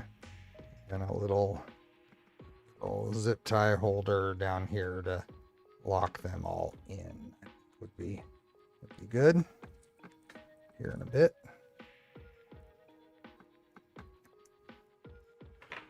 Next is fans. What is this one? Part fan.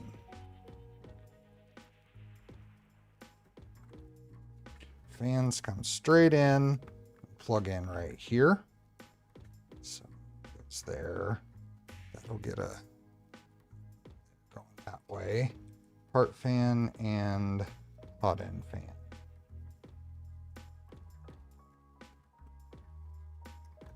Those go there, and then thermistor. It's this guy. Thermistor goes the other way. Okay.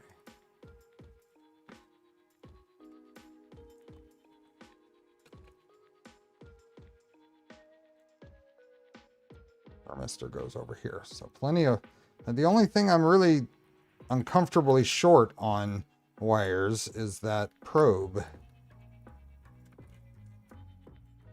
Goes that way, and then heater just goes to screw terminals here, and these are two small, tiny screw terminals.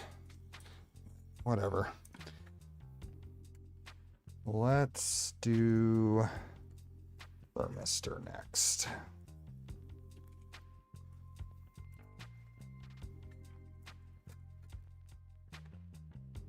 Let's do some zip tie. Almost lost my camera over the side again.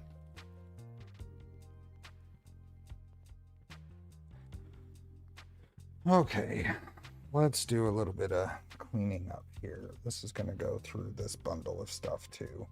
So let's just make this.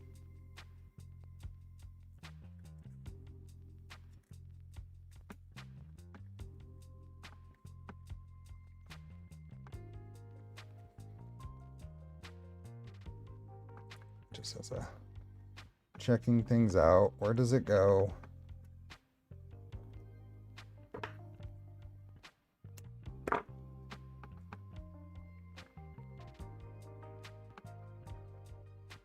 There.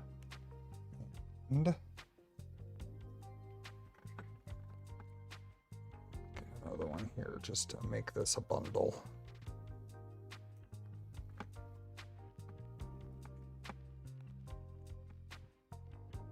There we go. That works pretty well, I think. So then this guy just goes to T0.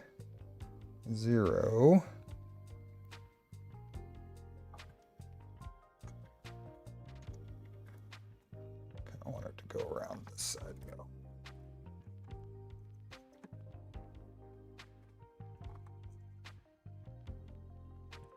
Plug in right there. Okay.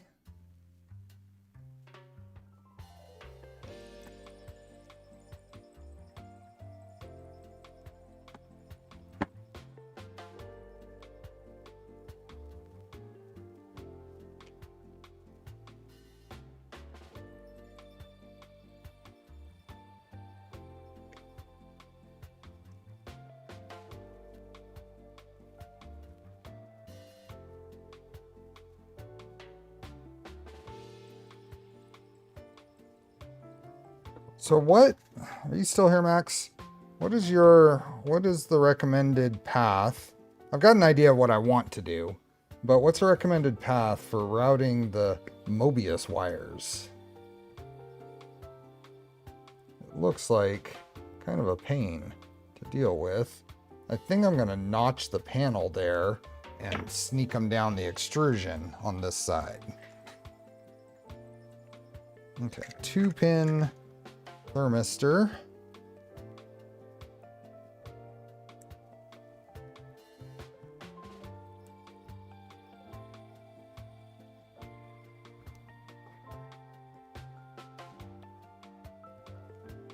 That's the correct way.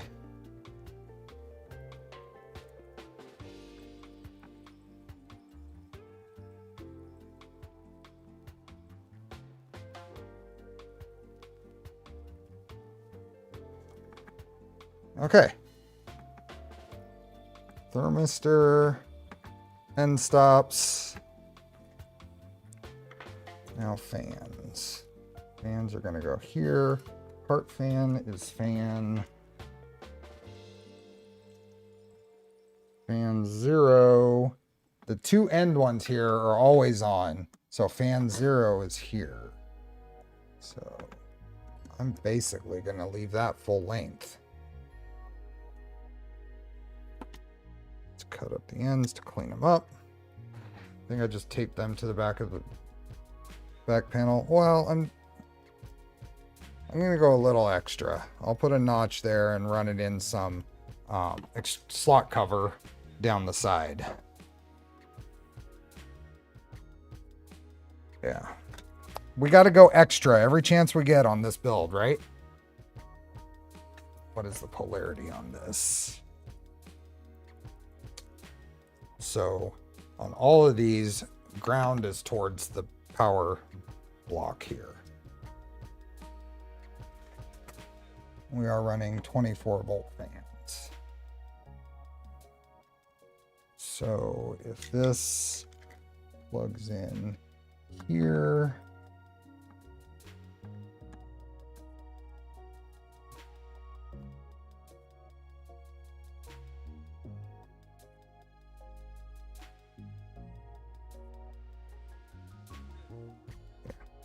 that'll do.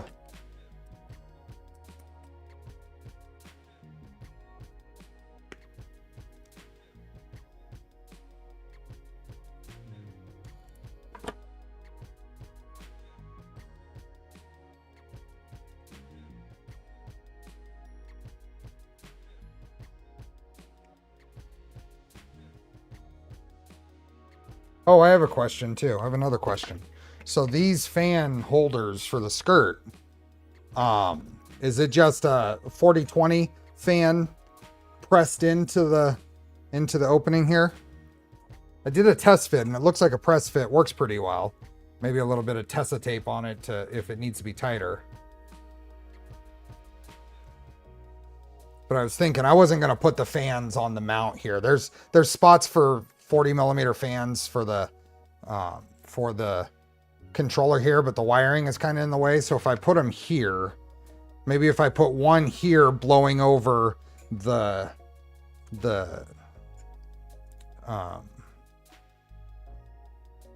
Taco Raven, and then on the other side, I'll put one blowing right over the Pi, and then it'll just have this cross flow. Plus there's the fan on the bottom panel that may or may not actually go on because I don't know that it's needed and it might be just a pain to deal with.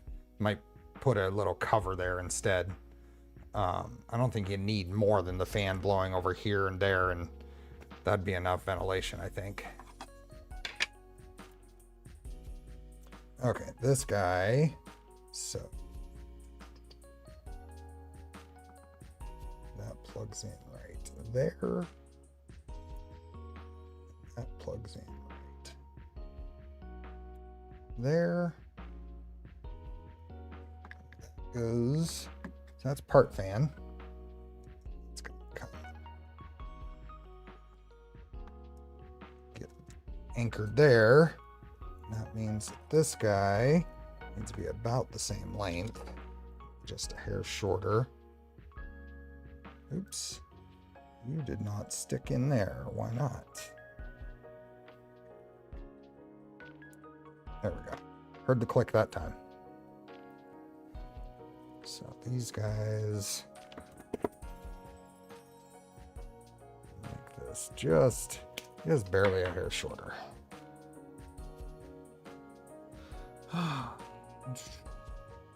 Need to be routed in a twisted loop. I should be doing more service loop stuff on this, but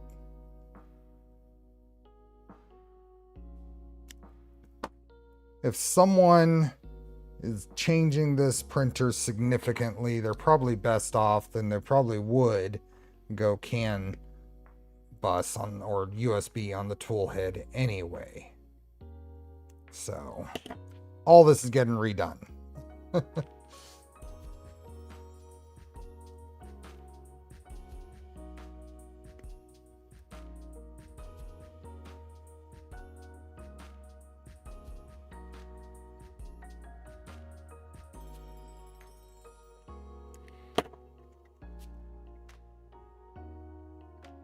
a Mobius joke and it fell flat. There's an additional joke there. I just don't have the brain power to formulate it.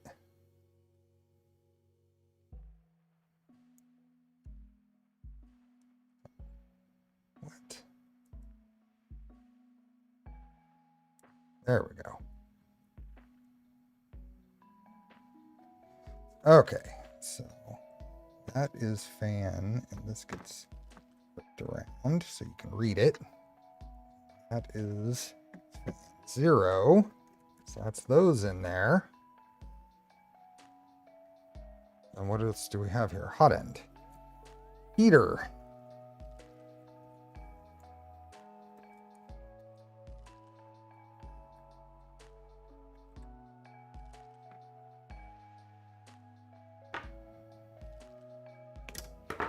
Cool. Heater goes into the middle one with some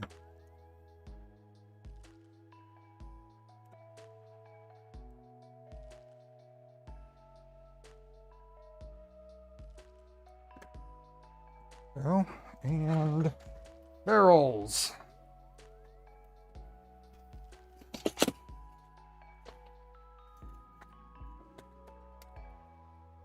Hopefully these fit.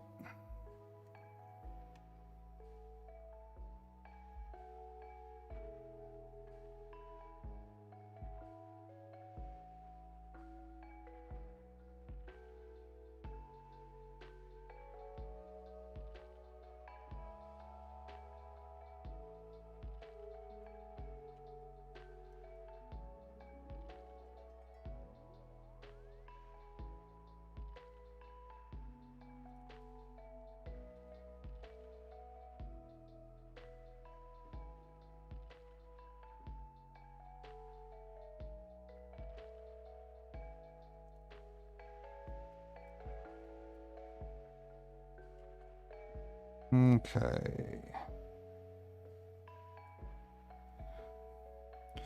I think I need a tiny screwdriver for this.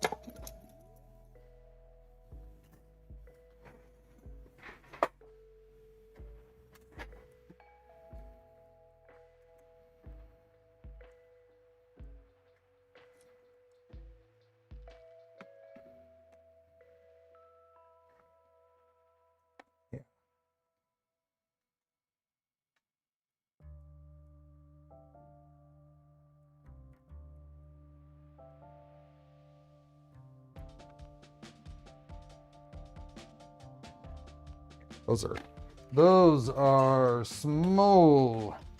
So what I'm going to do, take these pliers, get that down a little more. They also can be a little shorter. Okay. See if these will go in better.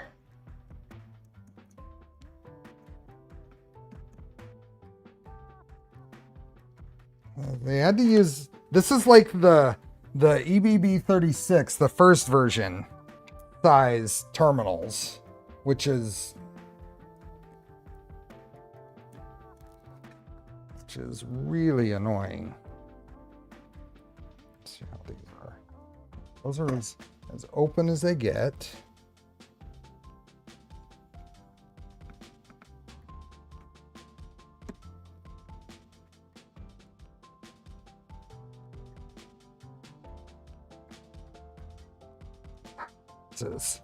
This is not fun, not good.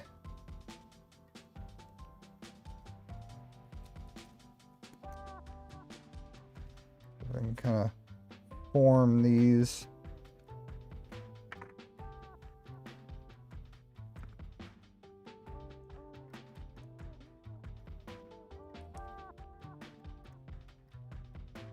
They feel so delicate too.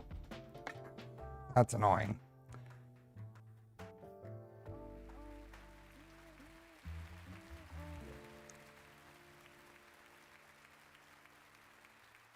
Why is that not going in?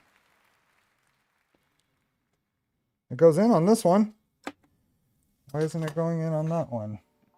Can't really see.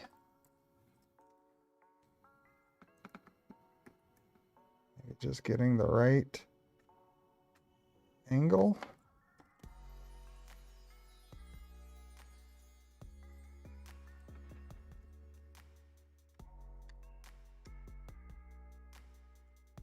Or is it one of these fits and the other one doesn't? No, neither one of those are going in. Why? And I can't see. Can't see it to make sure that it's... Yeah, that closes up, so it's fully open.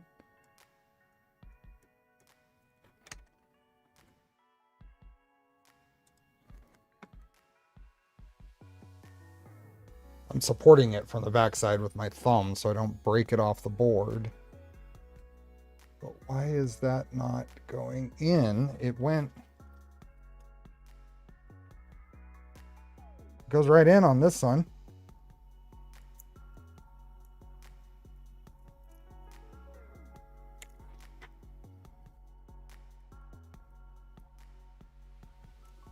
It's the same connector. Why isn't it going in? Let's try E1.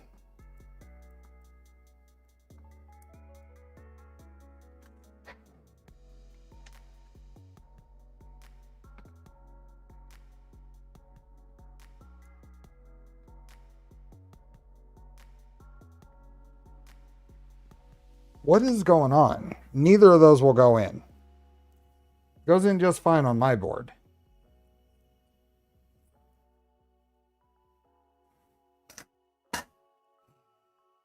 Let's try something. Let me do a little, just kind of round off the end.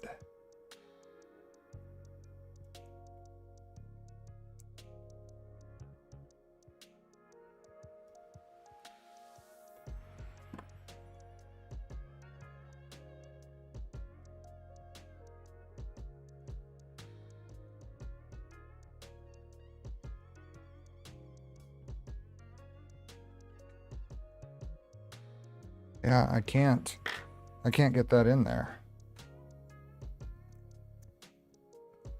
I saw the suggestion to push on the screw.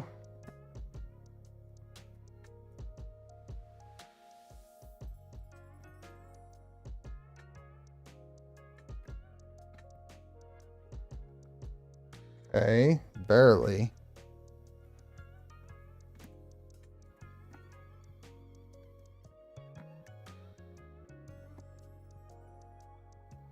Okay, I think that'll do.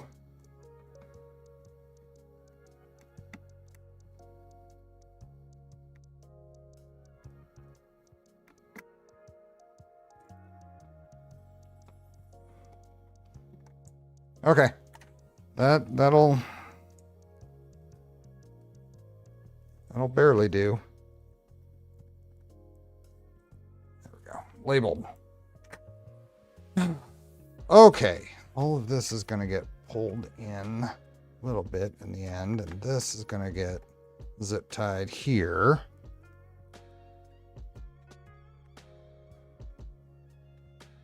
Thanks, CJ. Try to keep it clean.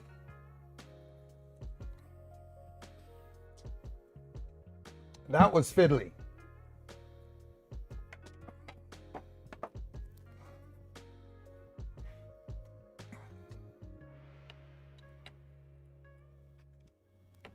Hey, buddy.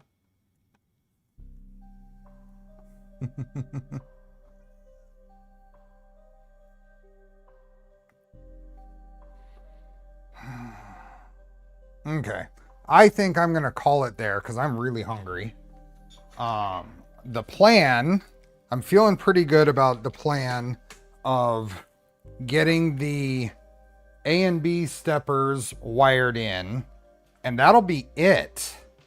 So if we come back on Wednesday We can do the configuration, flash the firmware to the controller. Flash the firmware to the controller and get it moving.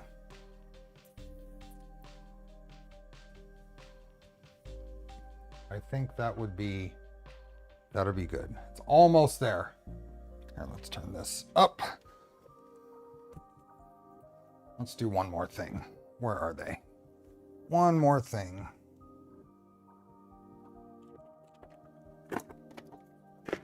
One. It's the other ones. Ah, there they are.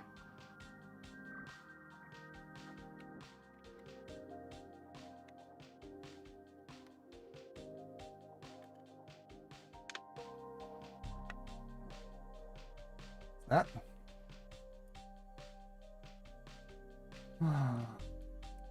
We were going to Mercury 1 next week, going the full Nebula route. UPS stopped playing with my packages anyway. Nice. Good. Have fun.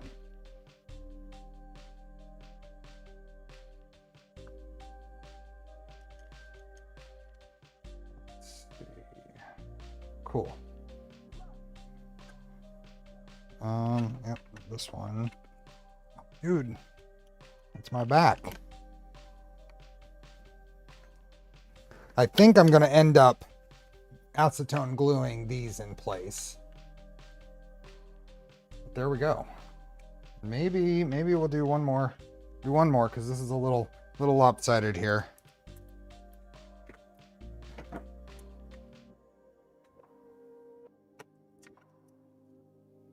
Let's get the other handle on as I finish it up.